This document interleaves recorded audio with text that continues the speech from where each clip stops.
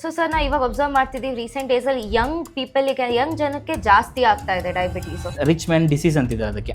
ಏನಕ್ಕೆ ಇವಾಗ ಎಲ್ಲ ಎಷ್ಟು ಕಾಮನ್ ಆಗ್ತಿದೆ, ಚಿಕ್ಕವರಲ್ಲೂ ಕೂಡ ಟೈಪ್ 2 ಬರ್ತಿದೆ. ಏನಕ್ಕೆ ಅಂತಂದರೆ ಲೈಫ್ ಸ್ಟೈಲ್ ಇಲ್ ಮ್ಯಾನೇಜ್ಮೆಂಟ್ ಅಂತ ಹೇಳ್ತೀವಿ. ಲೈಫ್ ಸ್ಟೈಲ್ ತುಂಬ ವೇರಿಯೇಷನ್ಸ್ ಆಗಿದೆ.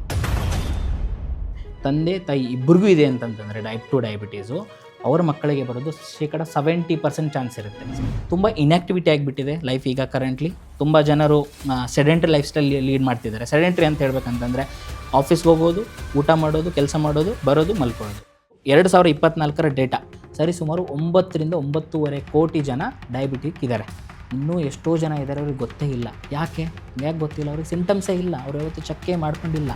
ಎಲ್ಲ ಆಲ್ಕೋಹಾಲಿಕ್ ತುಂಬ ಪೇಷಂಟ್ಸ್ ಕ್ರೋನಿಕ್ ತೊಗೊಳ್ತಿರೋರು ಹೊಟ್ಟೆ ಹಿಂಗೆ ದಪ್ಪಾಗಿರುತ್ತೆ ಅಷ್ಟೇ.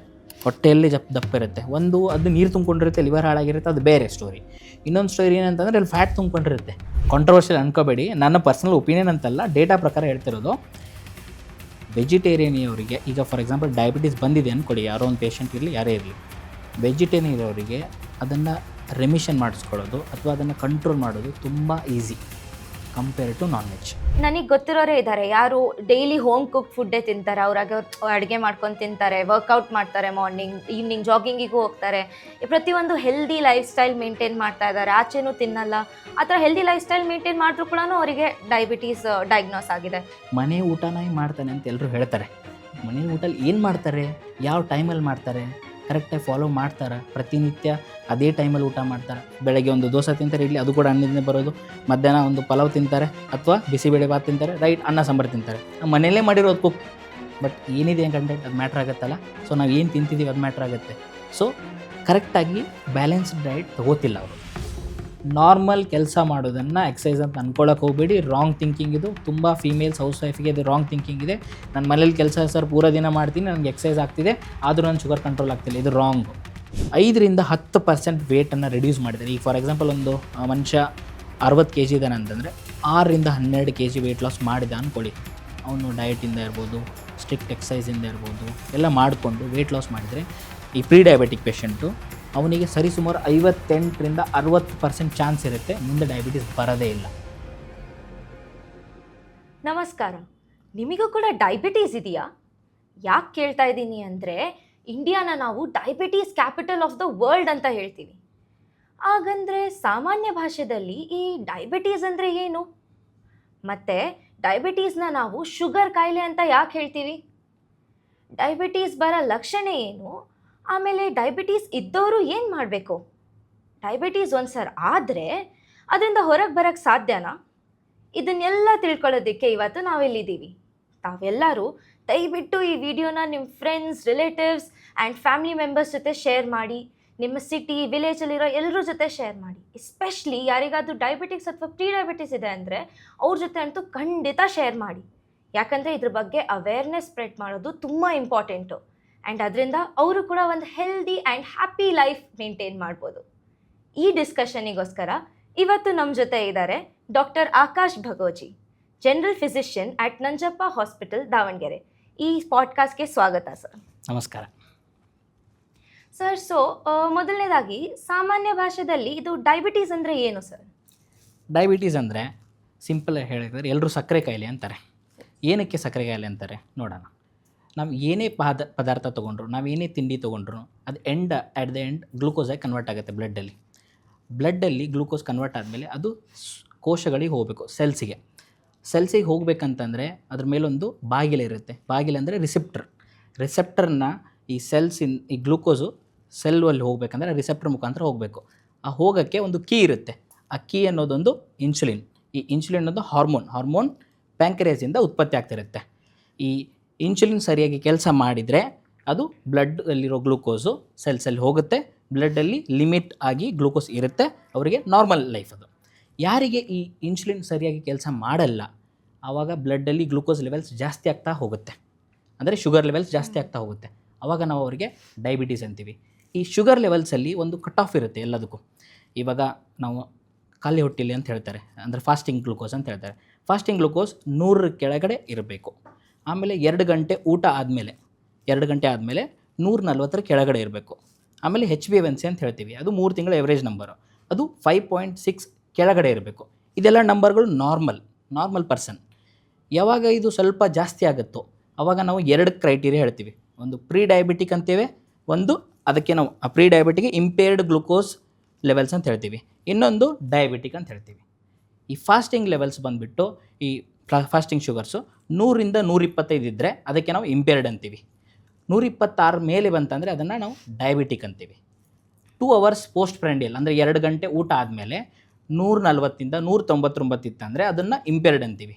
200 ಮೇಲೆ ಹೋಯ್ತಂದರೆ ಮತ್ತೆ ಡಯಾಬಿಟಿಕ್ ಅಂತೀವಿ. HbA1c 5.6ಇಂದ 6.4ವರೆಗೂ ಇಂಪೇರ್ಡ್ ಅಂತೀವಿ. ಮೋರ್ ದೆನ್ 6.5 ಅಂದರೆ ಡಯಾಬಿಟಿಕ್ ಅಂತೀವಿ. ಓಕೆ. ಸೊ ಸರ್, ನೀವು ಒಂದು HbA1c ಅಂತ ಹೇಳಿದ್ರಲ್ಲ, ಸೊ ಅದು ಏನು ಮತ್ತು ಅದ್ರ ಇಂಪಾರ್ಟೆನ್ಸ್ ಏನು? HbA1c ಅಂದರೆ ಅದೊಂದು ಪ್ರೋಟೀನ್ ಇರುತ್ತೆ ಬಾಡಿಲಿ, ಪ್ರೋಟೀನ್ RBC ಅನ್ನೋದೊಂದು ಕೆಂಪು ರಕ್ತ ಕಣ, ಅದರೊಳಗೊಂದು ಪ್ರೋಟೀನ್ ಇರುತ್ತೆ, ಅದು ಹಿಮೋಗ್ಲೋಬಿನ್. ಓಕೆ, ಆ ಹಿಮೋಗ್ಲೋಬಿನ್ಗೆ ಬ್ಲಡ್ ಗ್ಲೂಕೋಸ್ ಅಟ್ಯಾಚ್ ಆಗಿ ಇರುತ್ತೆ. ಆ ಬ್ಲಡ್ ಗ್ಲೂಕೋಸ್ ಅಟ್ಯಾಚ್ ಆಗಿ ಆ ಹಿಮೋಗ್ಲೋಬಿನ್ಗೆ ನಾವು ಗ್ಲೈಕೇಟೆಡ್ ಹಿಮೋಗ್ಲೋಬಿನ್ ಅಂತೀವಿ, ಅದೇ HbA1c. ಸಾಮಾನ್ಯವಾಗಿ ಈ ಕೆಂಪು ರಕ್ತ ಕಣಗಳ ಲೈಫ್ ಸ್ಪ್ಯಾನ್ ಬಂದುಬಿಟ್ಟು 120 ದಿನ ಅಂದರೆ 3 ತಿಂಗಳು ಅಪ್ರಾಕ್ಸಿಮೇಟ್. ಸೊ ಆ ಒಳಗೆ ಇರುವಂಥ ಹಿಮೋಗ್ಲೋಬಿನ್ನು ಶುಗರನ್ನು ಅಟ್ಯಾಚ್ ಮಾಡಿಕೊಂಡ್ರೆ ಅದು ಗ್ಲೈಕೇಟೆಡ್ ಹಿಮೋಗ್ಲೋಬಿನ್ ಲೆವೆಲ್ಸು, ಅದರದ್ದು ಲೈಫ್ ಸ್ಪ್ಯಾನ್ ಈಗ 3 ತಿಂಗಳು. ಸೊ ನಾವು ಅದನ್ನು ಬಾಡಿಲಿ ಎಷ್ಟು ಲೆವೆಲ್ ಇದೆ ಅಂತ ಏನಾದರೂ ಅನಲೈಸ್ ಮಾಡೋದ್ರಿಂದ ನಮಗೆ ಹಿಂದಿನ 2ರಿಂದ 3 ತಿಂಗಳು ಎವರೇಜ್ ನಂಬರ್ ಶುಗರ್ ನಂಬರ್ ಸಿಗುತ್ತೆ ನಮಗೆ. ಅದರಿಂದ ನಮಗೆ ಮುಂದೆ ಫರ್ದರ್ ಡಯಾಬಿಟಿಕ್ ಇದ್ದವರು ಡಯಾಬಿಟೀಸಿಂದ ಡಯಾಗ್ನೋಸ್ ಆಯಿತಾ, ನೆಕ್ಸ್ಟ್ ಅದನ್ನು ನಾವು ರೆಗ್ಯುಲರ್ ಫಾಲೋಅಪ್ ಮಾಡ್ತಾ ಇರ್ತೀವಿ. ಎವ್ರಿ 3 ಮಂತ್ಲಿ ನಾವು ಅದನ್ನು ಟೆಸ್ಟ್ ಮಾಡ್ತಾ ಇರ್ತೀವಿ. ಎಷ್ಟು ನಂಬರ್ ಜಾಸ್ತಿ ಆಗ್ತಿದೆ, ಎಷ್ಟು ನಂಬರ್ ಕಡಿಮೆ ಆಗ್ತಿದೆ, ನಮ್ಮ ಡಯಾಬಿಟೀಸ್ ಟ್ಯಾಬ್ಲೆಟ್ಸ್ಗಳನ್ನು ಜಾಸ್ತಿ ಮಾಡಬೇಕಾ, ಕಡಿಮೆ ಮಾಡಬೇಕಾ, ಲೈಫ್ ಸ್ಟೈಲ್ ಏನಾದರೂ ಇನ್ನೂ ಚೇಂಜಸ್ ಮಾಡಬೇಕಾ ಅಂತ ನಾವು ಡಿಸಿಷನ್ ತೊಗೋಬೋದು. ಓಕೆ. ಸೊ ಸರ್, ನಾವು ಡಾಕ್ಟರ್ಸ್ ಜನರಲಿ ಹೇಳೋಕ್ಕೆ ಕೇಳ್ತೀವಿ, ನಿಮಗೆ ಟೈಪ್ 1 ಡಯಾಬಿಟೀಸ್ ಇದೆ, ಟೈಪ್ 2 ಡಯಾಬಿಟೀಸ್ ಇದೆ ಅಂತ. ಸೊ ಇದು ಟೈಪ್ 1 ಟೈಪ್ 2 ಡಯಾಬಿಟೀಸ್ ಅಂದರೆ ಏನು ಸರ್? ಹಾಂ, ಸಾಮಾನ್ಯವಾಗಿ ಕಾಮನ್ ಆಗಿ ಇರೋದು ಟೈಪ್ 2 ಡಯಾಬಿಟೀಸ್. 90% ಜಾಸ್ತಿ ಇರೋರಿಗೆಲ್ಲ ಟೈಪ್ 2 ಡಯಾಬಿಟೀಸೇ. ಸೊ ಈಗ ಟೈಪ್ 1 ಟೈಪ್ 2 ಅಂತ ಹೇಳಿದ್ರೆ, ಇವಾಗ ನಾನು ಆವಾಗಲೇ ಎಕ್ಸಾಂಪಲ್ ಕೊಟ್ಟೆ ಅಲ್ಲ, ಸೆಲ್ಸ್ ಇರುತ್ತೆ, ಬಾಗಿಲಿರುತ್ತೆ, ಅದಕ್ಕೊಂದು ಕೀ ಇರುತ್ತೆ, ಅದು ಇನ್ಸುಲಿನ್. ಆ ಇನ್ಸುಲಿನ್ ಕಂಪ್ಲೀಟಾಗಿ ಅವೈಲೇಬಲೇ ಇಲ್ಲ ಅಂದ್ಕೊಳ್ಳಿ, ಅಂದರೆ ಕೀನೇ ಇಲ್ಲ, ಬ್ಲಡ್ಡಲ್ಲಿ ಶುಗರ್ ಲೆವೆಲ್ ಜಾಸ್ತಿ ಆಗ್ತಾ ಹೋಗ್ತಾ ಇದೆ. ಓಕೆ, ಇದು ನಮಗೆ ಟೈಪ್ 1 ಡಯಾಬಿಟೀಸ್. ಓಕೆ, ಇವಾಗ ಕೀ ಇದೆ ಬಟ್ ಸರಿಯಾಗಿ ಕೆಲಸ ಮಾಡೋಕ್ಕಾಗ್ತಿಲ್ಲ, ಇದಕ್ಕೆ ನಾವು ಟೈಪ್ 2 ಡಯಾಬಿಟೀಸ್ ಅಂತೀವಿ. ಅಂದರೆ ಸಿಂಪಲಾಗಿ ಹೇಳ್ಬೇಕಂದ್ರೆ ಇನ್ಸುಲಿನ್ ಬಾಡಿಲಿ ಇಲ್ಲ, ಉತ್ಪತ್ತಿ ಆಗ್ತಿಲ್ಲ ಅಂತಂದರೆ ಟೈಪ್ 1. ಇನ್ಸುಲಿನ್ ಉತ್ಪತ್ತಿ ಆಗ್ತಿದೆ ಬಟ್ ಸರಿಯಾಗಿ ಕೆಲಸ ಮಾಡೋಕ್ಕಾಗ್ತಿಲ್ಲ, ಅದಕ್ಕೆ ಇನ್ಸುಲಿನ್ ರೆಸಿಸ್ಟೆನ್ಸ್ ಅಂತೀವಿ, ಅದಕ್ಕೆ ನಾವು ಟೈಪ್ 2 ಅಂತೀವಿ. ಸಾಮಾನ್ಯವಾಗಿ ಮೋಸ್ಟ್ ಕಾಮನ್ ಬಂದುಬಿಟ್ಟು ಟೈಪ್ 2ನೇ. ಸಾಮಾನ್ಯ 90%ಗಿಂತ ಜಾಸ್ತಿನೇ ಇರುತ್ತೆ ಓವರಾಲ್ ಎಲ್ಲ ಜನರಲ್ಲಿ ನೋಡಿದರೆ. ಟೈಪ್ 1 ಬಂದುಬಿಟ್ಟು ಯಂಗ್ ಅಡಲ್ಟ್ಸ್, ಅಂದರೆ ಚಿಕ್ಕ ಮಕ್ಕಳು ಹಿಡ್ಕೊಂಡು ಅಡೋಲಸೆಂಟ್ಸ್ ತನಕ ಕಾಮನ್ ಆಗಿ ಕಾಣಿಸೋದು. ಆಮೇಲೆ ಟೈಪ್ 2 ಅನ್ನೋದು ಸಾಮಾನ್ಯವಾಗಿ 30 ವರ್ಷದ ಮೇಲ್ಪಟ್ಟಿರೋರಿಗೆ ಬರುತ್ತೆ ಯೂಶಲಿ. ಬಟ್ ಹಾಗಂತ ಇವರಿಗೆ ಸಣ್ಣ ಇರೋರಿಗೆ ಬರೋಕ್ಕಾಗಲ್ಲ, ಟೈಪ್ 2 ಆರ್ ಟೈಪ್ 1 ಅಂತ ಹೇಳೋಕ್ಕಾಗಲ್ಲ. ಓಕೆ, ಸೊ ಬರೀ ಟೈಪ್ 1 ಟೈಪ್ 2 ಅಷ್ಟೇ ಅಲ್ಲ, ದೇರ್ ಆರ್ ಮೆನಿ ಟೈಪ್ಸ್, ಬೇರೆ ಥರನೂ ಇದ್ದಾವೆ. ಟೈಪ್ 1.5 ಅಂತ ಬರುತ್ತೆ, ಲಾಡಾ ಅಂತೀವಿ, ಮಾಡಿ ಅಂತೀವಿ, ಆಮೇಲೆ ಟೈಪ್ 3C ಅಂತೀವಿ, ಟೈಪ್ 5 ಅಂತ ರೀಸೆಂಟಾಗಿ ಒಂದು ಡಯಾಗ್ನೋಸ್ ಆಗಿದೆ. ಸೊ ಬೇರೆ ಟೈಪ್ಸ್, ಬಟ್ ಕಾಮನ್ ಆಗಿ ಟೈಪ್ 1 ಟೈಪ್ 2ನೇ ಇಂಪಾರ್ಟೆನ್ಸ್. ಸೊ ಸರ್, ನಾವು ಇವಾಗ ಅಬ್ಸರ್ವ್ ಮಾಡ್ತಿದ್ದೀವಿ ರೀಸೆಂಟ್ ಡೇಸಲ್ಲಿ ಯಂಗ್ ಜನಕ್ಕೆ ಜಾಸ್ತಿ ಆಗ್ತಾ ಇದೆ ಡಯಾಬಿಟೀಸು. ಮುಂಚೆ ಆ ಥರ ಇರ್ತಾ ಇದ್ದಿಲ್ಲ, ಇವಾಗ ಲೈಕ್ ಸ್ಮಾಲ್ ಯಂಗ್ ಕಿಡ್ಸಿಗೂ ಕೂಡ ಡಯಾಬಿಟೀಸ್ ಇದೆ ಅಂತ ಅವ್ರ ಪೇರೆಂಟ್ಸ್ ಎಲ್ಲ ಹಾಸ್ಪಿಟಲಿಗೆ ಕರ್ಕೊಂಡು ಹೋಗ್ತಾರೆ. ಸೊ ಇದು ಯಾಕೆ ಸರ್, ಯಂಗ್ ಪೀಪಲಲ್ಲಿ ಯಾಕೆ ಇದ್ದು ಜಾಸ್ತಿ ಆಗಿದೆ ಡಯಾಬಿಟೀಸು? ಸಾಮಾನ್ಯವಾಗಿ ಏನಾಗುತ್ತೆ ಅಂತಂದರೆ ಟೈಪ್ 1 ಬಂದುಬಿಟ್ಟು ನಾನು ಹೇಳಿದ್ದು ಚಿಕ್ಕವರಿಗೆ, ಅಂದರೆ ಚಿಕ್ಕವರಿಂದ ಬರುತ್ತೆ. ಏನಕ್ಕೆ ಬರುತ್ತೆ? ಫಸ್ಟ್ ಆಫ್ ಆಲು ನಮ್ಮ ಬಾಡಿಯಲ್ಲಿ ಪ್ಯಾಂಕ್ರಿಯಾಸ್ ಅನ್ನೋದೊಂದು ಆರ್ಗನ್ ಏನಿದೆಯಲ್ಲ, ಅದರಿಂದ ಒಂದು ಬೀಟಾ ಸೆಲ್ಸ್ ಅಂತ ಇರುತ್ತೆ, ಅದು ಇನ್ಸುಲಿನನ್ನು ಉತ್ಪತ್ತಿ ಮಾಡ್ತಿರುತ್ತೆ. ಅದು ಹಾಳಾಗಿಬಿಟ್ರೆ, ಚಿಕ್ಕವರಿದ್ದಾಗಲೇ ಹಾಳಾಗಿಬಿಟ್ರೆ ಅದು ಕಂಪ್ಲೀಟ್ಲಿ ನಮ್ಮ ಬಾಡಿಯಲ್ಲಿ ಆಟೋ ಇಮ್ಯುನಿಟಿಯಿಂದಾಗಿ ಆ ಸೆಲ್ಸ್ಗಳು ಹಾಳಾದರೆ ಇನ್ಸುಲಿನ್ ಉತ್ಪತ್ತಿನೇ ಆಗಲ್ಲ. ಆ ಇನ್ಸುಲಿನ್ ಉತ್ಪತ್ತಿ ಆಗಲಿಲ್ಲ ಅಂತಂದರೆ ಅದಕ್ಕೆ ನಾವು ಟೈಪ್ 1 ಅಂತೀವಿ. ಓಕೆ, ಈ ಡ್ಯಾಮೇಜ್ ಆಗೋದಕ್ಕೆ ತುಂಬ ಇಡಿಯೋಸಿಂಕ್ರೆಟಿಕ್ ರಿಯಾಕ್ಷನ್ಸ್ ಇರುತ್ತೆ, ತುಂಬ ಎನ್ವಿರಾನ್ಮೆಂಟಲ್ ಫ್ಯಾಕ್ಟರ್ಸ್ ಕಾರಣಗಳಾಗುತ್ತೆ, ಕೆಲವೊಬ್ಬರಿಗೆ ಜೆನೆಟಿಕ್ ಕಾರಣಗಳಾಗುತ್ತೆ. ಸೊ ಅದರಿಂದಾಗಿ ಟೈಪ್ 1 ಡಯಾಬಿಟೀಸ್ ಬರೋದು.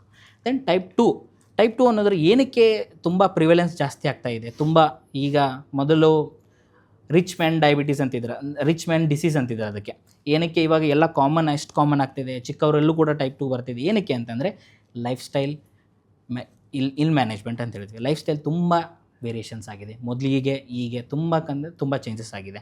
ಆಮೇಲೆ ಡಯಟ್ರಿ ಅಂತ ವೇರಿಯೇಷನ್ಸ್ ತುಂಬ ಇದೆ. ಸೊ ಮೇಯ್ನಾಗಿ ಎನ್ವಿರಾನ್ಮೆಂಟಲ್ ಫ್ಯಾಕ್ಟರ್ಸ್, ಅಂದರೆ ಈ ಡಯಟ್ ಚೇಂಜಸ್ ಆಗಿರುವುದು, ಲೈಫ್ ಸ್ಟೈಲ್ ಚೇಂಜಸ್ ಆಗಿರೋದು, ಇವೆಲ್ಲ ಆ್ಯಡ್ ಆನ್ ಫ್ಯಾಕ್ಟರ್ಸ್ ಆಗಿ ಜೆನೆಟಿಕ್ಸಿಂದಾಗಿ ಸೊ ಟೈಪ್ 2 ಡಯಾಬಿಟೀಸ್ ಕಾಮನ್ ಆಗ್ತಾ ಹೋಗ್ತಾ ಇದೆ.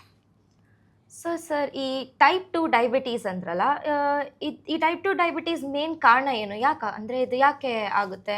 ಆ್ಯಂಡ್ ಅದು ಡಿಫ್ರೆನ್ಷಿಯೇಷನ್ ನೀವು ಹೇಗೆ ಮಾಡ್ತೀರಾ? ಎಸ್, ಟೈಪ್ 2 ಡಯಾಬಿಟೀಸ್ ಏನಕ್ಕೆ ಆಗ್ತಿರೋದು ಅಂತಂದರೆ, ಫಸ್ಟು ಈಗ ಮೊದಲು ತಂದೆ ತಾಯಿಯರಿಗೆ ಇತ್ತಂತ ಅಂದ್ಕೊಳ್ಳಿ. ಎಸ್, ಮಕ್ಕಳಿಗೆ ಬರೋದು ಅಂದರೆ ರಿಸ್ಕ್ ಜಾಸ್ತಿ ಆಗ್ತಾ ಹೋಗುತ್ತೆ. ಫಾರ್ ಎಕ್ಸಾಂಪಲ್ ಕೊಡೋದಾದರೆ, ತಂದೆ ತಾಯಿ ಇಬ್ಬರಿಗೂ ಇದೆ ಅಂತಂತಂದರೆ ಟೈಪ್ 2 ಡಯಾಬಿಟೀಸು, ಅವ್ರ ಮಕ್ಕಳಿಗೆ ಬರೋದು 70% ಚಾನ್ಸ್ ಇರುತ್ತೆ. 70% ಚಾನ್ಸು ಅವ್ರ ಮಕ್ಕಳಿಗೆ ಬರೋ ಚಾನ್ಸಸ್ ಇದೆ. ಇದು ಪ್ರೂವನ್ ಡೇಟಾ ಕೂಡ. ಓಕೆ, ಒಂದು ಜೆನೆಟಿಕ್ಸಾ, ಬಟ್ ಆ ಜೆನೆಟಿಕ್ಸನ್ನು ಏನಕ್ಕೆ ಬರ್ತಿದೆ ಅಂತ ಇನ್ನೂ still research going on. What genetics, what genes are there ಅಂತ, ಯಾವ ಜೀನ್ಸ್ ಅಂತ ಇನ್ನೂ ರಿಸರ್ಚ್ ಆಗ್ತಾ ಇದೆ, ಇನ್ನೂ ಆಗಬೇಕು. Still going on method, but definitely ಅದು ಪ್ರೂವನ್ ಡೇಟಾ ಇದೆ. ಓಕೆ, ಒಂದು. ಎರಡನೇದು ಏನಪ್ಪ ಅಂತಂದರೆ, ಅದು ಹೇಳಿದ್ನಲ್ಲ, ಲೈಫ್ ಸ್ಟೈಲ್ ಮ್ಯಾನೇಜ್ಮೆಂಟು. ತುಂಬ ಒಬೆಸಿಟಿ, ತುಂಬ ಇನ್ಯಾಕ್ಟಿವಿಟಿ ಆಗಿಬಿಟ್ಟಿದೆ ಲೈಫ್ ಈಗ ಕರೆಂಟ್ಲಿ. ತುಂಬ ಜನರು ಸೆಡೆಂಟ್ರಿ ಲೈಫ್ ಸ್ಟೈಲ್ ಲೀಡ್ ಮಾಡ್ತಿದ್ದಾರೆ. ಸೆಡೆಂಟ್ರಿ ಅಂತ ಹೇಳ್ಬೇಕಂತಂದರೆ ಆಫೀಸ್ಗೆ ಹೋಗೋದು, ಊಟ ಮಾಡೋದು, ಕೆಲಸ ಮಾಡೋದು, ಬರೋದು, ಮಲ್ಕೊಳ್ಳೋದು, ಇಷ್ಟೇ. ಇದಕ್ಕೆ ನಾವು ಸೆಡೆಂಟ್ರಿ ಲೈಫ್ ಸ್ಟೈಲ್ ಅಂತೀವಿ. ಏನೇ ಆ್ಯಕ್ಟಿವಿಟಿ ಇರಲ್ಲ, ಎಕ್ಸ್ಟ್ರಾ ಕೆಲಸ ಏನೂ ಇರಲ್ಲ. ಸೊ ನಾನು ಕೆಲಸ ಮಾಡ್ತಿದ್ದೀನಿ, ಆದರೂ ನನಗೆ ಡಯಾಬಿಟೀಸ್ ಏನಕ್ಕೆ ಬರ್ತಿದೆ? ಬಿಕಾಸ್ ಅದು ಸೆಡೆಂಟ್ರಿ ಲೈಫ್ ಸ್ಟೈಲ್. ಆ ನಾರ್ಮಲ್ ಆಫೀಸ್ಗೆ ಹೋಗಿ ಕೆಲಸ ಮಾಡೋದನ್ನೇ ಅವರು ಆ್ಯಕ್ಟಿವಿಟಿ ಅಂದ್ಕೊಂಡ್ಬಿಟ್ಟಿದ್ದಾರೆ. ಸೊ ಅದು ಮಿಸ್ ಕನ್ಸೆಪ್ಷನ್ ಬಂದಿರೋದು ಜನರಿಗೆ. ಸೊ ಅದರಿಂದ ಏನಾಗ್ತಿದೆ, ಒಬೆಸಿಟಿ ಬರ್ತಿದೆ. ಒಬೆಸಿಟಿ ಅಂದರೆ ಬೊಜ್ಜು, ಪರ್ಟಿಕ್ಯುಲರ್ಲಿ ಹೊಟ್ಟೆ ಭಾಗದಲ್ಲಿ ಇರೋ ಬೊಜ್ಜು. ಈ ಬೊಜ್ಜು ಜಾಸ್ತಿ ಆಗ್ತಾ ಹೋದಂಗೆ ಇನ್ಸುಲಿನ್ ರೆಸಿಸ್ಟೆನ್ಸ್ ಬರೋಕ್ಕೆ ಸ್ಟಾರ್ಟ್ ಆಗುತ್ತೆ. ಇನ್ಸುಲಿನ್ ರೆಸಿಸ್ಟೆನ್ಸ್ ಅಂದರೆ ಇನ್ಸುಲಿನ್ ಕೆಲಸ ಮಾಡೋಕ್ಕಾಗಲ್ಲ ಸರಿಯಾಗಿ, ಫ್ಯಾಟ್ ಜಾಸ್ತಿ ಕಲೆಕ್ಷನ್ ಆಗ್ತಾ ಹೋಯಿತು ಅಂದರೆ. ಸೊ ಇನ್ಸುಲಿನ್ ರೆಸಿಸ್ಟೆನ್ಸ್ ಎಷ್ಟು ಜಾಸ್ತಿ ಆಗ್ತಾ ಹೋಗುತ್ತೋ ಅವರಿಗೆ ಫ್ಯೂಚರಲ್ಲಿ ಡಯಾಬಿಟೀಸ್ ರಿಸ್ಕ್ ಜಾಸ್ತಿ ಆಗ್ತಾನೇ ಹೋಗುತ್ತೆ. ಸೊ ಇಂಪಾರ್ಟೆಂಟ್ ಏನಂತಂದರೆ, ಡಯಟ್, ಲೈಫ್ ಸ್ಟೈಲ್, ಜೆನೆಟಿಕ್, ಇವು ಭಾಳ ಇಂಪಾರ್ಟೆಂಟ್ ಆಗುತ್ತೆ. ಎಲ್ಲಕ್ಕಿಂತ ಇಂಪಾರ್ಟೆಂಟ್ ಒನ್ ಮೋರ್ ಫ್ಯಾಕ್ಟರ್ ಏನಂತಂದರೆ, ಈಗಿನ ಡೇಸಲ್ಲಿ ತುಂಬ ಸ್ಟ್ರೆಸ್ ತೊಗೋತಿರೋ ಜನ, ಅನ್ನೆಸೆಸರಿ ಸ್ಟ್ರೆಸ್, ಜಾಬಲ್ಲಿ ಸ್ಟ್ರೆಸ್ ಇರ್ಬೋದು, ಪರ್ಸ್ನಲ್ ಲೈಫ್ ಸ್ಟ್ರೆಸ್ ಇರ್ಬೋದು. ಇದು ಲಾಂಗ್ ಸ್ಟ್ಯಾಂಡಿಂಗ್ ಸ್ಟ್ರೆಸ್ ಇರೋದ್ರಿಂದ ಇದು ಕ್ವಾಲಿಟಿ ಆಫ್ ಸ್ಲೀಪ್ ಕೂಡ ಹಾಳಾಗುತ್ತೆ. ಕ್ವಾಲಿಟಿ ಆಫ್ ಸ್ಲೀಪ್ ಹಾಳಾಗೋದ್ರಿಂದ ಏನಾಗುತ್ತೆ, ಕಂಪ್ಲೀಟಿಗೆ ಫರ್ದರ್ ಮತ್ತೆ ಅದು ಆ್ಯಡ್ ಆನ್ ಆಗುತ್ತೆ. ಒಂದು ಸೈಕಲ್, ಒಂದು ವಿಷಿಯಸ್ ಸೈಕಲ್ ಥರ. ಒಂದು ಸ್ವಲ್ಪ ಹಾಳಾದರೆ ಇನ್ನೊಂದು ನೆಕ್ಸ್ಟ್ ಹಾಳಾಗುತ್ತೆ. ಈ ಥರ ಸ್ಟ್ರೆಸ್ ಇರೋದ್ರಿಂದ ಸ್ಲೀಪ್ ಹಾಳಾಗುತ್ತೆ. ಸ್ಲೀಪ್ ಹಾಳಾಗೋದ್ರಿಂದ ಇನ್ಸುಲಿನ್ ರೆಸಿಸ್ಟೆನ್ಸ್ ಹಾಳಾಗುತ್ತೆ, ಅಗೇನ್ ಜಾಸ್ತಿ ಆಗ್ತಾ ಹೋಗುತ್ತೆ. ಮತ್ತು ಒಬೆಸಿಟಿ ಜಾಸ್ತಿ ಆಗ್ತಾ ಹೋಗುತ್ತೆ. ಒಬೆಸಿಟಿ ಜಾಸ್ತಿ ಆಗೋದ್ರೆ ಮತ್ತೆ ಇನ್ಸುಲಿನ್ ರೆಸಿಸ್ಟೆನ್ಸ್ ಬರುತ್ತೆ, ಹಾರ್ಮೋನಲ್ ಇಂಬ್ಯಾಲೆನ್ಸ್ ಆಗೋಕ್ಕೆ ಸ್ಟಾರ್ಟ್ ಆಗುತ್ತೆ. ಸೊ ಇವೆಲ್ಲ ಒಂದಾದ್ಮೇಲೆ ಒಂದು ಕನೆಕ್ಟೆಡ್ ಇರೋದು. ಸೊ ಒಂದೇ ಕಾರಣದಿಂದ ಅಂತ ಟೈಪ್ 2 ಡಯಾಬಿಟೀಸ್ ಬಂದಂತ ಹೇಳೋಕ್ಕಾಗಲ್ಲ. It is multifactorial. ಓಕೆ, ಯಾ, ನೀವು ಈಗ ಹೇಳಿದೆ ದ್ಯಾಟ್ ಇದು ಒಂದು ವಿಷಿಯಸ್ ಸೈಕಲು, ಒಂದರಿಂದ ಒಂದು ಕನೆಕ್ಟೆಡ್ ಇರುತ್ತೆ ಅಂತ. ಬಟ್ ನನಗೆ ಗೊತ್ತಿರೋರೇ ಇದ್ದಾರೆ, ಯಾರು ಡೈಲಿ ಹೋಮ್ ಕುಕ್ಡ್ ಫುಡ್ಡೇ ತಿಂತಾರೆ. ಅವ್ರಾಗೆ ಅಡುಗೆ ಮಾಡ್ಕೊಂಡು ತಿಂತಾರೆ, ವರ್ಕೌಟ್ ಮಾಡ್ತಾರೆ, ಮಾರ್ನಿಂಗ್ ಈವ್ನಿಂಗ್ ಜಾಗಿಂಗಿಗೂ ಹೋಗ್ತಾರೆ, ಪ್ರತಿಯೊಂದು ಹೆಲ್ದಿ ಲೈಫ್ ಸ್ಟೈಲ್ ಮೇಂಟೈನ್ ಮಾಡ್ತಾ ಇದ್ದಾರೆ, ಆಚೆನೂ ತಿನ್ನಲ್ಲ. ಆ ಥರ ಹೆಲ್ದಿ ಲೈಫ್ ಸ್ಟೈಲ್ ಮೇಂಟೈನ್ ಮಾಡಿದ್ರು ಕೂಡ ಅವರಿಗೆ ಡಯಾಬಿಟೀಸ್ ಡಯಾಗ್ನೋಸ್ ಆಗಿದೆ. ಸೊ ಇದು ಹ್ಯಾಕ್ ಪಾಸಿಬಲ್ ಇದೆ ಸರ್? ಏನಕ್ಕೆ ಅಂತಂದರೆ, ಫಸ್ಟು ರಿಸ್ಕ್ ಫ್ಯಾಕ್ಟರ್ಸ್ ಇರುತ್ತೆ ಮನೆಯಲ್ಲಿ, ಆಲ್ರೆಡಿ ರಿಸ್ಕ್ ಫ್ಯಾಕ್ಟರ್ಸ್ ಇರುತ್ತೆ. ಒಂದು add on first from basic ಇರುತ್ತೆ. ಒಂದು. ಎರಡನೇದು ಏನಂತಂದರೆ, ಮನೆ ಊಟನ ಮಾಡ್ತಾನೆ ಅಂತ ಎಲ್ಲರೂ ಹೇಳ್ತಾರೆ. ಮನೆ ಊಟಲ್ಲಿ ಏನು ಮಾಡ್ತಾರೆ, ಇದೆಲ್ಲ ಪಾಯಿಂಟ್ಸ್ ಇಂಪಾರ್ಟೆಂಟ್ ಆಗ್ತಾ ಹೋಗುತ್ತೆ. ಯಾವ ಟೈಮಲ್ಲಿ ಮಾಡ್ತಾರೆ, ಕರೆಕ್ಟಾಗಿ ಫಾಲೋ ಮಾಡ್ತಾರೆ, ಪ್ರತಿನಿತ್ಯ ಅದೇ ಟೈಮಲ್ಲಿ ಊಟ ಮಾಡ್ತಾರೆ. ಹಾಫ್ ಆನ್ ಅವರ್ ಆ ಕಡೆ ಈ ಕಡೆ ಆದರೆ ನಡೆಯುತ್ತೆ. ಕೆಲವೊಬ್ರು ಏನು ಮಾಡ್ತಾರೆ, ಬೆಳಗ್ಗೆ 7 ಗಂಟೆಗೆ ಒಂದಿನ ತಿಂಡಿ ಮಾಡೋದು, ಒಬ್ಬರು ನೆಕ್ಸ್ಟ್ ಅದೇ ಒಂದು ಮನುಷ್ಯ 10 ಗಂಟೆಗೆ ತಿಂಡಿ ಮಾಡ್ತಾನೆ, ನೆಕ್ಸ್ಟ್ ಮನುಷ್ಯ ಸ್ಕಿಪ್ಪೇ ಮಾಡಿಬಿಡ್ತಾನೆ ತಿಂಡಿನ. ಅದೇ ಥರ ನಾನು ಮನೇಲಿ ಊಟ ಮಾಡ್ತಿದ್ದೀನಿ, ಬಟ್ ಸರಿಯಾಗಿ ಊಟ ಮಾಡ್ತಿಲ್ಲ, ಟೈಮ್ ಪ್ರಕಾರ ಮಾಡ್ತಿಲ್ಲ. ಒಂದು ಫಸ್ಟ್. ಸೆಕೆಂಡ್, ಏನು ತಿಂತಿದ್ದೀವಿ, ಯಾವ ಥರ ಐಟಮ್ಸ್ ತಿಂತಿರ್ತಿದ್ದೀವಿ, ಅದನ್ನು ಇಂಪಾರ್ಟೆಂಟ್ ಆಗುತ್ತೆ. ಮನೆಯಲ್ಲೇ ಈಗ ನಮ್ಮ ಸೈಡ್ ತೊಗೊಳ್ಳಿ, ದಾವಣಗೆರೆ ಸೈಡ್ ಅಂದ್ಕೊಳ್ಳಿ, ಅಥವಾ ಸೌತ್ ಕರ್ನಾಟಕ ಸೈಡೇ ಹೋಗಿ, ಬೆಳಗ್ಗೆನೂ ಅನ್ನದ ಐಟಮ್ ಇರುತ್ತೆ, ಮಧ್ಯಾಹ್ನ ಅನ್ನದ ಐಟಮ್ ಇರುತ್ತೆ, ಸಂಜೆ ಬೆಳಗ್ಗೆ ಒಂದು ದೋಸೆ ತಿಂತಾರೆ, ಇಡ್ಲಿ, ಅದು ಕೂಡ ಅನ್ನದಿಂದ ಬರೋದು. ಮಧ್ಯಾಹ್ನ ಒಂದು ಪಲಾವ್ ತಿಂತಾರೆ, ಅಥವಾ ಬಿಸಿಬೇಳೆ ಭಾತ್ ತಿಂತಾರೆ, ರೈಟ್, ಅನ್ನ ಸಾಂಬಾರು ತಿಂತಾರೆ. ನಾವು ಮನೆಯಲ್ಲೇ ಮಾಡಿರೋದು ಕುಕ್. ಬಟ್ ಏನಿದೆ ಕಂಟೆಂಟ್, ಅದು ಮ್ಯಾಟ್ರ್ ಆಗುತ್ತಲ್ಲ. ಸೊ ನಾವು ಏನು ತಿಂತಿದ್ದೀವಿ ಅದು ಮ್ಯಾಟ್ರ್ ಆಗುತ್ತೆ. ಸೊ ಕರೆಕ್ಟಾಗಿ ಬ್ಯಾಲೆನ್ಸ್ಡ್ ಡಯಟ್ ತೊಗೋತಿಲ್ಲ ಅವರು. ಮನೆಗೆ ಫುಡ್ಡೇ, ಬಟ್ ಬ್ಯಾಲೆನ್ಸ್ ಡಯಟ್ ತೊಗೋತಿಲ್ಲ. ಅದು one of the important factor. ಆಮೇಲೆ ಇನ್ನೊಂದು ಏನು ಹೇಳ್ತಾರೆ, ಆ್ಯಕ್ಟಿವಿಟಿ ಮಾಡ್ತಿದ್ದೀವಿ ಅಂತಾರೆ. ಎಸ್, ಮಾಡ್ತಾರೆ, ಇಲ್ಲ ಅಂತಲ್ಲ. ಅದನ್ನು ಕನ್ಸಿಸ್ಟೆಂಟಾಗಿ ಮಾಡಲ್ಲ.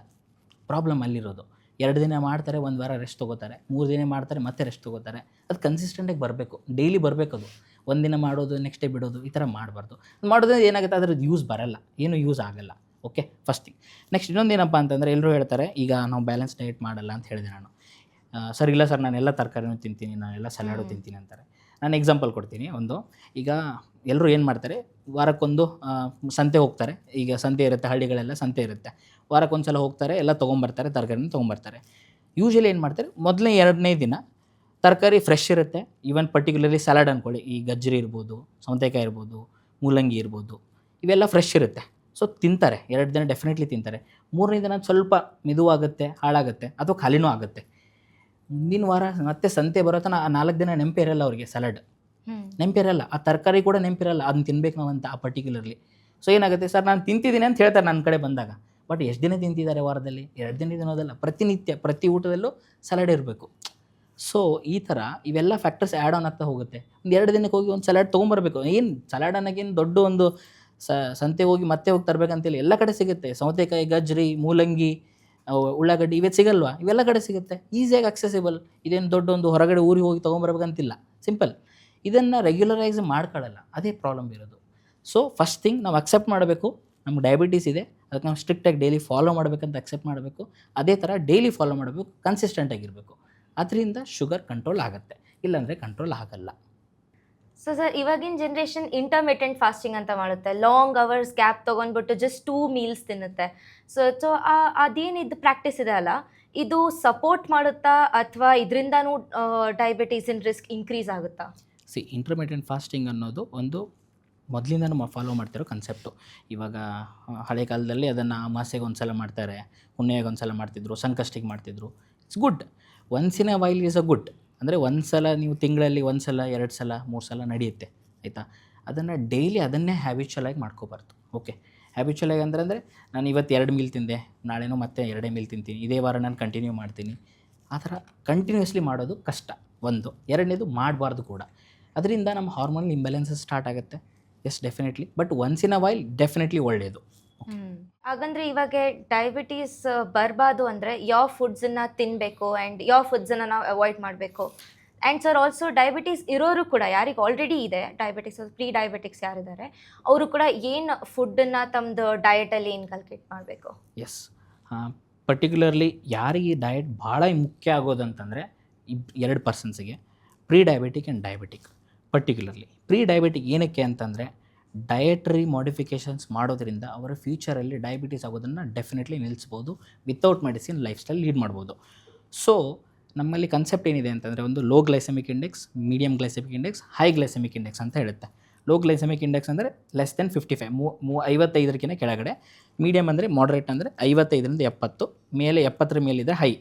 ಸೊ ಜಾಸ್ತಿ ಇವರು low to moderate glycemic index ಇರೋದನ್ನು ತೊಗೋಬೇಕು. ಈ ಗ್ಲೈಸೆಮಿಕ್ ಇಂಡೆಕ್ಸ್ ಅಂದರೆ ಏನಂತಂದರೆ, ಈಗ ನಾವು ಒಂದು ಏನೇ ತಿಂಡಿ ಅಥವಾ ಏನೇ ಪದಾರ್ಥ ತೊಗೊಂಡ್ರೂ ಕೂಡ ನಮ್ಮ ಬ್ಲಡ್ಡಲ್ಲಿ ಎಷ್ಟು ಪರ್ಸೆಂಟೇಜ್ ಅವ್ರು ಎಷ್ಟು ಫಾಸ್ಟಾಗಿ ಬ್ಲಡ್ ಗ್ಲೂಕೋಸ್ ಲೆವೆಲ್ ಜಾಸ್ತಿ ಆಗೋದು ಕಂಪೇರ್ ಟು ನಾರ್ಮಲ್ ಗ್ಲೂಕೋಸ್. ಈಗ ನಾರ್ಮಲ್ ಗ್ಲೂಕೋಸ್ ತೊಗೊಂಡು ಅಥವಾ ಒಂದು ಆ್ಯಪಲ್ ತೊಗೊಂಡ್ರೆ ಈ ಗ್ಲೂಕೋಸ್ ಎಷ್ಟು ಲೆವೆಲ್ಸನ್ನು ಜಾಸ್ತಿ ಮಾಡುತ್ತೆ, ಆಮೇಲೆ ಈ ಆ್ಯಪಲ್ ಎಷ್ಟು ಫಾಸ್ಟಾಗಿ ಅಷ್ಟು ಪರ್ಸೆಂಟೇಜ್ ಜಾಸ್ತಿ ಮಾಡುತ್ತೆ. ಅದ್ರ ಪ್ರಕಾರ ನಾವು ಲೋ, ಮಾಡ್ರೇಟ್, ಹೈ ಅಂತ ಹೇಳ್ತೀವಿ. ಸೊ ಯಾವಾಗಲೂ ಜಾಸ್ತಿ ಕನ್ಸ್ಯೂಮ್ ಮಾಡಬೇಕಾಗಿರೋದು low glycaemic index. Low glycaemic index ಯಾವ್ಯಾವು ಅಂತಂದರೆ, ಆಲ್ ವೆಜಿಟೇಬಲ್ಸ್, ಎಲ್ಲ ತರಕಾರಿಗಳು, ಯಾವುದೇ ಇದಂತಲ್ಲ. ನೀವು ಯಾವುದೇ ಒಂದು ತರಕಾರಿ ತೊಗೊಂಡ್ರು ಎಲ್ಲ ಲೋ ಗ್ಲೈಸೆಮಿಕ್ ಇಂಡೆಕ್ಸಲ್ಲೇ ಬರೋದು ಜಾಸ್ತಿ. ಸಲಾಡ್ ಅಂದರೆ ವೆಜಿಟೇಬಲ್ಸ್ ಅಂದರೆ ಸಲಾಡ್ ಎಲ್ಲ ಅಲ್ಲೇ ಬಂತು. Okay, all. ಎರಡನೇದು ಫ್ರೂಟ್ಸಲ್ಲಿ ಪರ್ಟಿಕ್ಯುಲರ್ಲಿ ಯಾವ ಲೋ ಗ್ಲೈಸೆಮಿಕ್ ಇಂಡೆಕ್ಸ್ ಅಂತಂದರೆ, ಆ್ಯಪಲ್, ಪೇರ್, ಕಿವಿ ಫ್ರೂಟ್ ಇರ್ಬೋದು, ಅಥವಾ ಕರ್ಬೂಜ, ಇವೆಲ್ಲ ಲೋ ಟು ಮಾಡ್ರೇಟಲ್ಲೇ ಬರೋದು. ಆಮೇಲೆ ಇವನ್ ದಾಳಿಂಬೆ, ಓಕೆ, ಆಮೇಲೆ ಇವೆಲ್ಲ, ಆಮೇಲೆ ಕಿತ್ತಳೆ, ಇವೆಲ್ಲ ಲೋ ಟು ಮಾಡ್ರೇಟ್ ಗ್ಲೈಸೆಮಿಕ್ ಇಂಡೆಕ್ಸಲ್ಲಿ ಬರುತ್ತೆ. ಹೈ ಗ್ಲೈಸೆಮಿಕ್ ಇಂಡೆಕ್ಸ್ ಅಂದರೆ ಯಾವ್ದು? ಈ ವಾಟರ್ ಮೆಲನ್ ಇರ್ಬೋದು. ಸ್ವಲ್ಪ ಇದಕ್ಕೆ ಸ್ವಲ್ಪ ಕ್ಯಾಚ್ ಇದೆ, ನಾನು ಹೇಳ್ತೀನಿ ಏನಂತ. ವಾಟರ್ ಮೆಲನ್ ಹೈ ಇದ್ದರೂ ಕೂಡ ಕನ್ಸ್ಯೂಮ್ ಮಾಡೋಕ್ಕೆ ಕೊಡ್ತಾರೆ ಡಯಾಬಿಟಿಕ್, ಪ್ರೀ ಡಯಾಬಿಟಿಕ್. ಏನಕ್ಕೆ ಅಂತ ಹೇಳ್ತೀನಿ. ವಾಟರ್ ಮೆಲನ್ ಇರ್ಬೋದು, ಆಮೇಲೆ ನೆಕ್ಸ್ಟು ಮಾವಿನ ಹಣ್ಣು, ದ್ರಾಕ್ಷಿ, ಸಪೋಟ, ಚಿಕ್ಕು ಅಂತೀವಿ. ಓಕೆ, ಇವೆಲ್ಲ ಹೈ ಗ್ಲೈಸೆಮಿಕ್ ಇಂಡೆಕ್ಸಲ್ಲಿ ಬರುತ್ತೆ. ಇದನ್ನು ಸ್ವಲ್ಪ ಅವಾಯ್ಡ್ ಮಾಡಬೇಕು. ಓಕೆ, ಬಟ್ ಇದರಲ್ಲಿ ಇನ್ನೊಂದು ಏನಂತಂದರೆ, ವಾಟರ್ ಮೆಲನ್ ಅಂತ ಹೇಳಿದೆ. ವಾಟರ್ ಮೆಲನ್ ಏನಾಗುತ್ತೆ, ಗ್ಲೈಸೆಮಿಕ್ ಇಂಡೆಕ್ಸ್ ಹೈ ಇದೆ, ಇಲ್ಲ ಅಂತಲ್ಲ. ಬಟ್ ವಾಟರ್ ಮೆಲನಲ್ಲಿ ಅಂದರೆ ಕಲ್ಲಂಗಡಿಯಲ್ಲಿ ಜಾಸ್ತಿ ವಾಟರ್ ಕಂಟೆಂಟ್ ಇದೆ. ಓಕೆ, ಹೆಸರು ಹೇಳುತ್ತೆ water melon. So content water ಇರೋದ್ರಿಂದ ಶುಗರ್ ಸ್ಪೈಕ್ಸ್ ಟ್ರಾನ್ಸಿಯೆಂಟಾಗಿ ರೈಸ್ ಆಗುತ್ತೆ. ಬಟ್ ತುಂಬ ಹೊತ್ತು ಇರಲ್ಲ. ಗ್ಲೈಸೆಮಿಕ್ ಲೋಡ್ ಅಂತ ಇನ್ನೊಂದು ಕಾನ್ಸೆಪ್ಟ್ ಬರುತ್ತೆ. ನಮ್ಮ ಬಾಡಿಲಿ ಎಷ್ಟು ಹೊಟ್ಟೆಗೆ ಅದು ಜಾಸ್ತಿ ಆಗಿರೋ ಶುಗರ್ ಉಳಿಯುತ್ತೆ, ಅದು ಗ್ಲೈಸೆಮಿಕ್ ಲೋಡ್. ಆ ಗ್ಲೈಸೆಮಿಕ್ ಲೋಡ್ ಅನ್ನೋದು ವಾಟರ್ ಮೆಲನ್ ಅಂತ ಕಲ್ಲಂಗಡಿಯಲ್ಲಿ ಕಡಿಮೆ ಇದೆ. ಅದಕ್ಕಾಗಿ ಇವನ್ ಪ್ರೀ ಡಯಾಬಿಟಿಕ್ ಕೂಡ ವಾಟರ್ ಮೆಲನ್ನ 1 ಅಥವಾ 2 ಹೋಳು ಡೈಲಿ ತೊಗೋಬೋದು, ಇಲ್ಲ ಅಂತಲ್ಲ. ಇವನ್ ಪಪಾಯ ಕೂಡ ಸೇಮ್ 1 ಅಥವಾ 2 ಹೋಳು ತೊಗೋಬೋದು. ಆಮೇಲೆ ಎಲ್ಲಕ್ಕಿಂತ ಇಂಪಾರ್ಟೆಂಟ್ ಏನು ಅವಾಯ್ಡ್ ಮಾಡಬೇಕು, ಪರ್ಟಿಕ್ಯುಲರ್ಲಿ ಆಲ್ ಪ್ರೊಸೆಸ್ಡ್ ಫುಡ್. ಏನೇ ಪ್ರೊಸೆಸ್ಡ್ ಫುಡ್ ಇರಲಿ, ಏನೇ ಪ್ಯಾಕೇಜ್ಡ್ ಫುಡ್ ಇರಲಿ. ಏನಕ್ಕೆ ಅಂತಂದರೆ, ಪ್ರತಿಯೊಂದು ಪ್ಯಾಕೇಜ್ ಮಾಡಿದ್ದಾರೆ ಅಂದರೆ ಅದಕ್ಕೊಂದು ಶೆಲ್ಫ್ ಲೈಫ್ ಇರುತ್ತೆ. ಆ ಶೆಲ್ಫ್ ಲೈಫ್ ಇನ್ಕ್ರೀಸ್ ಮಾಡೋಕ್ಕೆ, ಅಂದರೆ ಶೆಲ್ಫ್ ಲೈಫ್ ಅಂದರೆ ಇಷ್ಟು ದಿನದ ತನಕ ಬಾಳಿಕೆ ಬರುತ್ತೆ, ಅದಾದಮೇಲೆ ಕೆಟ್ಟೋಗುತ್ತೆ ಅಂತ ಹೇಳ್ತಾರೆ. ಅದನ್ನು ಜಾಸ್ತಿ ಮಾಡೋಕ್ಕೆ, ಅಂದರೆ ಶೆಲ್ಫ್ ಲೈಫನ್ನು ಜಾಸ್ತಿ ಮಾಡೋಕ್ಕೆ ತುಂಬ ಅದನ್ನು ಕಂಟೆಂಟನ್ನು ಅಡಿಷ್ನಲ್ ಆಗ್ತಾ ಹೋಗುತ್ತೆ. ಅಂದರೆ ಅದು ಪ್ರಿಸರ್ವೇಟಿವ್ಸ್ ಆ್ಯಡ್ ಆಗ್ತಾ ಹೋಗುತ್ತೆ. And even most of the process food palm ಆಯಿಲಿಂದ ಬರುತ್ತೆ, ಪಾಮ್ ಆಯಿಲಿಂದ ಯೂಸ್ ಮಾಡಿ ಮಾಡ್ತಾರೆ. So add on content first of all calories ಜಾಸ್ತಿ ಆಗ್ತಾ ಹೋಗುತ್ತೆ unnecessary, and most of the items ಎಲ್ಲ ಮೈದಾಯಿಂದ ಇರುತ್ತೆ. ಎರಡನೇದು, ಆಮೇಲೆ ಮೂರನೇದು ಈ ಪ್ರಿಸರ್ವೇಟಿವ್ಸ್ ಎಲ್ಲ ಆ್ಯಡ್ ಆಗಿರುತ್ತೆ. ಇವೆಲ್ಲ ಆ್ಯಡ್ ಆಗೋದ್ರಿಂದ ನಮ್ಮ ಬಾಡಿಲಿ ಆ್ಯಂಟಿ ಆಕ್ಸಿಡೆಂಟ್ಸ್ ಪ್ರೊಡಕ್ಷನ್ ಆಗಲ್ಲ ಸರಿಯಾಗಿ. ಸೊ ಅನ್ನೆಸೆಸರಿ ಈ ಪ್ರೊಸೆಸ್ ಮೀಟ್ ಫುಡ್ಡನ್ನು ಕನ್ಸ್ಯೂಮ್ ಮಾಡೋದ್ರಿಂದ ಬಾಡಿಲಿ ಇನ್ಫ್ಲಮೇಷನ್ ಜಾಸ್ತಿ ಆಗ್ತಾ ಹೋಗುತ್ತೆ. ಇನ್ಫ್ಲಮೇಷನ್ ಅಂದರೆ ಅದು ಬಾಡಿಲಿ ಅಥೆರೋಸ್ಕ್ಲೆರೋಸಿಸನ್ನು ಮಾಡುತ್ತೆ. ಅಥೆರೋಸ್ಕ್ಲೆರೋಸಿಸ್ ಅಂತ ಹೇಳಕ್ಕೆ ಬಂದರೆ, ಈಗ ರಕ್ತನಾಳ ಇರುತ್ತೆ, ರಕ್ತನಾಳದಲ್ಲಿ ಕೊಲೆಸ್ಟ್ರಾಲ್ ಡೆಪಾಸಿಟ್ ಆಗ್ತಾ ಹೋಗಿ ಅದು ಗ್ರ್ಯಾಜುವಲಿ ಬ್ಲಾಕ್ ಆಗ್ತಾ ಹೋಗುತ್ತೆ. ಸೊ ಇದನ್ನು ನಾವು ಅವಾಯ್ಡ್ ಮಾಡಬೇಕು. ಇಂಪಾರ್ಟೆನ್ಸ್ ಇರೋದು ಇಲ್ಲೇ. ಡಯಾಬಿಟಿಕ್ ಪೇಷಂಟ್ಸಿಗೆ ಕೊಲೆಸ್ಟ್ರಾಲ್ ಜಾಸ್ತಿ ಆಗೋದು ಕಾಮನ್, ಅದನ್ನು ನಾವು ಟ್ರೈಗ್ಲಿಸರೈಡ್ ಪರ್ಟಿಕ್ಯುಲರ್ಲಿ ಅದನ್ನು ಕೂಡ ಜಾಸ್ತಿ ಆಗೋದು ಕಾಮನ್. ಸೊ ಇದನ್ನೆಲ್ಲ ಅವಾಯ್ಡ್ ಮಾಡಬೇಕಂದ್ರೆ ಈ ಎಲ್ಲ ಪ್ರೊಸೆಸ್ಡ್ ಫುಡ್ಡು, ಎಲ್ಲ ಹೈ ಗ್ಲೈಸೆಮಿಕ್ ಇಂಡೆಕ್ಸ್ ಫುಡ್ಸು ಎಲ್ಲನೂ ಅವಾಯ್ಡ್ ಮಾಡಬೇಕು.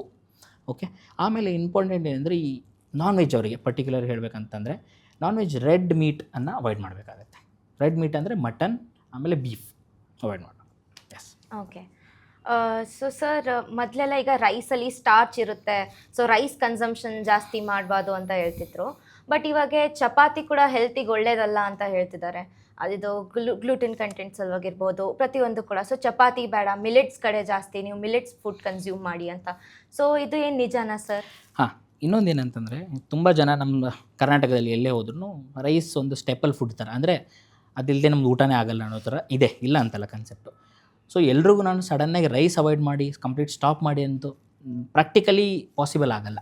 Okay, yes, rice definitely moderate to high glycaemic ಇಂಡೆಕ್ಸಲ್ಲಿ ಬರುತ್ತೆ. ಓಕೆ, ಈವನ್ ಬ್ರೌನ್ ರೈಸ್ ಕೂಡ ಭಾಳ ಡಿಫ್ರೆನ್ಸ್ ಇಲ್ಲ. ತುಂಬ ಜನರಿಗೆ ಭಾಳ ಮಿಸ್ಕನ್ಸೆಪ್ಷನ್ ಇದೆ ರೈಸು ಮತ್ತು ಬ್ರೌನ್ ರೈಸಿಗೆ.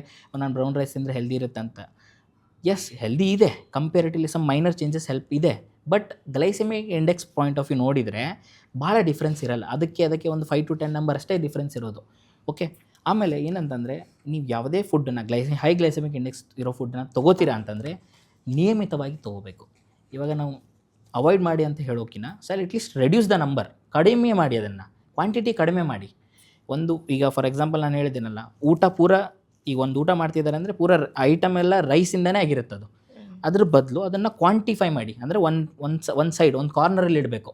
ಒಂದು ಸಣ್ಣ ಕಪ್ಪು, ಒಂದು ಸಣ್ಣ ಬಟ್ಲದಷ್ಟೇ ರೈಸ್ ಇರಬೇಕು, ಈ ಥರ. ಎಸ್, ಡೆಫಿನೆಟ್ಲಿ ಎಷ್ಟು ರೆಡ್ಯೂಸ್ ಮಾಡ್ತಿರೋ ರೈಸ್ ಕಂಟೆಂಟು ಅದು ಒಳ್ಳೆಯದು. Yes, definitely. ಎರಡನೇದು ಏನಂತಂದರೆ ವೀಟ್ ಬಗ್ಗೆ ಬಂದ್ರಿ. ವೀಟ್ ಮಾಡ್ರೇಟ್ ಗ್ಲೈಸೆಮಿಕ್ ಇಂಡೆಕ್ಸಲ್ಲಿ ಬರುತ್ತೆ. ನೀವಾಗೆ ಗೋಧಿ ತೊಗೊಂಡು ಗಿರ್ನಿಗೆ ತೊಗೊಂಡೋಗಿ ಬೀಸ್ಕೊಂಡು ಬಂದು ಚಪಾತಿ ಮಾಡೋದ್ರಿಂದ ಒಳ್ಳೆಯದೇ. Okay, not bad. 2 ಚಪಾತಿ ಪರ್ ಡೇ ಪರ್ ಮೀಲಲ್ಲಿ ತೊಗೋಬೋದು, ಇಲ್ಲ ಅಂತಲ್ಲ. Not that bad also. ಆ ಥರ ದೊಡ್ಡ ಇಂಪ್ಯಾಕ್ಟ್ ಆಗುತ್ತಂತಲ್ಲ. ಬಟ್ ಅದನ್ನು ಕ್ವಾಂಟಿಫೈ ಮಾಡಬೇಕಾಗೇನು, ನಂಬರ್ ಜಾಸ್ತಿ ಆಗ್ಬಾರ್ದು ಒಂದು. ಎರಡನೇದು ಏನಂತಂದರೆ ತುಂಬ ಮಾರ್ಕೆಟಲ್ಲಿ ಈ ಮಿಶ್ರಿತವಾದ ಆಟ ಸಿಗುತ್ತೆ. ಅಂದರೆ ಪ್ಯೂರ್ ಆಟ ಸಿಗಲ್ಲ. ಓಕೆ, ಗೋಧಿ ಹಿಟ್ಟು ಸಿಗಲ್ಲ, ಮೈದಾ ಮಿಕ್ಸ್ ಆಗುತ್ತೆ, ಆಮೇಲೆ ಪ್ರೊಸೆಸ್ಡ್ ಇರುತ್ತೆ. ಸೊ ಇದರಿಂದ ಏನಾಗುತ್ತೆ, ಕ್ಯಾಲರೀಸ್ ಜಾಸ್ತಿ ಆಗ್ತಾ ಹೋಗುತ್ತೆ. ಸೊ ಅದಕ್ಕಾಗಿ ಅವಾಯ್ಡ್ ಮಾಡಿ ಅಂತ ಹೇಳ್ತಾರೆ. ಓಕೆ, ಸೊ ಗ್ಲೂಟನ್ ಅನ್ನೋದು ಒಂದು ಕನ್ಸೆಪ್ಟ್ ಏನಂತಂದರೆ ಎಲ್ರಿಗೂ ಗ್ಲೂಟನ್ ಅಲರ್ಜಿ ಅಂತಲ್ಲ. ಡಯಾಬಿಟಿಕ್ ಇರೋರಿಗೆ ಅದು ರಿಸ್ಕ್ ಜಾಸ್ತಿ ಆಗುತ್ತೆ ಅಂತಲೂ ಹೇಳೋಕ್ಕಾಗಲ್ಲ. ಅದು ವೇರಿಯೇಷನ್ಸ್ ಇರುತ್ತೆ, patient to patient, person to person variations ಇರುತ್ತೆ. ಅವರ ಬಾಡಿ ಪ್ರಕಾರ ನಾವು ಅಡ್ಜಸ್ಟ್ಮೆಂಟಿಗೋಸ್ಕರ ಹೇಳ್ತೀವಿ ಅದನ್ನ ಅಷ್ಟೇ. ಎಸ್, ಆಮೇಲೆ ಎಲ್ಲಕ್ಕಿಂತ ಇಂಪಾರ್ಟೆಂಟ್ ನೀವು ಹೇಳಿದ್ರಿ ಸಿರಿಧಾನ್ಯ ತೊಗೋಬೇಕು. ಎಸ್, ಸಿರಿಧಾನ್ಯ ಇಸ್ ಒನ್ ಆಫ್ ದಿ ಏನಂದರೆ ಇಂಪಾರ್ಟೆಂಟ್ ಡಯಟಲ್ಲಿ. ನೀವು ಈಗ ವೈಟ್ ರೈಸ್ ತೊಗೋತಿದ್ದೀರಿ, ವೈಟ್ ರೈಸ್ ಬದಲು ಅದನ್ನು ಹೇಗೆ ಸಪ್ಲಿಮೆಂಟೇಷನ್ ಮಾಡೋದು ಅಂದರೆ ಕಡಿಮೆ ಮಾಡೋಕ್ಕೆ ಪ್ರಾಕ್ಟಿಕಲಿ ಥಿಂಗ್ಸ್ ಹೇಳ್ಬೇಕಂತಂದರೆ ನವಣಿ ಬರುತ್ತೆ, ಸಾವಿ ಬರುತ್ತೆ, ಅದನ್ನು ಅನ್ನ ಮಾಡ್ಬೋದು. ಅದರದ್ದು ಕೂಡ ಸಾವಿ ಅನ್ನ ತಿನ್ನಿ, ನವಣಿ ಅಕ್ಕಿದು ಅನ್ನ ತಿನ್ನಿ, ಆ ನಾರ್ಮಲ್ ವೈಟ್ ರೈಸನ್ನು ಇದರಿಂದ ಎಕ್ಸ್ಚೇಂಜ್ ಮಾಡ್ಕೊಳ್ಳಿ. ಸೊ ಇದರಿಂದ ನಿಮಗೆ ಹೆಲ್ಪ್ ಆಗುತ್ತೆ. ಎಸ್, ಮಿಲೆಟ್ಸ್ ತುಂಬ ಸಿರಿಧಾನ್ಯಗಳು ತುಂಬ ಹೆಲ್ಪ್ ಆಗುತ್ತೆ. Yes, definitely. ಸರ್, ಇವಾಗ ಆಲ್ಕೋಹಾಲ್ ಕನ್ಸಂಪ್ಷನ್ ಏನಿದೆ ಅಲ್ಲ, ಅದರಿಂದನೂ ಇದು ನೀವು ಹೇಳಿದ ಗ್ಲೈಸೆಮಿಕ್ ಇಂಡೆಕ್ಸ್ ಅದು it comes in the high index ಅಲ್ವಾ? ಏನಕ್ಕಾಗುತ್ತೆ ಅಂದರೆ alcohol it's just free calories ಅಂತ ಹೇಳ್ತೀವಿ. ಫ್ರೀ ಕ್ಯಾಲರೀಸ್ ಅಂದರೆ ಅದರೊಳಗೆ ಏನಿರಲ್ಲ ಜಾಸ್ತಿ. ಬ್ಲಡ್ಡಲ್ಲಿ ತೊಗೊಂಡೋದ ತಕ್ಷಣ ಅದು ಕನ್ವರ್ಟ್ ಆಗಿ ಮತ್ತೆ ಗ್ಲೂಕೋಸಾಗಿ ಇಮಿಡಿಯೇಟ್ಲಿ ಕನ್ವರ್ಟ್ ಆಗ್ತಿರುತ್ತೆ. ಸೊ ಸಿಂಪಲಾಗಿ ಹೇಳ್ಬೇಕಂದ್ರೆ ಆಲ್ಕೋಹಾಲಿಂದ ಏನಾಗುತ್ತಪ್ಪ ಅಂತಂದರೆ ತುಂಬ ಜನರಿಗೆ ಹೈ ರಿಸ್ಕ್ ಡಯಾಬಿಟೀಸ್ ರಿಸ್ಕ್ ಜಾಸ್ತಿ ಆಗ್ತಾ ಹೋಗುತ್ತೆ. ಹೇಗೆ ಪರ್ಟಿಕ್ಯುಲರ್ ಹೇಳ್ಬೇಕಂತಂದರೆ, ಒಂದು ಕ್ಯಾಲರೀಸ್ ಅನ್ನೆಸೆಸರಿ ಕ್ಯಾಲರೀಸ್ ಬರ್ತಾ ಇದೆ. ಕ್ಯಾಲರೀಸ್ ಜಾಸ್ತಿ ಬೇಕಾಗಿರೋದಕ್ಕಿಂತ ಜಾಸ್ತಿ ಕ್ಯಾಲರೀಸ್ ಬರೋದ್ರಿಂದ ಏನಾಗುತ್ತೆ, ಬೊಜ್ಜು ಬೆಳೀತಾ ಹೋಗುತ್ತೆ. ಬಟ್ ಈಗ ನೀವು ನೋಡಿರ್ಬೋದು, ಎಲ್ಲ ಆಲ್ಕೋಹಾಲಿಕ್ ತುಂಬ ಪೇಷಂಟ್ಸ್ ಕ್ರೋನಿಕ್ ತೊಗೊಳ್ತಿರೋರು ಹೊಟ್ಟೆ ಹಿಂಗೆ ದಪ್ಪಾಗಿರುತ್ತೆ ಅಷ್ಟೇ, ಹೊಟ್ಟೆಯಲ್ಲಿ ದಪ್ಪ ಇರುತ್ತೆ. ಒಂದು ಅದು ನೀರು ತುಂಬ್ಕೊಂಡಿರುತ್ತೆ, ಲಿವರ್ ಹಾಳಾಗಿರುತ್ತೆ, ಅದು ಬೇರೆ ಸ್ಟೋರಿ. ಇನ್ನೊಂದು ಸ್ಟೋರಿ ಏನಂತಂದರೆ ಅಲ್ಲಿ ಫ್ಯಾಟ್ ತುಂಬ್ಕೊಂಡಿರುತ್ತೆ, ಅಲ್ಲಷ್ಟೇ ಅಲ್ಲದೆ ಒಳಗಡೆ ಆರ್ಗನ್ಸ್ಗಳಲ್ಲೂ ಫ್ಯಾಟ್ ತುಂಬ್ಕೊಂಡಿರುತ್ತೆ. ಸೊ ಏನಾಗುತ್ತೆ ಅಗೇನ್ ಇನ್ಸುಲಿನ್ ರೆಸಿಸ್ಟೆನ್ಸ್ ಬಂತು ಇಲ್ಲಿ ಕನ್ಸೆಪ್ಟ್, ಅದೇ ಕನ್ಸೆಪ್ಟ್ ಮತ್ತೆ ಇನ್ಸುಲಿನ್ ಕನ್ಸೆಪ್ಟ್ ಅಂದರೆ ಇನ್ಸುಲಿನ್ ರೆಸಿಸ್ಟೆನ್ಸ್ ಜಾಸ್ತಿ ಆಗ್ತಾ ಹೋದರೆ ಮತ್ತೆ ರಿಸ್ಕ್ ಆಫ್ ಡಯಾಬಿಟೀಸ್ ಬಂದೇ ಬರುತ್ತೆ. ಒಂದು ಎಲ್ಲಕ್ಕಿಂತ ಇಂಪಾರ್ಟೆಂಟ್ ಏನಂತಂದರೆ ಆಲ್ಕೋಹಾಲು ಪ್ಯಾಂಕ್ರಿಯಾಸನ್ನು ಹಾಳು ಮಾಡ್ತಾ ಹೋಗುತ್ತೆ ಕ್ರಮೇಣವಾಗಿ. ಸೊ ಬೀಟಾ ಸೆಲ್ಸ್ ಅಂತ ಏನು ಹೇಳಿದ್ನಲ್ಲ, ಸೆಲ್ಸ್ ಕೋಶಗಳು, ಈ ಇನ್ಸುಲಿನ್ ಉತ್ಪತ್ತಿ ಮಾಡೋ ಕೋಶಗಳು ಅದು ಹಾಳಾಗ್ತಾ ಹೋಗುತ್ತೆ. ಎಷ್ಟು ಹಾಳಾಗ್ತಾ ಹೋಗುತ್ತಲ್ಲ ಅಷ್ಟು ಇನ್ಸುಲಿನ್ ಪ್ರೊಡಕ್ಷನ್ ಕಡಿಮೆ ಆಗ್ತಾ ಹೋಗುತ್ತೆ. ಎಷ್ಟು ಇನ್ಸುಲಿನ್ ಪ್ರೊಡಕ್ಷನ್ ಕಡಿಮೆ ಆಗ್ತಾ ಹೋಗುತ್ತಲ್ಲ risk of diabetes further progression ಜಾಸ್ತಿ ಆಗ್ತಾನೇ ಹೋಗುತ್ತೆ. ಇನ್ನೊಂದು ಪಾಯಿಂಟ್ ಏನಂತಂದರೆ ಲಿವರ್ ಹಾಳಾಗುತ್ತೆ. ಲಿವರ್ ಹಾಳಾಗೋದ್ರಿಂದ ಏನಾಗುತ್ತೆ, ಬಾಡೀಲಿ ತುಂಬ ಗ್ಲೂಕೋಸ್, ಈಗೇನು ಬ್ಲಡ್ ಗ್ಲೂಕೋಸ್ ಅಂತ ಹೇಳ್ತೀವಲ್ಲ ಅದರದ್ದು ಮೆಟಬಾಲಿಸಮ್ ಆಗೋದೇ, ಮೋಸ್ಟ್ ಆಫ್ ದಿ ಮೆಟಬಾಲಿಸಮ್ ಆಗೋದು ಈ ಲಿವರಲ್ಲಿ ಏನಕ್ಕೆ ಆಗುತ್ತೆ ಅಂದರೆ ಇನ್ಸುಲಿನ್ ಪ್ರೊಡಕ್ಷನ್ ಆಗ್ಬೋದು, ಇನ್ಸುಲಿನ್ ಗ್ಲೂಕೋಸ್ ಪ್ರೊಡಕ್ಷನ್ ಇರ್ಬೋದು, ಗ್ಲೂಕೋಸ್ ಬ್ರೇಕ್ ಡೌನ್ ಇರ್ಬೋದು, ಇದೆಲ್ಲ ಪ್ರೊಡಕ್ಷನ್ ಆಗ್ತಿರುತ್ತೆ. ಸೊ ಲಿವರ್ ಹಾಳಾಗೋದ್ರಿಂದ ಅಗೇನ್ ಇಂಬ್ಯಾಲೆನ್ಸ್ ಸ್ಟಾರ್ಟ್ ಆಗುತ್ತೆ. ಇದೆಲ್ಲ connected, all dots are connected ಥರ. ಓಕೆ, ಸೊ ಆಲ್ಕೋಹಾಲನ್ನು ಎಷ್ಟು ಅವಾಯ್ಡ್ ಮಾಡ್ತಾರೋ, ಎಷ್ಟು ಮಿತವಾಗಿ ತೊಗೋತಾರೋ ಒಳ್ಳೆಯದೇ. ಸ್ಟಾಪ್ ಮಾಡಿದರೆ ಇನ್ನೂ ಒಳ್ಳೆಯದು, ಬಟ್ ಎಷ್ಟಾಗೋದು ಅಷ್ಟು ಅವಾಯ್ಡ್ ಮಾಡಬೇಕು. ಆ್ಯಂಡ್ ಸರ್ ನನಗೆ ಗೊತ್ತಿರೋರು ಒಬ್ರು ಇದ್ದಾರೆ, ಅವರು ರೆಗ್ಯುಲರ್ ಆಗಿ ಅವರು ಜಿಮ್ ಮಾಡ್ತಾರೆ, ಹಾಗಾಗಿ ಅದಕ್ಕೋಸ್ಕರ ಹೈ ಪ್ರೋಟೀನ್ ಇಂಟೇಕ್ ಬೇಕು ಅಂತ ಬಾಯ್ಲ್ಡ್ ಚಿಕನ್ ಇರಲಿ ಅಥವಾ ಫಿಶ್ ಇರಲಿ, ಅವರು ನಾನ್ ವೆಜ್ ಫುಡ್ಡನ್ನೇ ಜಾಸ್ತಿ ಕನ್ಸ್ಯೂಮ್ ಮಾಡ್ತಾರೆ. ಸೊ ವೆಜಿಟೇರಿಯನ್ ಫುಡ್ಸ್, ಮಿಲ್ಲೆಟ್ಸ್ಗಿನ ಜಾಸ್ತಿ ಅವರು ಇನ್ಕ್ಲೈನ್ಡ್ ಇರೋದು ನಾನ್ ವೆಜಿಟೇರಿಯನ್ ಫುಡ್ ಕಡೆನೇ. ಸೊ ಸರ್ ಅವರಿಗಾದರೆ ಇದು ಡಯಾಬಿಟೀಸ್ ಅಂತ ಇಲ್ಲ. ಅದೇ ಯಾರು ಕೆಲವೊಬ್ರು ಇರ್ತಾರೆ, ಅವರು ಜಾಸ್ತಿ ನಾನ್ ವೆಜ್ ತಿನ್ನಲ್ಲ, ಸ್ವಲ್ಪ ಕ್ವಾಂಟಿಟಿಯಲ್ಲಿ ಕನ್ಸ್ಯೂಮ್ ಮಾಡಿದ್ರು ಕೂಡ ಅವ್ರಿಗೆ ಡಯಾಬಿಟೀಸ್ ಡಯಾಗ್ನೋಸ್ ಆಗುತ್ತೆ. ಸೊ ಇದು ನಾನ್ ವೆಜ್ ತಿನ್ನೋದಕ್ಕೆ ಮತ್ತು ಡಯಾಬಿಟೀಸಿಗೆ ಏನು ಲಿಂಕ್ ಇದೆ ಸರ್? ಇದು ಒಂದು ಸ್ವಲ್ಪ ನಾನು ಕಾಂಟ್ರವರ್ಷಿಯಲ್ ಅನ್ಕೋಬೇಡಿ, ನನ್ನ ಪರ್ಸನಲ್ ಒಪಿನಿಯನ್ ಅಂತಲ್ಲ, ಡೇಟಾ ಪ್ರಕಾರ ಹೇಳ್ತಿರೋದು. ವೆಜಿಟೇರಿಯನಿಯವರಿಗೆ ಈಗ ಫಾರ್ ಎಕ್ಸಾಂಪಲ್ ಡಯಾಬಿಟೀಸ್ ಬಂದಿದೆ ಅಂದ್ಕೊಡಿ, ಯಾರೋ ಒಂದು ಪೇಷಂಟ್ ಇರಲಿ, ಯಾರೇ ಇರಲಿ, ವೆಜಿಟೇರಿಯನ್ ಇರೋರಿಗೆ ಅದನ್ನು ರೆಮಿಷನ್ ಮಾಡಿಸ್ಕೊಳ್ಳೋದು ಅಥವಾ ಅದನ್ನು ಕಂಟ್ರೋಲ್ ಮಾಡೋದು ತುಂಬ easy compare to non veg. ಇದು ಡೇಟಾ ಹೇಳುತ್ತೆ, ನಾನು ಹೇಳಲ್ಲ. ಓಕೆ, ಎರಡನೇದೇನಪ್ಪ ಅಂತಂದರೆ ಈ ನಾನ್ ವೆಜ್ ಕನ್ಸ್ಯೂಮ್ ಮಾಡೋದ್ರಿಂದ ಎಸ್ ಪ್ರೋಟೀನ್ ಬರುತ್ತೆ, ಇಲ್ಲ ಅಂತಲ್ಲ. ವೆಜಿಟೇರಿಯನಲ್ಲೂ ಕೂಡ ತುಂಬ ಐಟಮ್ಸ್ಗಳಿದ್ದಾವೆ ಪ್ರೋಟೀನ್ ಕನ್ಸಪ್ಷನ್ ಮಾಡೋಕ್ಕೆ. ಎಕ್ಸಾಂಪಲ್ ಕೊಡೋದಾದರೆ ಪನೀರ್ ಇದೆ, ಟೋಫು ಇದೆ, ಸೋಯಾ ಇದೆ, ಎಲ್ಲ ಮೊಳಕೆ ಕಟ್ಟಿದ ಕಾಳುಗಳಿದ್ದಾವೆ. ಎಷ್ಟು ಬೇಕೋ ಅಷ್ಟು ಒಂದು ಮೋರ್ ದೆನ್ 5 ಐಟಮ್ಸ್ ಇದ್ದಾವೆ, ಕನ್ಸ್ಯೂಮ್ ಮಾಡ್ಬೋದು, ಇಲ್ಲ ಅಂತಲ್ಲ. ನಾನ್ ವೆಜ್ಜೇ ತೊಗೋಬೇಕಂತೇನಿಲ್ಲ. ಓಕೆ, ಯಾಕೆ ನಾನು ನಾನ್ ವೆಜ್ಜನ್ನು ಸ್ವಲ್ಪ ಸೇವನೆ ಕಡಿಮೆ ಮಾಡಿ ಅಂತ ಹೇಳ್ತಿರೋದು ಅಂತಂದರೆ ಏನಕ್ಕೆ ಪರ್ಟಿಕ್ಯುಲರ್ಲಿ ಅಂದರೆ, ಬಾಯ್ಲ್ಡ್ ಚಿಕನ್ ತಿನ್ನೋದು, ಫಿಶ್ ತಿನ್ನೋದು good, healthy, not bad. And grilled ಕೂಡ ತಿನ್ನೋದು ಇನ್ನೂ ಒಳ್ಳೆಯದೇ, ನಾಟ್ ಬ್ಯಾಡ್. ಬಟ್ ತುಂಬ ಜನ ಇದನ್ನು ಮಾಡೋಕ್ಕಾಗಲ್ಲ. ನಾನ್ ವೆಜ್ ಇದ್ದಾರೆ ಅಂತೇಳಿ ಎಲ್ಲನೂ ಕನ್ಸ್ಯೂಮ್ ಮಾಡ್ತಿರ್ತಾರೆ, ಎಲ್ಲ ಫ್ರೈಡ್ ಇರುತ್ತೆ, ಆಯಿಲ್ ಎದ್ದು ತೆಗಿತಾರೆ. ಆಮೇಲೆ ರೆಡ್ ಮೀಟ್ ಅಂತ ಹೇಳಿದೆ ಆವಾಗಲೇ ನಾನು, ರೆಡ್ ಮೀಟ್ ಅಂದರೆ ಮಟನ್, ಆಮೇಲೆ ಬೀಫ್. ಈ ಪರ್ಟಿಕ್ಯುಲರ್ ಇವೆರಡನ್ನು ಏನಕ್ಕೆ ಅವಾಯ್ಡ್ ಮಾಡಿ ಏನಕ್ಕೆ ಹೇಳಿತು ಅಂತಂದರೆ, ಬಾಡಿಲಿ ಟ್ರೈಗ್ಲಿಸರೈಡ್ ಲೆವೆಲ್ಸ್ ಜಾಸ್ತಿ ಆಗ್ತಾ ಹೋಗುತ್ತೆ. ಟ್ರೈಗ್ಲಿಸರೈಡ್ ಲೆವೆಲ್ ಜಾಸ್ತಿ ಆಗ್ತಾ ಹೋದರೆ ಅಥೆರೋಸ್ಕ್ಲೆರೋಸಿಸ್ ಅನ್ನೋ ಕನ್ಸೆಪ್ಟ್ ಹೇಳಿದ್ನಲ್ಲ, ಅದು ವರ್ಸನ್ ಆಗ್ತಾ ಹೋಗುತ್ತೆ. ಕಾಂಪ್ಲಿಕೇಶನ್ಸ್, ಮುಂದೆ ಡಯಾಬಿಟೀಸಿಂದ ಬರೋ ಕಾಂಪ್ಲಿಕೇಶನ್ಸ್ ಎಲ್ಲ ಹೈ ಇರುತ್ತೆ. Okay, so protein yes definitely 1 gram per kg per day ಅಂತೀವಿ. ಅಂದರೆ ಸುಮಾರು 60 kg ಮನುಷ್ಯ ಇದ್ದಾನೆ ಅಂತಂದರೆ 60 ಗ್ರಾಮ್ ಮಿನಿಮಮ್ ನಾರ್ಮಲಾಗಿ ತೊಗೊಳ್ಳಿ ಅಂತ, ಹೆಲ್ದಿಯಾಗಿ ತೊಗೊಳ್ಳಿ ಅಂತ ಹೇಳ್ತೀವಿ. ಅದನ್ನು ಎಷ್ಟಾಗುತ್ತಷ್ಟು ಪ್ಲ್ಯಾಂಟ್ ಬೇಸ್ಡು ವೆಜಿಟೇರಿಯನ್ನಲ್ಲಿ ತೊಗೊಳ್ಳಿ, ನಾನ್ ವೆಜ್ಜಲ್ಲಿ ತೊಗೊಳ್ಳಿ, ಮಿತವಾಗಿ ತೊಗೊಳ್ಳಿ. ಅಂದರೆ ಥಿಂಕ್ ಮಾಡಿ ತೊಗೊಳ್ಳಿ. ಬಾಯ್ಲ್ಡ್ ಚಿಕನ್ನು, ಫಿಶ್ಶು ಅಥವಾ grilled chicken it's fine, good, ಬೇಡ ಅಂತಲ್ಲ. ರೆಡ್ ಮೀಟನ್ನು ಸ್ವಲ್ಪ ಅವಾಯ್ಡ್ ಮಾಡೋಕ್ಕೆ ಟ್ರೈ ಮಾಡಿ. And that is very important. ಯಾಕಂತಂದರೆ ಒಂದ್ಸಲ ನೀವು ಕನ್ಸ್ಯೂಮ್ ಆಗಿ ಹ್ಯಾಬಿಟ್ ಮಾಡಿಕೊಂಡ್ರೆ ಅದನ್ನು ಮತ್ತೆ ಸ್ಟಾಪ್ ಮಾಡಿ ಮತ್ತೆ ಕನ್ವರ್ಟ್ ಆಗೋದು ತುಂಬ ಕಷ್ಟ. ಆ್ಯಂಡ್ ಮತ್ತೆ ಇನ್ನೊಂದು ಎರಡನೇ ಪಾಯಿಂಟ್, ಆಲ್ರೆಡಿ ಡ್ಯಾಮೇಜ್ ಆಗ್ತಿದ್ದಾವೆ ಅಂತಂದರೆ, ಆಲ್ರೆಡಿ ಇನ್ಫ್ಲಮೇಷನ್ ಆಗಿ ರಕ್ತನಾಳಗಳು ಅಥೆರೋಸ್ಕ್ಲೆರೋಸಿಂದ ಡ್ಯಾಮೇಜ್ ಆಗಿದ್ದಾವೆ ಅಂತಂದರೆ ಅದನ್ನು ರಿವರ್ಟ್ ಮಾಡೋಕ್ಕಾಗಲ್ಲ. ಸೊ ಸ್ಟಾರ್ಟಿಂಗಿಂದನೇ ಅಗ್ರೆಸಿವ್ ಅಪ್ರೋಚ್ ಮಾಡ್ಕೊಳ್ಳಿ, ಸ್ವಲ್ಪ ಲೈಫ್ ಸ್ಟೈಲ್ ಮಾಡಿಫಿಕೇಷನ್ ಮಾಡ್ಕೊಳ್ಳಿ, ಡಯಟ್ ಕೂಡ ಮಾಡಿಫಿಕೇಷನ್ ಮಾಡ್ಕೋಬೇಕು. ಸೊ ಸರ್, ಪ್ರತಿ ಒಂದು ಡಿಸೀಸ್ಗೂ ಅರ್ಲಿ ಸಿಮ್ಟಮ್ಸ್ ಇರ್ತವೆ. ಎಸ್, ಸೊ ಆ ಥರನೇ ಇದು ಡಯಾಬಿಟೀಸಿಗೆ ಅರ್ಲಿ ಸಿಮ್ಟಮ್ಸ್ ಏನು, ಮತ್ತು ಒಬ್ರು ಏನಾದರೂ ನೋಟಿಸ್ ಮಾಡಿದೆ ದಟ್ ಅವರಲ್ಲಿ ಆ ಸಿಮ್ಟಮ್ಸ್ ಇದ್ದಾವೆ ಅಂತ, ಸೊ ಅವ್ರು ಆ ಮೂಮೆಂಟಲ್ಲಿ ತಮ್ಮ ಕಡೆಯಿಂದ ಏನು ಪ್ರಿಕಾಷನರಿ ಕೇರ್ ತೊಗೊಳ್ಬೋದು? ಇಂಪಾರ್ಟೆಂಟ್ ಏನಂತಂದರೆ ಡಯಾಬಿಟೀಸ್ ಬಂದಿರೋ ಪೇಷಂಟ್ಸ್ಗಳಿಗೆ ತುಂಬ ಜನರಿಗೆ ಸಿಮ್ಟಮ್ಸೇ ಇರಲ್ಲ, ಸಿಂಪ್ಟಮೆಟಿಕ್ ಇರ್ತಾರೆ, ಅವ್ರಿಗೆ ಗೊತ್ತೇ ಇಲ್ಲ. ನಾನು ಎಕ್ಸಾಂಪಲ್ ಕೊಡೋದಾದರೆ ನಿಮಗೆ ನಂಬರ್ ಹೇಳೋದಾದರೆ, ಭಾರತದಲ್ಲಿ ಕರೆಂಟ್ಲಿ ಸುಮಾರು 2024 ಡೇಟಾ, ಇಂಟರ್ನ್ಯಾಷನಲ್ ಡಯಾಬಿಟೀಸ್ ಫೆಡರೇಷನ್ ಅಂತೊಂದು ಡೇಟಾ ಪಬ್ಲಿಷ್ ಮಾಡಿದೆ. 2024 ಡೇಟಾ ಸುಮಾರು 9 ರಿಂದ 9.5 ಕೋಟಿ ಜನ ಡಯಾಬಿಟಿಕ್ ಇದ್ದಾರೆ. ಇನ್ನೂ ಎಷ್ಟೋ ಜನ ಇದ್ದಾರೆ ಅವ್ರಿಗೆ ಗೊತ್ತೇ ಇಲ್ಲ. ಯಾಕೆ ಗೊತ್ತಿಲ್ಲ? ಅವ್ರಿಗೆ ಸಿಮ್ಟಮ್ಸೇ ಇಲ್ಲ, ಅವ್ರು ಯಾವತ್ತೂ ಚೆಕ್ಕೇ ಮಾಡ್ಕೊಂಡಿಲ್ಲ. ಓಕೆ, ಈ ನಂಬರು ನೆಕ್ಸ್ಟ್ ಅಪ್ಕಮಿಂಗ್ 2050 ಪ್ರೆಡಿಕ್ಷನ್ ಪ್ರಕಾರ 15.5 ಕೋಟಿ ಆಗೋದಿದೆ ಭಾರತದಲ್ಲಿ. ಅದಕ್ಕಾಗಿ ಎಷ್ಟೋ ಜನರ ಸಿಮ್ಟಮ್ಸ್ ಇಲ್ಲದೇ ಇದ್ದರೂ ಕೂಡ ಡಯಾಬಿಟೀಸ್ ಇದ್ದಾರೆ, ಅವರಿಗೆ ಚೆಕ್ ಮಾಡ್ಕೋಬೇಕು. ಓಕೆ, ಇವಾಗ ಬರೋಣ ಸಿಮ್ಟಮ್ಸಿಗೆ. ಏನೇನು ಸಿಮ್ಟಮ್ಸ್ ಬರ್ಬೋದು? ನಾವು ಕಾಮನಾಗಿ ಹೇಳೋದಂದರೆ, ಇಂಗ್ಲೀಷಲ್ಲಿ ಹೇಳಿದ್ರೆ ಪಾಲಿಡಿಪ್ಸಿಯಾ, ಪಾಲಿಫೇಜಿಯಾ, ಪಾಲಿಯೂರಿಯಾ ಅಂತ ಹೇಳ್ತೀವಿ. ಅಂದರೆ ಜಾಸ್ತಿ ಹಸಿವಾಗ್ತಾ ಇರುತ್ತೆ, ಪ್ರತಿ ಗಂಟೆಗೊಂದೇನೋ ತಿಂತಾ ಇರಬೇಕು ಅಂತ ಅನಿಸುತ್ತೆ. ಎರಡನೇದು ಪಾಲಿಯೂರಿಯಾ, ಅಂದರೆ ಈ ಮೂತ್ರ ಮೊದಲು ಡೈಲಿ 3ರಿಂದ 4 ಸಲ ಹೋಗ್ತಿದ್ರಾ, ಇವಾಗ 7-8 ಸಲ ಹೋಗೋಕ್ಕೆ ಸ್ಟಾರ್ಟ್ ಮಾಡ್ತಾರೆ. ನೈಟ್ ಎದ್ದೇಳಕ್ಕೆ ಸ್ಟಾರ್ಟ್ ಮಾಡ್ತಾರೆ. ನೈಟ್ ಎದ್ದೇಳ್ತಿರ್ಲಿಲ್ಲ ಮೊದಲು, ಈಗ ನೈಟ್ ಕೂಡ ಎದ್ದೇಳಕ್ಕೆ ಸ್ಟಾರ್ಟ್ ಮಾಡ್ತಾರೆ. ಪಾಲಿಯೂರಿಯಾ ಅಂತೀವಿ. ನೆಕ್ಸ್ಟು ಪಾಲಿಡಿಪ್ಸಿಯಾ, ಅಂದರೆ ನೀರು ಕುಡಿತಾ ಇರೋದು, ಗಂಟೆಗೂ 1 ಲೀಟ್ರ್ ಅರ್ಧ ಲೀಟ್ರ್ ನೀರು ಕುಡಿತಾ ಇರ್ತಾರೆ. ಸೊ ಇವು ಕಾಮನ್ ಫ್ಯಾಕ್ಟರ್ಸ್, ಕಾಮನ್ ಸಿಮ್ಟಮ್ಸ್ ಇವೆಲ್ಲ. ಇನ್ನೊಂದು ಇಂಪಾರ್ಟೆಂಟ್ ಪಾಯಿಂಟ್ ಏನಂದರೆ, ಒಬೆಸಿಟಿ ಅಂತ ಏನು ಬೊಜ್ಜು ಅಂತ ಹೇಳಿದ್ನಲ್ಲ, ಅದು risk factor. But already diabetes ಬಂತು ಅಂದರೆ ವೇಟ್ ಲಾಸ್ ಆಗುತ್ತೆ, ವೇಟ್ ಲಾಸ್.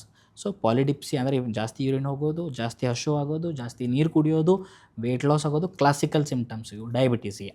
ಸೊ ಈ ಡಯಾಬಿಟೀಸ್ ಈ ಥರ ಸಿಮ್ಟಮ್ಸ್ ಇರೋರು ನಿಮ್ಮ ನಿಯರ್ ಬೈ ಡಾಕ್ಟ್ರನ್ನ ಕನ್ಸಲ್ಟ್ ಮಾಡಿ ಡೆಫಿನೆಟ್ಲಿ ಟೆಸ್ಟ್ ಮಾಡಿಸ್ಕೊಳ್ಳಿ. ಡಯಾಬಿಟೀಸ್ ಇದೆಯಾ ಅಥವಾ ಆಗ್ತಿರೋದು ಇವೆಲ್ಲ ಸಿಮ್ಟಮ್ಸ್ಗಳು ಡಯಾಬಿಟೀಸಿಂದನೇ ಇದೆಯಾ ಅಥವಾ ಬೇರೆ ಏನಾದರೂ ಕಾರಣ ಇದೆಯಾ, ಬೇರೆ ಏನಾದರೂ ಡಿಸೀಸ್ ಇದೆಯಾ ಅಂತ ಕಂಡುಕೊಳ್ಳೋದು ಒಳ್ಳೆಯದು. ಸೊ ಅದ್ರ ಪ್ರಕಾರ ನೀವು ಮೆಡಿಸಿನ್ ಸ್ಟಾರ್ಟ್ ಮಾಡೋದು ಒಳ್ಳೆಯದು. ಸೊ ಸರ್, ಯಾರಿಗಾದರೂ ಈಗ ನೀವು ಹೇಳ್ದಂಗೆ ಸಿಮ್ಟಮ್ಸ್ ಏನೂ ಇಲ್ಲ, ಜಾಸ್ತಿ ಪ್ರಿವೆಲೆಂಟ್ ಇಲ್ಲ ಅಂದರೂ ಅವರಿಗೆ ಓಕೆ ನನಗೆ ಡಯಾಬಿಟೀಸ್ ಇರ್ಬೋದು ಅಂತ ಅವರು ಟೆಸ್ಟ್ ಮಾಡಿಸ್ಕೊಂಡ್ರು and suddenly they get to know that ಅವ್ರಿಗೆ ಡಯಾಬಿಟೀಸ್ ಇದೆ ಆ್ಯಂಡ್ ಅದರಿಂದ ಹೊರಗೆ ಬರೋಕ್ಕೆ ಕಷ್ಟ ಇದೆ ಅಂತ ಅವರಿಗೆ ಯಾವಾಗ ಡಾಕ್ಟರ್ ಇನ್ಫಾರ್ಮ್ ಮಾಡ್ತಾರೆ, ಆ ಥರ ಸಿಚುವೇಷನಲ್ಲಿ ಸರ್ ಡಯಾಬಿಟೀಸ್ ರಿವರ್ಸ್ ಮಾಡೋಕ್ಕೆ ಸಾಧ್ಯನಾ? ಅಂದರೆ ಅವ್ರಿಗೆ ಗೊತ್ತಿರಲಿಲ್ಲಂಗೆ ಅವ್ರಿಗೆ ಆಗಿದೆ ಈಗ ಡಯಾಬಿಟೀಸು. ಸೊ ಅದನ್ನು ನಾವು ರಿವರ್ಸ್ ಮಾಡ್ಬೋದಾ? ಆ್ಯಂಡ್ ಇಫ್ ಎಸ್ ಮಾಡ್ಬೋದಂದರೆ ಹೇಗೆ ಸರ್? ಒಂದು ಏನಂತಂದರೆ, ಈ ಎಲ್ಲ ಸೋಷಿಯಲ್ ಮೀಡಿಯಾದಲ್ಲಿ ರಾಂಗ್ ಕನ್ಸೆಪ್ಟ್ ಏನು ಹೋಗ್ತಿದೆ, ವರ್ಡಿಂಗ್ಸ್ ಹೇಳ್ತಿರೋದು. ರಿವರ್ಸ್ ಅನ್ನೋ ಕನ್ಸೆಪ್ಟ್ ರಾಂಗು. ರಿವರ್ಸ್ ಅನ್ನೋ ವರ್ಡನ್ನು ಯೂಸ್ ಮಾಡಬಾರ್ದು. ಡಯಾಬಿಟೀಸ್ ಬಂದಿದೆ ಅಂತಂದರೆ ರಿವರ್ಸ್ ಮಾಡೋಕ್ಕಾಗಲ್ಲ. ರೆಮಿಷನ್ ಮಾಡ್ಬೋದು. ರೆಮಿಷನ್ ಅಂದರೆ ಅದನ್ನು ಕಂಟ್ರೋಲ್ ಮಾಡಿ ಮಲಗಿಸ್ಬಿಡ್ಬೋದು. ಓಕೆ, ಸೊ ರಿವರ್ಸ್ ಯಾರಿಗೆ ಮಾಡ್ಬೋದು ಅಂದರೆ ಪ್ರೀ ಡಯಾಬಿಟಿಕ್ಕಿಗೆ ಮಾಡ್ಬೋದು. ಪ್ರೀ ಡಯಾಬಿಟಿಕ್ ಅಂದರೆ ಇನ್ನೂ ಮುಂದೆ ಇನ್ನೊಂದು ವರ್ಷ ಅಥವಾ 2-3 ವರ್ಷದಲ್ಲಿ ಅವ್ರಿಗೆ ಶುಗರ್ ಆಗೋದಿದೆ, ಆ ಲೆವೆಲ್ಸಲ್ಲಿ ಬಂದು ನಿಂತು ಇಂಪೇರ್ಡ್ ಗ್ಲೂಕೋಸ್ ಲೆವೆಲ್ಸ್ ಅಂತ ಹೇಳಿದ್ನಲ್ಲ, ಈ 120ರಿಂದ 125 ಇರೋರು ಅಥವಾ ಊಟ ಆದಮೇಲೆ 140, 199, HbA1c 5.6ರಿಂದ 6.4 ಇರೋರು, ಈ ಏನು ಸೆಕ್ಷನ್ ಇದೆ ಇವರನ್ನು ನಾವು ನಾರ್ಮಲೈಸ್ ಮಾಡ್ಬೋದು, ಅಂದರೆ ರಿವರ್ಸ್ ಮಾಡ್ಬೋದು. ಬಟ್ ಡಯಾಬಿಟಿಕ್ ಆಗಿರೋರನ್ನು ಕಂಪ್ಲೀಟ್ ರಿವರ್ಸ್ ಮಾಡೋಕ್ಕಾಗಲ್ಲ. ರೆಮಿಷನ್ ಮಾಡೋದು ಎಸ್ ಪಾಸಿಬಲ್. ಓಕೆ, ಎರಡನೇದೇನಪ್ಪ ಅಂತಂದರೆ, ಈ ಡಯಾಬಿಟಿಕ್ ರಿವರ್ಸಲ್ ಅಂತ ಏನಂತಾರೆ, ಇದು ತುಂಬ ಬೇರೆ ಥರ ಜನರಿಗೆಲ್ಲ, ಬೇರೆ ಥರ ಡಾಕ್ಟರ್ಸ್ಗೆಲ್ಲ ಇದೊಂಥರ ಐದೋ ಥರ ಆಗಿಬಿಟ್ಟಿದೆ. ಅಂದರೆ ಸೋಷಿಯಲ್ ಮೀಡ್ಯಾದಲ್ಲೆಲ್ಲ ನಾನು ರಿವರ್ಸ್ ಮಾಡ್ತೀನಿ ಅಂತ ಫೇಕ್ ನ್ಯೂಸ್ ಎಲ್ಲ ತುಂಬ ಹೋಗ್ತಿರುತ್ತೆ. ಓಕೆ, ತುಂಬ ಜನ ಆ ಥರ ನ್ಯೂಸನ್ನು ನಂಬ್ಕೊಂಡು ಹೋಗ್ತಾರೆ, ಏನೇನೋ ಟ್ರೀಟ್ಮೆಂಟ್ ತೊಗೋತಾರೆ, ಎಟ್ ದ ಎಂಡ್ ಮತ್ತೆ ವಾಪಸ್ ಬರ್ತಾರೆ, ಕಾಂಪ್ಲಿಕೇಶನ್ಸಿಂದ ವಾಪಸ್ ಬರ್ತಾರೆ, ಅದು ಕಂಟ್ರೋಲ್ ಆಗಲ್ಲ ಅಂತೇಳಿ. ಗೊತ್ತಾಯ್ತಾ? ಸೊ ಸರಿಯಾಗಿ ಕನ್ಸಲ್ಟ್ ಮಾಡಬೇಕು, ಸರಿಯಾಗಿ ಟೆಸ್ಟ್ ಮಾಡಬೇಕು, ಸರಿಯಾಗಿ ಮೆಡಿಸಿನ್ಸ್ ತೊಗೋಬೇಕು ರೆಗ್ಯುಲರಾಗಿ. ಎಲ್ಲಕ್ಕಿಂತ ಇಂಪಾರ್ಟೆಂಟ್ ಏನಂತಂದರೆ, ನಾನು ಹೇಳಿದೆ ಪ್ರೀ ಡಯಾಬಿಟಿಕ್ಕಿಂದ ರಿವರ್ಸ್ ಮಾಡ್ಬೋದು ಅಂತ. ಹೇಗೆ? ಪರ್ಟಿಕ್ಯುಲರ್ಲಿ ನಾನೊಂದು ನಂಬರ್ ಹೇಳ್ಬೇಕ್ತೀನಿ. ಈ ಪರ್ಟಿಕ್ಯುಲರ್ ಡೇಟಾ ಪ್ರಕಾರ ಹೋದರೆ 5ರಿಂದ 10% ವೇಟನ್ನು ರಿಡ್ಯೂಸ್ ಮಾಡಿದ್ದಾರೆ. ಈಗ ಫಾರ್ ಎಕ್ಸಾಂಪಲ್ ಒಂದು ಮನುಷ್ಯ 60 kg ಇದ್ದಾನೆ ಅಂತಂದರೆ 6ರಿಂದ 12 kg ವೇಟ್ ಲಾಸ್ ಮಾಡಿದ ಅಂದ್ಕೊಳ್ಳಿ. ಅವನು ಡಯಟಿಂದ ಇರ್ಬೋದು, ಸ್ಟ್ರಿಕ್ಟ್ ಎಕ್ಸಸೈಸಿಂದ ಇರ್ಬೋದು, ಎಲ್ಲ ಮಾಡಿಕೊಂಡು ವೇಟ್ ಲಾಸ್ ಮಾಡಿದರೆ ಈ ಪ್ರೀ ಡಯಾಬಿಟಿಕ್ ಪೇಷಂಟು ಅವನಿಗೆ ಸರಿಸುಮಾರು 58ರಿಂದ 60% ಚಾನ್ಸ್ ಇರುತ್ತೆ ಮುಂದೆ ಡಯಾಬಿಟೀಸ್ ಬರೋದೇ ಇಲ್ಲ. 60% ಅವನ ಕೈಯಲ್ಲಿದೆ. ಮುಂದೆ ನಾನು ಡಯಾಬಿಟೀಸ್ ಆಗಬಾರ್ದು ಅಥವಾ ಆಗಬೇಕು ಅನ್ನೋದನ್ನು ಅವನ ಕೈಯಲ್ಲಿದೆ. Wait reduction is the key. So minimum ಅಂದರೆ ಈ ಡೇಟಾ ಹೇಳೋದು ಇದು, ಲೈಕ್ ನಾನು ನಂಬರ್ ಸುಮ್ಮನೆ ಹೇಳ್ತಿಲ್ಲ. ಸೊ 5ರಿಂದ 10% ರಿಡ್ಯೂಸ್ ಮಾಡಿದರೆ definitely there are 60% chance he will not get a diabetes in future particularly. ಇದು ಹೇಗೆ ಮಾಡೋದು? ಎಸ್, ಎಲ್ಲಕ್ಕಿಂತ ಇಂಪಾರ್ಟೆಂಟ್ ಏನಂತಂದರೆ ಡಯಟಿಂದ ಸ್ಟಾರ್ಟ್ ಆಗುತ್ತೆ. ಸರಿಯಾಗಿ ಊಟ ಮಾಡೋದು, ಕ್ಯಾಲರೀಸ್ ಕ್ಯಾಲ್ಕುಲೇಟ್ ಮಾಡಿ ತೊಗೊಳ್ಳಿ, ಸರಿಯಾಗಿ ಲೋ ಗ್ಲೈಸೆಮಿಕ್ ಇಂಡೆಕ್ಸ್ ಫುಡ್ಡನ್ನು ತೊಗೊಳ್ಳಿ, ವರ್ಕೌಟ್ ಮಾಡಿ. ನಾನು ಹೇಳ್ತಿರೋದು ವರ್ಕೌಟ್ ಅಂದರೆ ಜಿಮ್ಮಿಗೆ ಹೋಗ್ಬೇಕಂತಿಲ್ಲ, ಜಿಮ್ಮಿಗೆ ಹೋಗಿ ಮೆಂಬರ್ಶಿಪ್ ತೊಗೊಳ್ಳಿ, ಪ್ರಮೋಷನ್ ಮಾಡ್ತಿಲ್ಲ ನಾನು. ಸಿಂಪಲಾಗಿ ಹೇಳಿದೆ, ನಿಮ್ಗೆ ಏನು ಕಂಫರ್ಟೇಬಲು, ಯಾವ ಥರ ಎಕ್ಸಸೈಸ್ ಕಂಫರ್ಟೇಬಲ್, ಎಲ್ಲಿ ಮಾಡಿ, ಪಾರ್ಕಿಗೆ ಹೋಗಿ, ಮನೇಲಿ ಮಾಡಿ, ಹೊಲದಲ್ಲಿ ಹೋಗಿ, ಎಲ್ಲೇ ಮಾಡಿ, ಎಕ್ಸಸೈಸ್ ಇಂಪಾರ್ಟೆಂಟು. ನಾರ್ಮಲ್ ಕೆಲಸ ಮಾಡೋದನ್ನು ಎಕ್ಸಸೈಸ್ ಅಂತ ಅಂದ್ಕೊಳ್ಳೋಕೆ ಹೋಗಬೇಡಿ. ರಾಂಗ್ ಥಿಂಕಿಂಗ್ ಇದು. ತುಂಬ ಫೀಮೇಲ್ಸ್ ಹೌಸ್ ವೈಫಿಗೆ ಅದು ರಾಂಗ್ ಥಿಂಕಿಂಗ್ ಇದೆ. ನಾನು ಮನೇಲಿ ಕೆಲಸ ಸರ್ ಪೂರ ದಿನ ಮಾಡ್ತೀನಿ, ನನಗೆ ಎಕ್ಸಸೈಸ್ ಆಗ್ತಿದೆ, ಆದರೂ ನನ್ನ ಶುಗರ್ ಕಂಟ್ರೋಲ್ ಆಗ್ತಿಲ್ಲ. ಇದು ರಾಂಗು, ಭಾಳ ಮಿಸ್ಕನ್ಸೆಪ್ಷನ್ ಇರೋದು. ಓಕೆ, ಆಮೇಲೆ ಇನ್ನೊಂದು ಹೇಳಂತಂದರೆ ತುಂಬ ಇಂಪಾರ್ಟೆಂಟ್ ಇರೋದು, ನಾನು ಆವಾಗಲೇ ಫಸ್ಟಿಗೆ ಹೇಳಿದ ಪ್ರಕಾರ ಈ ಎಲ್ಲ ಸೆಲ್ಸ್ಗಳಲ್ಲೂ ಒಂದು ರಿಸೆಪ್ಟರ್ ಅಂತ ಇರುತ್ತೆ ಅಂತ ಹೇಳಿದ್ನಲ್ಲ, ಅಂದರೆ ಗ್ಲೂಟ್ ರಿಸೆಪ್ಟರ್ ಅಂತ ಇರುತ್ತೆ. ಅದಕ್ಕೆ ಇನ್ಸುಲಿನ್ ಬಂದು ಆ್ಯಕ್ಟ್ ಮಾಡುತ್ತೆ, ಗ್ಲೂಕೋಸ್ ಒಳಗೆ ಹೋಗುತ್ತೆ. ಎಲ್ಲ ಮ್ಯಾಕ್ಸಿಮಮ್ ಆಗೋದು ಎಲ್ಲಿ ಅಂತಂದರೆ ಮಾಂಸಖಂಡಗಳಲ್ಲಿ. ಈ ಕೈ ಮಾಂಸ ಇರ್ಬೋದು, ತೊಡೆ ಮಾಂಸ ಪರ್ಟಿಕ್ಯುಲರ್ಲಿ. ಈ ಮಾಂಸಖಂಡಗಳನ್ನ ಬೆಳೆಸ್ಕೋಬೇಕು. ಅಂದರೆ ವೇಟ್ ಬಿಲ್ಡಿಂಗ್, ಅಂದರೆ ಸ್ಟ್ರೆಂತ್ ಟ್ರೈನಿಂಗ್ ಅಂತ ಹೇಳ್ತೀವಿ. ಓಕೆ, ವೇಟ್ ಗೇನಿಂಗ್, ಆ ಥರ ವೇಟ್ ಗೇನ್ ಮಾಡಬೇಕು. ಫ್ಯಾಟ್ ಗೇನ್ ಅಲ್ಲ, ಮಸಲ್ ಗೇನ್ ಮಾಡ್ಕೋಬೇಕು. ಮಸಲ್ ಗೇನ್ ಮಾಡ್ಕೋಬೇಕಂದ್ರೆ ವೇಟ್ ಸ್ಟ್ರೆಂತ್ ಟ್ರೈನಿಂಗ್ ಮಾಡ್ತಾರೆ ಜಿಮ್ಮಲ್ಲಿ. ಫಾರ್ ಎಕ್ಸಾಂಪಲ್ ಹೇಳ್ಬೇಕಂತಂದರೆ ವೇಟ್ ಲಿಫ್ಟಿಂಗ್ ಮಾಡಿಸ್ತಾರೆ. ಓಕೆ, ಈ ಥರ ವೇಟ್ ಲಿಫ್ಟಿಂಗೇ ಮಾಡಬೇಕಂತಿಲ್ಲ, ನಿಮ್ಮ ಮನೇಲಿ ಕೆಲಸ ಮಾಡ್ಬೋದು, ನಿಮ್ಮಲ್ಲಿ ಡಂಬೆಲ್ಸ್ ಯೂಸ್ ಮಾಡ್ಕೋಬೋದು. ಓಕೆ, ಸೊ ಅದು ಮಾಡೋದ್ರಿಂದ ಏನಾಗುತ್ತೆ, ರಿಸೆಪ್ಟರ್ಗಳ ರೆಸಿಸ್ಟೆನ್ಸ್ ಕಡಿಮೆ ಆಗ್ತಾ ಹೋಗುತ್ತೆ. ಇನ್ಸುಲಿನ್ ಗ್ಲೂಕೋಸ್ ಏನು ಇಂಪೇರ್ಡ್ ಆಗಿದೆಯಲ್ಲ ಅದು ಇಂಪ್ರೂವ್ ಆಗ್ತಾ ಹೋಗುತ್ತೆ ಕ್ರಮೇಣವಾಗಿ. ತುಂಬ ಇಂಪಾರ್ಟೆಂಟ್, ಇದು ಭಾಳ ಇಂಪಾರ್ಟೆಂಟು. ಸುಮ್ಮನೆ ವೇಟ್ ಲಾಸ್ ಮಾಡಿದ್ರೆ ವೇಟ್ ಲಾಸ್ ಮಾಡೋದಲ್ಲ, ವೇಟ್ ಲಾಸ್ ಜೊತೆ ಮಸಲ್ ಬಿಲ್ಡ್ ಮಾಡ್ಕೋಬೇಕು. ಪರ್ಟಿಕ್ಯುಲರ್ಲಿ ಆರ್ಮ್ಸ್ ಆ್ಯಂಡ್ ಥೈಸ್, ಈ ಮಸಲ್ಸ್ಗಳನ್ನು ಬಿಲ್ಡ್ ಮಾಂಸಖಂಡಗಳನ್ನ ಬಿಲ್ಡ್ ಮಾಡ್ಕೊಳ್ಳಿ. ಇದರಿಂದ insulin resistance more than 50 to 60% reduce ಆಗುತ್ತೆ ಡೆಫಿನೆಟ್ಲಿ. ಓಕೆ, ಸೊ ಸರ್, ನನಗೆ ಗೊತ್ತಿರೋರೇ ಒಬ್ಬರು ಯಾರಿಗೆ ಡಯಾಬಿಟೀಸ್ ಇದೆ, ಅವರಿಗೆ ಲಿವರ್ ಮತ್ತು ಕಿಡ್ನಿಗೂ ಕೂಡ ಎಫೆಕ್ಟ್ ಮಾಡಿದೆ. ಆ್ಯಂಡ್ ನೀವು ಹೇಳ್ದಂಗೆ ರಿಸೆಪ್ಟರ್ಸ್, ಅದ್ರ ಸಲುವಾಗಿ ಅವ್ರಿಗೆ ಏನಂದರೆ ಓವರ್ ಆಲ್ ಆರ್ಗನ್ಸ್ ಕೂಡ ಫೇಲಿಯರ್ ಆಗ್ತಾ ಇದೆ, ಬಾಡಿಯಲ್ಲಿ ಇಂಪ್ಯಾಕ್ಟ್ ಬೀಳ್ತಾ ಇದೆ. ಸೊ ಈ ಥರನೇ ಡಯಾಬಿಟೀಸಿಂದ ಬೇರೆ ಏನೇನು ಡಿಸೀಸಸ್ ಆಗ್ಬೋದು ಅಥವಾ ಇಶ್ಯೂಸ್ ಆಗಬಹುದು? ಡಯಾಬಿಟೀಸಿಂದ ತುಂಬ ಕಾಂಪ್ಲಿಕೇಶನ್ಸ್ಗಳಾಗುತ್ತೆ. ಬಾಡಿಯಲ್ಲಿ ಪ್ರತಿಯೊಂದು ಆರ್ಗನು ಅಫೆಕ್ಟ್ ಆಗೋ ಚಾನ್ಸ್ ಇರುತ್ತೆ, ಯಾವುದೇ ಆರ್ಗನ್ ಇರ್ಬೋದು. ಇದನ್ನು ನಾವು ಡಿವೈಡ್ ಮಾಡೋದಾದರೆ, ಒಂದು ಅಕ್ಯೂಟ್ ಕಾಂಪ್ಲಿಕೇಶನ್ ಅಂತ ಹೇಳ್ತೀವಿ, ಅಂದರೆ ಸಡನ್ನಾಗಿ ಆಗೋದು. ಕ್ರೋನಿಕ್ ಕಾಂಪ್ಲಿಕೇಶನ್ ಕ್ರಮೇಣವಾಗಿ ಆಗೋದು, ತುಂಬ ವರ್ಷಗಳ ಕಾಲ ಅನ್ಕಂಟ್ರೋಲ್ ಇದ್ದರೆ ಆಗೋದು. ಸೊ ಅಕ್ಯೂಟ್ ಕಾಂಪ್ಲಿಕೇಶನ್ ಅಂತಂದರೆ ಸಡನ್ನಾಗಿ ಯೂಶ್ವಲಿ ಏನಂದರೆ ಎರಡು ಕಾಮನ್ನಾಗಿ ಹೇಳೋದು ನಾವು. ಏನಂತಂದರೆ DK ಅಂತ ಹೇಳ್ತೀವಿ, ಡಯಾಬಿಟಿಕ್ ಕೀಟೋಸಿಡೋಸಿಸ್ ಅಂತ ಹೇಳ್ತೀವಿ. HHS ಅಂತೀವಿ, ಹೈಪರ್ಗ್ಲೈಸಿಮಿಕ್ ಹೈಪರ್ಆಸ್ಮೋಲಾರ್ ಸ್ಟೇಟ್ ಅಂತ ಹೇಳ್ತೀವಿ. ಇದೇನಂತಂದರೆ ಸಡನ್ನಾಗಿ ಶುಗರ್ 300, 400, 500, 600 ಹೋಗಿಬಿಡುತ್ತೆ. ಏನಕ್ಕೆ ಹೋಗುತ್ತೆ? ಒಂದು, ಫಸ್ಟ್ ಟೈಮ್ ಡಯಾಗ್ನೋಸ್ ಆಗಿರೋ ಪೇಷಂಟ್ಸ್ ಈ ಥರ ಪ್ರೆಸೆಂಟ್ ಆಗ್ತಾರೆ. ಯಾವ ಥರ ಪ್ರೆಸೆಂಟ್ ಆಗ್ತಾರೆ ಅಂತಂದರೆ ಸಡನ್ನಾಗಿ ವಾಮಿಟಿಂಗ್ ಸ್ಟಾರ್ಟ್ ಆಗ್ಬೋದು, ಸಡನ್ನಾಗಿ ಕೊಮಟೋ ಸ್ಟೇಜ್, ಅಂದರೆ ಎಚ್ಚರ ತಪ್ಪಿ ಬಿದ್ದು ಬಿಡ್ತಾರೆ, ಪೂರಾ ಕೊಮಟೋ ಸ್ಟೇಜಲ್ಲಿ ಹೋಗ್ಬಿಡ್ತಾರೆ. ಆಮೇಲೆ ಸಡನ್ನಾಗಿ ಕಂಟಿನ್ಯೂಸ್ಲಿ ಏನಾದರೂ ಮಾತಾಡೋಕ್ಕೆ ಸ್ಟಾರ್ಟ್ ಮಾಡಿಬಿಡ್ತಾರೆ, ಅಲ್ಟರ್ಡ್ ಸೆನ್ಸರಿಮ್ ಅಂತ ಹೇಳ್ತೀವಿ. ಈ ಥರ ಪ್ರೆಸೆಂಟ್ ಆಗ್ತಾರೆ.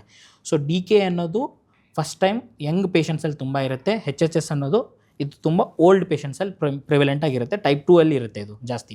ಸೊ ಇದು ಯಾವಾಗ ಬರುತ್ತೆ ಅಂತಂದರೆ ತುಂಬ 300, 400, 500 ಈ ಥರ ಶುಗರ್ಸ್ ಹೋಗಿ ಕಂಟ್ರೋಲ್ ಆಗದೆ ಬಾಡಿಲೆಲ್ಲ ಆ್ಯಸಿಡ್ ಕಂಟೆಂಟ್ ಜಾಸ್ತಿ ಆಗಿ ಈ ಥರ ಪ್ರೆಸೆಂಟ್ ಆಗ್ತಾರೆ.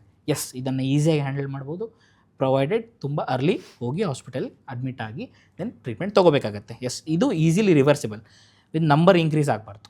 ಓಕೆ, ಈ ಏನು ಕಾಂಪ್ಲಿಕೇಶನ್ಸ್ ಇದೆಯಲ್ಲ ಪದೇ ಪದೇ ಆಗ್ತಾ ಇರಬಾರ್ದು. ಎಷ್ಟು ಸಲ ಆಗುತ್ತೋ ಅಷ್ಟು ಸಲ ಬಾಡಿಗೆ ಡ್ಯಾಮೇಜ್ ಆಗ್ತಾ ಹೋಗುತ್ತೆ. ಇದು ಅಕ್ಯೂಟ್. ಕ್ರೋನಿಕ್ ಬರೋಣ. ಕ್ರೋನಿಕ್ ಅಂದರೆ ತುಂಬ ವರ್ಷಗಳ ಕಾಲ ಕಂಟಿನ್ಯೂಸ್ಲಿ ಅನ್ಕಂಟ್ರೋಲ್ಡ್ ಇರುತ್ತೆ, ಕಂಟ್ರೋಲೇ ಇರಲ್ಲ. ಕಂಟ್ರೋಲ್ ಇಲ್ಲದೆ ಇದ್ದರೆ ಕ್ರೋನಿಕ್ ಕಾಂಪ್ಲಿಕೇಶನ್ಸ್ ಕೂಡ ಎರಡು ಹೆಡ್ಡಿಂಗ್ ಅಂತ ಹೇಳ್ತೀವಿ ನಾವು. ಎರಡು ಥರ ಡಿವೈಡ್ ಮಾಡ್ತೀವಿ, ಮೈಕ್ರೋವೆಸ್ಕ್ಯುಲರ್ ಕಾಂಪ್ಲಿಕೇಶನ್ಸು, ಮ್ಯಾಕ್ರೋವೆಸ್ಕ್ಯುಲರ್ ಕಾಂಪ್ಲಿಕೇಶನ್ಸ್. ಮ್ಯಾಕ್ರೋ ಅಂದರೆ ದೊಡ್ಡದಾಗಿ ರಕ್ತನಾಳಗಳ ಹಾಳು ಮಾಡೋದು, ಚಿಕ್ಕ ರಕ್ತನಾಳಗಳ ಹಾಳು ಮಾಡೋದನ್ನು ಮೈಕ್ರೋವೆಸ್ಕ್ಯುಲರ್ ಕಾಂಪ್ಲಿಕೇಶನ್ಸ್ ಅಂತ ಹೇಳ್ತೀವಿ. ದೊಡ್ಡ ರಕ್ತನಾಳಗಳಂದರೆ ಈ ಫಾರ್ ಎಕ್ಸಾಂಪಲ್ ಏನಂದರೆ ಲಕ್ವ ಆಗಿಬಿಡುತ್ತೆ, ಸ್ಟ್ರೋಕ್ ಆಗಿಬಿಡುತ್ತೆ ಬ್ರೈನ್ಗೆ, ಇದು ಮೈಕ್ರೋ ಕಾಂಪ್ಲಿಕೇಶನ್ದು. ನೆಕ್ಸ್ಟ್ ಹಾರ್ಟ್ ಅಟ್ಯಾಕ್ ಆಗುತ್ತೆ, ಅಂದರೆ ರಕ್ತನಾಳ ಬ್ಲಾಕ್ ಆಗಿಬಿಡುತ್ತೆ. ಆ ರಕ್ತನಾಳ ಬ್ರೈನಲ್ಲಿ ಬ್ಲಾಕ್ ಆದರೆ ಅದು ಸ್ಟ್ರೋಕು, ಹಾರ್ಟಲ್ಲಿ ಬ್ಲಾಕ್ ಆದರೆ MI ಅಂದರೆ ಹೇಳ್ತೀವಿ, ಇದು ಹಾರ್ಟ್ ಅಟ್ಯಾಕ್. ಸೊ ಇದು ಮೇಜರ್ ಕಾಂಪ್ಲಿಕೇಶನ್ಸ್ಗಳು. ಮೈಕ್ರೋ ಕಾಂಪ್ಲಿಕೇಶನ್ಸ್ ಅಂತಂದರೆ ಏನು? ಕಣ್ಣಿನ ಹಿಂದಿನ ಪರದೆ ಇರುತ್ತೆ ಒಂದು, ರೆಟಿನಾ ಅಂತಂದು, ಅದು ಕ್ರಮೇಣವಾಗಿ ಹಾಳಾಗ್ತಾ ಹೋಗುತ್ತೆ. ಎಸ್, ನೆಕ್ಸ್ಟ್ ಮುಂದೆ ಪರದೆ ಇದು ಲೆನ್ಸ್ ಇದೆಯಲ್ಲ ಕಣ್ಣಿಂದು, ಅದು ಕ್ಯಾಟ್ರಾಕ್ಟ್ ಆಗುತ್ತೆ ಮುಂದೆ ಕ್ರಮೇಣವಾಗಿ, ಅದು ಕೂಡ ಕ್ಯಾಟ್ರಾಕ್ಟ್ ಆಗೋದ್ರಿಂದ ಮಂಜು ಕನ್ಸಕ್ಕೆ ಸ್ಟಾರ್ಟ್ ಆಗುತ್ತೆ. ನೆಕ್ಸ್ಟ್ ಮುಂದೆ ಹೋದರೆ ದೆನ್ ಲಿವರಲ್ಲಿ ನಾನ್ ಆಲ್ಕೋಹಾಲಿಕ್ ಸ್ಟಿಯಾಟೋಹೆಪಟೈಟಿಸ್, ನ್ಯಾಶ್ ಅಂತೀವಿ. ಅಂದರೆ ಕ್ರಮೇಣವಾಗಿ ಲಿವರಲ್ಲಿ ಬೊಜ್ಜು ಬೆಳೀತಾ ಹೋಗುತ್ತೆ. ಬೊಜ್ಜು ಬೆಳೀತಾ ಹೋದಂಗೆ ಇನ್ಸುಲಿನ್ ರೆಸಿಸ್ಟೆನ್ಸ್ ಜಾಸ್ತಿ ಆಗ್ತಾ ಹೋಗುತ್ತೆ, ಲಿವರ್ ಸೆಲ್ಸ್ಗಳು ಡ್ಯಾಮೇಜ್ ಆಗ್ತಾ ಹೋಗುತ್ತೆ.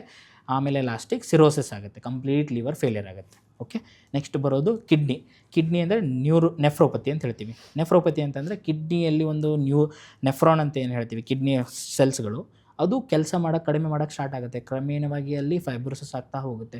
ಅದು ಕಡಿಮೆ ಮಾಡೋದ್ರಿಂದ ಕ್ರಿಯಾಟಿನಿನ್ ಜಾಸ್ತಿ ಆಗ್ತಾ ಹೋಗುತ್ತೆ. ಕ್ರಿಯಾಟಿನಿನ್ ಜಾಸ್ತಿ ಆಗ್ತಾ ಹೋದರೆ ಡಯಾಬಿಟಿಕ್ ಕಿಡ್ನಿ ಡಿಸೀಸ್ ಅಂತ ಹೇಳ್ತೀವಿ. ಸ್ಟೇಜ್ 5 ಅಂತಂದರೆ ಡಯಾಲಿಸಿಸ್ ಮಾಡಬೇಕಾಗತ್ತೆ. ಓಕೆ, ನೆಕ್ಸ್ಟ್ ಬರೋದು ಕೈದು ಮತ್ತು ಕಾಲುಗಳು, ನರಗಳ ಸಪ್ಲೈ ಇರುತ್ತೆ. ನರಗಳ ಸಪ್ಲೈ ಅಂದರೆ ಏನು ನ್ಯೂರೋಪತಿ ಅಂತೀವಿ. ನ್ಯೂರೋಪತಿ ಆಗೋದ್ರಿಂದ ಕೈ ಮರಗಟ್ಟುವಿಕೆ ಸ್ಟಾರ್ಟ್ ಆಗುತ್ತೆ. ಆಮೇಲೆ ಕೈ ಮತ್ತು ಪಾದಗಳು ಉರಿಯೋಕ್ಕೆ ಸ್ಟಾರ್ಟ್ ಆಗುತ್ತೆ. ಆಮೇಲೆ ವೀಕ್ನೆಸ್ಸು, ಚಪ್ಪಲ್ ಹಾಕೊಳ್ಳೋಕ್ಕೆ ಬರಲ್ಲ, ಚಪ್ಪಲ್ ಬೀಳೋಕ್ಕೆ ಸ್ಟಾರ್ಟ್ ಆಗುತ್ತೆ. ಇಂಬ್ಯಾಲೆನ್ಸ್ ಸ್ಟಾರ್ಟ್ ಆಗೋದು, ಆಮೇಲೆ ಎದ್ದೇಳಕ್ಕೆ ಕಷ್ಟ ಆಗೋದು, ಇವೆಲ್ಲ ಕಾಂಪ್ಲಿಕೇಶನ್ಸ್, ಕ್ರೋನಿಕ್ ಕಾಂಪ್ಲಿಕೇಶನ್ಸ್. ಎಲ್ಲಕ್ಕಿಂತ ಇಂಪಾರ್ಟೆಂಟ್ ಕಾಂಪ್ಲಿಕೇಶನ್ ಗೊತ್ತಾ? ಮೋಸ್ಟ್ ಇಂಪಾರ್ಟೆಂಟ್, ಎಲ್ಲ ಎಷ್ಟು ಕಾಮನ್ ಇರೋದು, ಪ್ರತಿಯೊಂದು ಅನ್ಕಂಟ್ರೋಲ್ ಡಯಾಬಿಟಿಸ್ ಪೇಷಂಟ್ ಯಾರು ಕಂಟ್ರೋಲ್ ಇರಲ್ಲ ಅವ್ರ ಲೈಫ್ ಲಾಂಗ್ ಯಾವತ್ತೂ ಕೂಡ ಹೈ ರಿಸ್ಕ್ ಫಾರ್ ಇನ್ಫೆಕ್ಷನ್. ಯಾವುದೇ ಒಂದು ರೀತಿಯ ಇನ್ಫೆಕ್ಷನು ನಿಮಗಾಗೋದು ನನಗಾಗೋದು ಬೇರೆ, ಅವರಿಗಾಗೋದು ಬೇರೆ. ಅಂದರೆ ಬೇರೆ ಅಂದರೆ ಸೇಮ್ ಇನ್ಫೆಕ್ಷನ್ ಇರುತ್ತೆ, ಸಿವಿಯರಿಟಿ ಬೇರೆ ಆಗುತ್ತೆ. ಅವರು ತುಂಬ ನಮಗೆ ನಿಮಗೆ ಜಸ್ಟ್ ಮಾತ್ರೆ ತೊಗೊಂಡು ಆರಾಮಾಗಿ ಹೋಗ್ಬಿಡ್ಬೋದು, ಅವರು ಅಡ್ಮಿಟ್ ಆಗೋ ಲೆವೆಲಿಗೆ ಹೋಗ್ತಾರೆ ಅದೇ ಸೇಮ್ ಇನ್ಫೆಕ್ಷನ್ ಅವರಿಗಾದರೆ. ಸೊ ಇಮ್ಯುನಿಟಿ ತುಂಬ ಕಡಿಮೆ ಇರುತ್ತೆ, all kinds of risk factor ಇರುತ್ತೆ, ಎಲ್ಲ ಥರ ಎಲ್ಲ ಥರ ಇನ್ಫೆಕ್ಷನ್ಸ್ ರಿಸ್ಕ್ ಜಾಸ್ತಿ ಇರುತ್ತೆ. ಪರ್ಟಿಕ್ಯುಲರ್ಲಿ ಶ್ವಾಸಕೋಶದ್ದು, ಮೂತ್ರದ ಇನ್ಫೆಕ್ಷನ್ಸ್ಗಳು ಪರ್ಟಿಕ್ಯುಲರ್ಲಿ ಇವು ತುಂಬ ಕಾಮನಾಗಿ ಬರುತ್ತೆ. ಎಸ್. ಸೊ ಸರ್, ನನಗೆ ಗೊತ್ತಿರೋದ್ರಲ್ಲೇ ಒಬ್ಬರಿಗೆ ಡಯಾಬಿಟೀಸ್ ಇತ್ತು, ತುಂಬ ಇಯರ್ಸಿಂದಾನೇ ಅದರಿಂದ ಅವ್ರು ತುಂಬ ಸಫರ್ ಮಾಡ್ತಾಯಿದ್ರು. ಅದೇ ರೀಸೆಂಟ್ಲಿ ಅವರಿಗೆ ಕಿಡ್ನಿ ಫೇಲಿಯರ್ ಆಗೋಗಿದೆ ಅಂತ ಹೇಳಿದ್ರು, ಆಮೇಲೆ ಅಡ್ಮಿಟ್ ಆಯಿತು, ಅದೆಲ್ಲ ಡಯಾಲಿಸಿಸ್ ಮಾಡೋಕ್ಕಾಗ್ತದೆ. ಸೊ ತುಂಬ ಅವರು ಪೇನಿಂದ ಸಫರ್ ಮಾಡ್ತಾ ಇದ್ದಾರೆ. ಈ ಥರನೇ ಡಯಾಬಿಟೀಸಿಂದ ಎಷ್ಟೊಂದು ಪ್ರಾಬ್ಲಮ್ಸ್ ಆಗ್ತಾ ಇರ್ತಾವಲ್ಲ ಸರ್, ಸೊ ಏನೇನು ತೊಂದರೆಗಳಾಗ್ಬೋದು? ಎಸ್, ಡಯಾಬಿಟೀಸ್ ಇರೋರಿಗೆ ಬಾಡಿಲಿರೋ ಆಲ್ಮೋಸ್ಟ್ ಎವ್ರಿ ಆರ್ಗನ್ ಎಫೆಕ್ಟ್ ಆಗ್ತಾ ಇರುತ್ತೆ ಕ್ರಮೇಣವಾಗಿ, ಕ್ರಾನಿಕ್ಕಾಗಿ.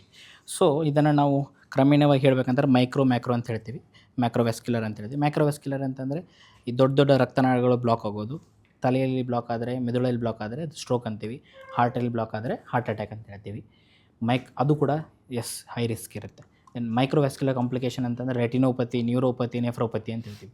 ರೆಟಿನೋಪತಿ ಅಂದರೆ ಕಣ್ಣು ಹಾಳಾಗ್ತಾ ಹೋಗುತ್ತೆ, ರೆಟಿನಾ ಪರದೆ ಹಾಳಾಗ್ತಾ ಇರುತ್ತೆ, ಆಮೇಲೆ ಕ್ಯಾಟ್ರಾಕ್ಟ್ ಕೂಡ ಆಗ್ತಿರುತ್ತೆ.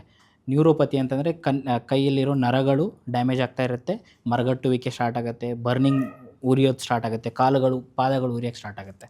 ನೆಫ್ರೋಪತಿ ಅಂತಂದರೆ ಕಿಡ್ನಿ ಕ್ರಮೇಣವಾಗಿ ಹಾಳಾಗ್ತಾ ಇರುತ್ತೆ, ಕ್ರಮೇಣವಾಗಿ ಹಾಳಾಗೋದ್ರಿಂದ ಅದರದ್ದು ಕೆಲಸ ಕಡಿಮೆ ಆಗ್ತಾ ಹೋಗುತ್ತೆ, ಒಂದು ಸ್ಟೇಜ್ ಬರುತ್ತೆ, ಆ ಸ್ಟೇಜ್ 5 ಅಂತೀವಿ, ಎಂಡ್ ಸ್ಟೇಜ್ ರಿನಲ್ ಡಿಸೀಸ್ ಅಂತ. ಆ ಥರ ಏನಾದರೂ ಆದರೆ ಡಯಾಲಿಸಿಸ್ ಇನಿಷಿಯೇಟ್ ಮಾಡಬೇಕಾಗತ್ತೆ. ಸೊ ಆ್ಯಂಡ್ ಇಂಪಾರ್ಟೆಂಟ್ ಏನು ಅಂತ ಹೇಳಬೇಕಂತಂದರೆ ಡಯಾಬಿಟಿಸ್ ಪೇಷಂಟ್ಗಳು ಎಲ್ಲ ಥರದ ಇನ್ಫೆಕ್ಷನ್ಸ್ಗಳಿಗೆ ಹೈ ರಿಸ್ಕ್ ಇರ್ತಾರೆ. ನಿಮಗೂ ಆಗೋ ಇನ್ಫೆಕ್ಷನ್ ಅವ್ರಿಗೆ ಏನಾದರೂ ಆದರೆ ನಮಗೂ ನಿಮ್ಗೆ ಈಸಿಯಾಗಿ ರಿಕವರ್ ಆಗುತ್ತೆ, ಅವರಿಗೆ ಕಾಂಪ್ಲಿಕೇಶನ್ಸ್ ಜಾಸ್ತಿ ಆಗೋ ಚಾನ್ಸಸ್ ಇರುತ್ತೆ, ಅವರಿಗೆ ರಿಕವರಿ ಡಿಲೇ ಆಗ್ತಾ ಹೋಗುತ್ತೆ.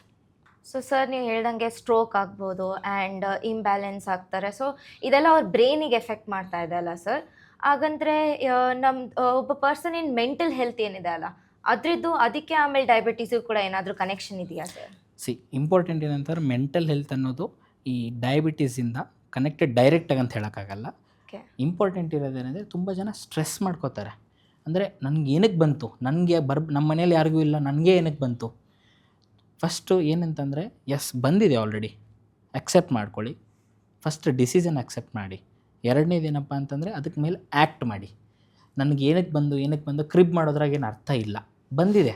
ನಾನು ಹೇಳಿದೆ ಆವಾಗಲೇ, ಡಯಾಬಿಟೀಸಿಂದ ಮಲ್ಟಿಫ್ಯಾಕ್ಟೋರಿಯಲ್, ಒಂದೇ ಕಾರಣದಿಂದ ಬಂತು ಅಂತ ಹೇಳೋಕ್ಕೆ ಯಾವತ್ತೂ ಪ್ರೆಡಿಕ್ಷನ್ ಮಾಡೋಕ್ಕಾಗಲ್ಲ. ಸೊ ಅದನ್ನು ಕ್ರಮೇಣವಾಗಿ ಕಡಿಮೆ ಅಥವಾ ಇಂಪ್ರೂವ್ ಮಾಡ್ಕೊಳ್ಳೋಕ್ಕೆ ಹೋಗಬೇಕು ಹೊರತು ನನಗೆ ಏನಕ್ಕೆ ಬಂತು ಅಂತ ಮೆಂಟಲಿ ಸ್ಟ್ರೆಸ್ ಮಾಡ್ಕೊಳ್ಳೋದು, ಡಿಪ್ರೆಷನ್ಗೆ ಹೋಗೋದೇನು ಅರ್ಥ ಇಲ್ಲ. ಆ್ಯಂಡ್ ಡೈರೆಕ್ಟ್ಲಿ ಕೋರಿಲೇಷನ್ ಅಂತಲ್ಲ, ಇದು ಎಲ್ರಿಗೂ ಆಗೋದಂತಲ್ಲ. ತುಂಬ ಈ ಸಾಫ್ಟ್ವೇರ್ ಕಂಪ್ನಿ ವರ್ಕರ್ಸ್ ಇವರೆಲ್ಲ ಇರ್ತಾರಲ್ಲ, ಅವ್ರಿಗೆ ಜಾಸ್ತಿನೇ ಆಗುತ್ತೆ. ಏನಕ್ಕೆ ಸರ್, ನಾನು ಏನು ಇಲ್ಲ, ಫುಲ್ ಹೆಲ್ದಿ ಲೈಫ್ ಸ್ಟೈಲ್ ಇದ್ದೀನಿ ಸರ್, ನನಗೇನಕ್ಕೆ ಬಂತು. ಎಲ್ಲಕ್ಕೆ ನಿಮ್ಮ ಸೆಡೆಂಟ್ರಿ ಲೈಫ್ ಸ್ಟೈಲ್ ಇರುತ್ತೆ ಅವ್ರದ್ದು, ತುಂಬ ವರ್ಷಗಳ ಕಾಲ, 10 ವರ್ಷ 15 ವರ್ಷ. So definitely they are high risk only. ಅದು ಅವ್ರಿಗೆ ಗೊತ್ತಾಗ್ತಿಲ್ಲ ಅಷ್ಟೇ. ಸೊ ಅದನ್ನು ಅವರು ಬಂದ ಮೇಲೆ ನನಗೆ ಏನಕ್ಕೆ ಈಗ ಬಂತು, it's wrong thing. Okay, accept ಮಾಡಿ, ಅದ್ರ ಮೇಲೆ ಆ್ಯಕ್ಟ್ ಮಾಡಿ, ಪಾಸಿಟಿವ್ ಆಗಿ ಎಫೆಕ್ಟ್ ತೊಗೊಳ್ಳಿ. ಡೆಫಿನೆಟ್ಲಿ ಮೆಡಿಸಿನಿಂದ ತುಂಬ ಒಳ್ಳೆ ಕಂಟ್ರೋಲ್ ಮಾಡ್ಕೋಬೋದು, ನಾರ್ಮಲ್ ಲೈಫ್ ಲೀಡ್ ಮಾಡ್ಬೋದು. ಎಕ್ಸಾಂಪಲ್ ಕೊಡೋದಾದರೆ, ಈಗ ತುಂಬ ಸೆಲೆಬ್ರಿಟಿಗಳು, Kamal Haasan is a diabetic, Sonam Kapoor actress ಇದ್ದಾಳಲ್ಲ, she is diabetic, Priyanka Chopra husband ಇದ್ದಾನೆ ನಿಕ್ ಜೋನಸ್ ಅಂತ, ಈಸ್ ಟೈಪ್ 1 ಡಯಾಬಿಟಿಕ್. ಇವರೆಲ್ಲರೂ type 1 diabetes. Anil Kumble is diabetic. Type 1 ಡಯಾಬಿಟೀಸನ್ನು ಇನ್ನೂ ಕಾಂಪ್ಲಿಕೇಟೆಡ್ ಹ್ಯಾಂಡಲ್ ಮಾಡೋದು. ಡೈಲಿ 4 ಟೈಮ್ಸ್ ಇನ್ಸುಲಿನ್ ತೊಗೋತಾರೆ ಅವರು, ಅವ್ರಿಗೆ ಮೆಡಿಸಿನ್ಸೇ ಇರಲ್ಲ, ಅವ್ರು ಇನ್ಸುಲಿನ್ ಮೇಲೆ ಸರ್ವ್ ಆಗಬೇಕು. ಸೊ ಇಮ್ಯಾಜಿನ್ ಮಾಡಿ, ಒಂದು athlete Anil Kumble is leading very good healthy life. ಇನ್ನೇ ಎಂಥ ಎಕ್ಸಾಂಪಲ್ ಬೇಕು ನಿಮಗೆ? ಆರಾಮ್ಸೆ if you take good steps, regular checkups, regular medicines, definitely ಒಳ್ಳೆ ಗುಡ್ ಹೆಲ್ದಿ ಲೈಫ್ ಲೀಡ್ ಮಾಡ್ಬೋದು. ಏನು ಸ್ಟ್ರೆಸ್ ಮಾಡ್ಕೋಬೇಕಂತಿಲ್ಲ. There are lot of advances ಆಗ್ತಾಯಿದೆ. ತುಂಬ ವೀಕ್ಲಿ ಒನ್ಸ್ ಇನ್ಸುಲಿನ್ ಕೂಡ ಬಂದಿದೆ, ಮಂತ್ಲಿ ಒನ್ಸ್ ಇನ್ಸುಲಿನ್ ಬರೋದಿದೆ. ಈಗ ಇನ್ಸುಲಿನ್ ಬರೀ ಇಂಜೆಕ್ಷನ್ ಮುಖಾಂತರ ಅಲ್ಲ, ನೇಸಲ್ ಸ್ಪ್ರೇ ಕೂಡ ತೊಗೋಬೋದು ಈಗ. ಸೊ ದೇರ್ ಆರ್ ತುಂಬ ಅಡ್ವಾನ್ಸಸ್ ಆಗ್ತಿದೆ. ಜಾಸ್ತಿ ಸ್ಟ್ರೆಸ್ ಮಾಡ್ಕೊಳ್ಳೋದಂತಿಲ್ಲ, ಆ್ಯಕ್ಟ್ ಮಾಡಿ, ಪಾಸಿಟಿವ್ ಆಗಿ ತೊಗೊಳ್ಳಿ, ಅಕ್ಸೆಪ್ಟ್ ಮಾಡಿ, ಅದ್ರ ಮೇಲೆ ಆ್ಯಕ್ಟ್ ಮಾಡಿ. ಸೊ ಸೆಡೆಂಟರಿ ಲೈಫ್ ಸ್ಟೈಲ್ ಅಂತ ಏನು ಹೇಳಿದ್ರೆ, ದಟ್ ಒಂದೇ ಒಂಥರ ಶೆಡ್ಯೂಲ್ ಫಾಲೋ ಮಾಡ್ತಾರೆ ಡೈಲಿ, ಅದರಿಂದ ಕೂಡ ಅವ್ರಿಗೆ ಎಫೆಕ್ಟ್ ಮಾಡಿ ಡಯಾಬಿಟೀಸ್ ಆಗುತ್ತೆ ಅಂತ. ಸೊ ಅಗ್ರಿಕಲ್ಚರಲ್ ರೂರಲ್ ಏರಿಯಾಸಲ್ಲಿ ಕೂಡ ಅವರು ಡೈಲಿ ಒಂದು ಸರ್ಟನ್ ಲೈಫ್ ಸ್ಟೈಲ್ ಮೇಂಟೈನ್ ಮಾಡ್ತಾರೆ. ದಿನ ಹೊಲಕ್ಕೆ ಹೋಗೋದು, ಫಾರ್ಮಿಂಗ್, ಅಗ್ರಿಕಲ್ಚರಲ್ ಅದು ಆ್ಯಕ್ಟಿವಿಟೀಸ್ ಮಾಡೋದು, ಮತ್ತೆ ಬರೋದು. ಅವ್ರದ್ದು ಫುಡ್ ಎಲ್ಲ ಫಿಕ್ಸ್ಡ್ ಥರನೇ ಇರುತ್ತೆ, ಏನು ಅವ್ರು ಫುಡ್ ಕನ್ಸ್ಯೂಮ್ ಮಾಡ್ತಾರೆ. ಬಟ್ ಅವರಲ್ಲಿ ಈ ಡಿಸೀಸ್ ಜಾಸ್ತಿ ಪ್ರಿವೆಲೆಂಟ್ ಇಲ್ಲ. ಅವ್ರಿಗಿಂತ ಜಾಸ್ತಿ ಮೆಡಿಸನ್ಸು, ಪ್ರತಿಯೊಂದು ಮೆಡಿಕಲ್ ಫೆಸಿಲಿಟೀಸು ಸಿಟಿ ಕಡೆನೇ ಇದೆ. ಆ್ಯಂಡ್ ಇಲ್ಲಿನ ಜನಕ್ಕೇ ಜಾಸ್ತಿ ಅದೆಲ್ಲ ಎಮ್ಯುನಿಟೀಸ್ ಇದೆ, ಇದರಿಂದ ಅವ್ರು ತಮ್ಮ ಹೆಲ್ತನ್ನ ಇಂಪ್ರೂವ್ಡ್ ಇಟ್ಕೊಳ್ಬೋದು. ಸ್ಟಿಲ್ ಇಲ್ಲಿ ಯಾಕಾಗುತ್ತೆ ಅಂದರೆ, ಏನು ಎನ್ವೈರ್ಮೆಂಟ್ ಇದೆ ಅಥವಾ ಪೊಲ್ಯೂಷನ್ನು, ಈ ಥರ ಏನು ಎಕ್ಸ್ಟರ್ನಲ್ ಫ್ಯಾಕ್ಟರ್ಸ್ ಇದ್ದಾವೆ, ಇದು ಕೂಡ ಎಫೆಕ್ಟ್ ಮಾಡ್ಬೋದಾ? ಎಸ್, ಇವೆಲ್ಲ ಎಫೆಕ್ಟ್ ಆಗುತ್ತೆ. ಪ್ರತಿಯೊಂದು ಮೈನ್ಯೂಟ್ ಡೀಟೇಲ್ಸ್ ಕೂಡ ಎಫೆಕ್ಟ್ ಆಗುತ್ತೆ. ಎಲ್ಲಕ್ಕಿಂತ ಇಂಪಾರ್ಟೆಂಟ್ ಹೇಳಿದ್ರಲ್ಲ ನೀವು, ಎಕ್ಸಾಂಪಲ್ ನೀವೇ ಹೇಳಿದ್ರಿ, ವಿಲೇಜರ್ಸ್ಗೆ ಕಡಿಮೆ ಇರುತ್ತೆ, ಸಿಟಿ ಕಡೆ ಜಾಸ್ತಿ ಇರುತ್ತೆ. ಏನಕ್ಕೆ? ಬಿಕಾಸ್ ಅವರ ಆ್ಯಕ್ಟಿವಿಟಿ ಒಳ್ಳೇದಿರುತ್ತೆ. ಅವರು ಪ್ರತಿದಿನ ಹೊಲಕ್ಕೆ ಹೋಗ್ತಾರೆ, ಅಲ್ಲಿ ನೀವು ಹೇಳಿದಾರಲ್ಲ ವೇಟ್ ಕೆಲಸ ಮಾಡ್ತಾರೆ ಅಂತ, ಅವ್ರು ಮಾಡೋ ಕೆಲಸಗಳೆಲ್ಲ ವೇಟ್ ಲಿಫ್ಟಿಂಗ್ ಥರ ಇರ್ತವೆ.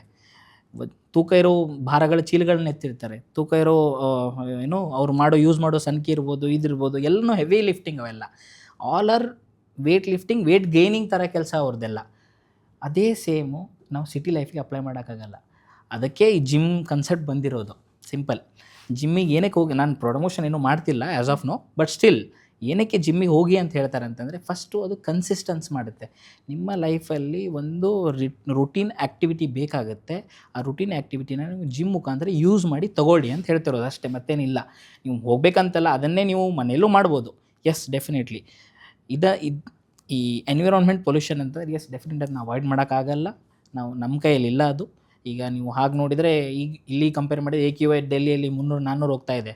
So they are high risk more compare to us. Because ಏನಕ್ಕೆ ಪೊಲ್ಯೂಷನ್ ಅಂತಂದರೆ, ಪೊಲ್ಯೂಷನಿಂದ ನಮ್ಮ ಬಾಡಿಲಿ ಇನ್ಫ್ಲಮೇಷನ್ ಗ್ರ್ಯಾಜುವಲಿ ಜಾಸ್ತಿ ಆಗ್ತಾ ಇರುತ್ತೆ. ಎಷ್ಟು ಪೊಲ್ಯೂಷನ್ ಜಾಸ್ತಿ ಆಗುತ್ತೋ, ಎಷ್ಟು ಇನ್ಫ್ಲಮೇಷನ್ ಇರುತ್ತೋ, ಅಷ್ಟು ರಕ್ತನಾಳದಲ್ಲಿ ಅಥಿರೋಸ್ಕ್ಲಿರೋಸಿಸ್ ವರ್ಸನ್ ಆಗ್ತಾ ಇರುತ್ತೆ. ಇದೊಂದು add on factor for diabetes complications ಅಷ್ಟೇ. ಅದನ್ನು ನಮ್ಮ ಕೈಯಲ್ಲಿಲ್ಲ, ಅದನ್ನ ಅವಾಯ್ಡ್ ಮಾಡೋಕ್ಕಾಗಲ್ಲ. ನಮ್ಮ ಕೈಯಲ್ಲಿ ಏನಿದೆ ಲೈಫ್ ಸ್ಟೈಲ್, ಎಸ್, ಅದನ್ನು ನಾವು ಅವಾಯ್ಡ್ ಮಾಡ್ಬೋದು. ಸೊ ಸರ್, ಮೂವೀಸಲ್ಲೆಲ್ಲ ತೋರಿಸ್ತಾರೆ ದ್ಯಾಟ್ ಡಯಾಬಿಟೀಸ್ ಇದೆ ಅಂದರೆ ಅವರು, ಓಕೆ ನನಗೆ ಲೋ ಶುಗರ್ ಆಗ್ತಾ ಇದೆ, ನನಗೆ ಏನಾದ್ರು ಸ್ವೀಟ್ ತಿನ್ನಬೇಕು ಅಂತ, ಸಡನ್ಲಿ ಶುಗರ್ ಲೆವೆಲ್ ಲೋ ಆಗುತ್ತೆ ಅಂತ ಡಯಾಬಿಟೀಸ್ ಪೇಷಂಟಲ್ಲಿ ಹೇಳ್ತಾರಲ್ಲ. ಸೊ ಇದು ಸಡನ್ ಶುಗರ್ ಲೆವೆಲ್ಸ್ ಏನು ಲೋ ಆಗುತ್ತಲ್ಲ, ಇದು ಯಾಕೆ ಆಗುತ್ತೆ ಸರ್? ಸಿಂಪಲ್ ಹೇಳ್ಬೇಕಂತಂದರೆ, ಡಯಾಬಿಟೀಸ್ ಪೇಷಂಟ್ಸ್ಗಳು ತುಂಬ ಮೋಸ್ಟ್ ಆಫ್ ದಿ ಪೇಷಂಟ್ಸ್ ಈ ಲೋ ಆಗೋ ಚಾನ್ಸಸ್ ಯಾರಿಗೆ ಆಗುತ್ತೆ ಅಂತಂದರೆ, ಓಲ್ಡ್ ಏಜ್ ಅವರಿಗೆ ಆಗ್ತಿರುತ್ತೆ ಜಾಸ್ತಿ. ಅಥವಾ ಎರಡನೇದು ಮೆಡಿಸಿನ್ಸ್ ಜಾಸ್ತಿ ತೊಗೋತಿರ್ತಾರೆ, ಅಂದರೆ ಮೆಡಿಸಿನ್ಸ್ ಮೇಲೆ ಇರ್ತಾರೆ ಅವರು. ಮೂರನೇದು ಇನ್ಸುಲಿನ್ ತೊಗೊಳ್ತಿರ್ತಾರೆ ಅವರು ತುಂಬ ಜನ. ಸೊ ಯಾವಾಗ ಮಿಸ್ಬ್ಯಾಲೆನ್ಸ್ ಆಗುತ್ತೆ. ಫಾರ್ ಎಕ್ಸಾಂಪಲ್, ಅವರು ನಾರ್ಮಲಾಗಿರ್ತಾರೆ, ನಾರ್ಮಲ್ ಊಟ ಮಾಡ್ತಿರ್ತಾರೆ, ನಾರ್ಮಲ್ ಮೆಡಿಸಿನ್ಸ್ ತೊಗೋತಿರ್ತಾರೆ. ಆ ದಿನ ಏನಾದರೂ ಅವರು ಊಟ ಕಡಿಮೆ ಮಾಡಿದರು, ಬಟ್ ಅದೇ ಮೆಡಿಸಿನ್ಸ್ ತೊಗೊಂಡ್ರು ಅಂದ್ಕೊಳ್ಳಿ, ಊಟ ಕಡಿಮೆ ಮಾಡಿದರು ಆದರೆ ಡೆಫಿನೆಟ್ಲಿ ಶುಗರ್ ಲೋ ಆಗುತ್ತೆ ಒಂದು. ಎರಡನೇದು, ಓಲ್ಡ್ ಏಜಲ್ಲಿ ಕೆಲವೊಂದು ಮೆಡಿಸಿನ್ಸ್ ಇದ್ದಾವೆ ಪ್ರೋನ್ ಫಾರ್ ಹೈಪೋಗ್ಲೈಸಿಮಿ ಅಂತೀವಿ. ಆ ಮೆಡಿಸಿನ್ಸ್ಗಳನ್ನ ಅವಾಯ್ಡ್ ಮಾಡ್ತೀವಿ ನಾವು. ಕೆಲವೊಂದು ಮೆಡಿಸಿನ್ಸ್ಗಳು ಪರ್ಟಿಕ್ಯುಲರ್ಲಿ ಹೈ ರಿಸ್ಕ್ ಇರುತ್ತೆ ಅವ್ರಿಗೆ ಹೈಪೋಗ್ಲೈಸಿಮಿ ಆಗೋದು, ಅದನ್ನ ಅವಾಯ್ಡ್ ಮಾಡ್ತೀವಿ. ಎಲ್ಲಕ್ಕಿಂತ ಇಂಪಾರ್ಟೆಂಟ್ ಇನ್ಸುಲಿನ್. ಎಸ್, ಇನ್ಸುಲಿನ್ ತೊಗೊಳ್ಳುವಾಗ ಡೆಫಿನೆಟ್ಲಿ ಹೈಪೋಗ್ಲೈಸಿಮಿ ಆಗೋ ಚಾನ್ಸ್ ಇರುತ್ತೆ. ಹೈಪೋಗ್ಲೈಸಿಮಿ ಆದಾಗ ಯಾವ್ಯಾವ ಸಿಂಟಮ್ಸ್ಗಳು ಬರ್ತಾವೆ ಅಂತಂದರೆ, ಸಿಂಪಲಾಗಿ ಹೇಳ್ಬೇಕಂದ್ರೆ, ಜಾಸ್ತಿ ಎದೆ ಹೊಡ್ಕೊಳ್ಳೋಕೆ ಜಾಸ್ತಿ ಅನಿಸುತ್ತೆ, ಮಂಜು ಥರ ಕನ್ಸಕ್ಕೆ ಸ್ಟಾರ್ಟ್ ಆಗುತ್ತೆ, ಬೆವರು ಬರೋದು ಆಗುತ್ತೆ, ಕೆಲವೊಬ್ರು ಎಚ್ಚರನೂ ತಬ್ಬಿಡ್ತಾರೆ.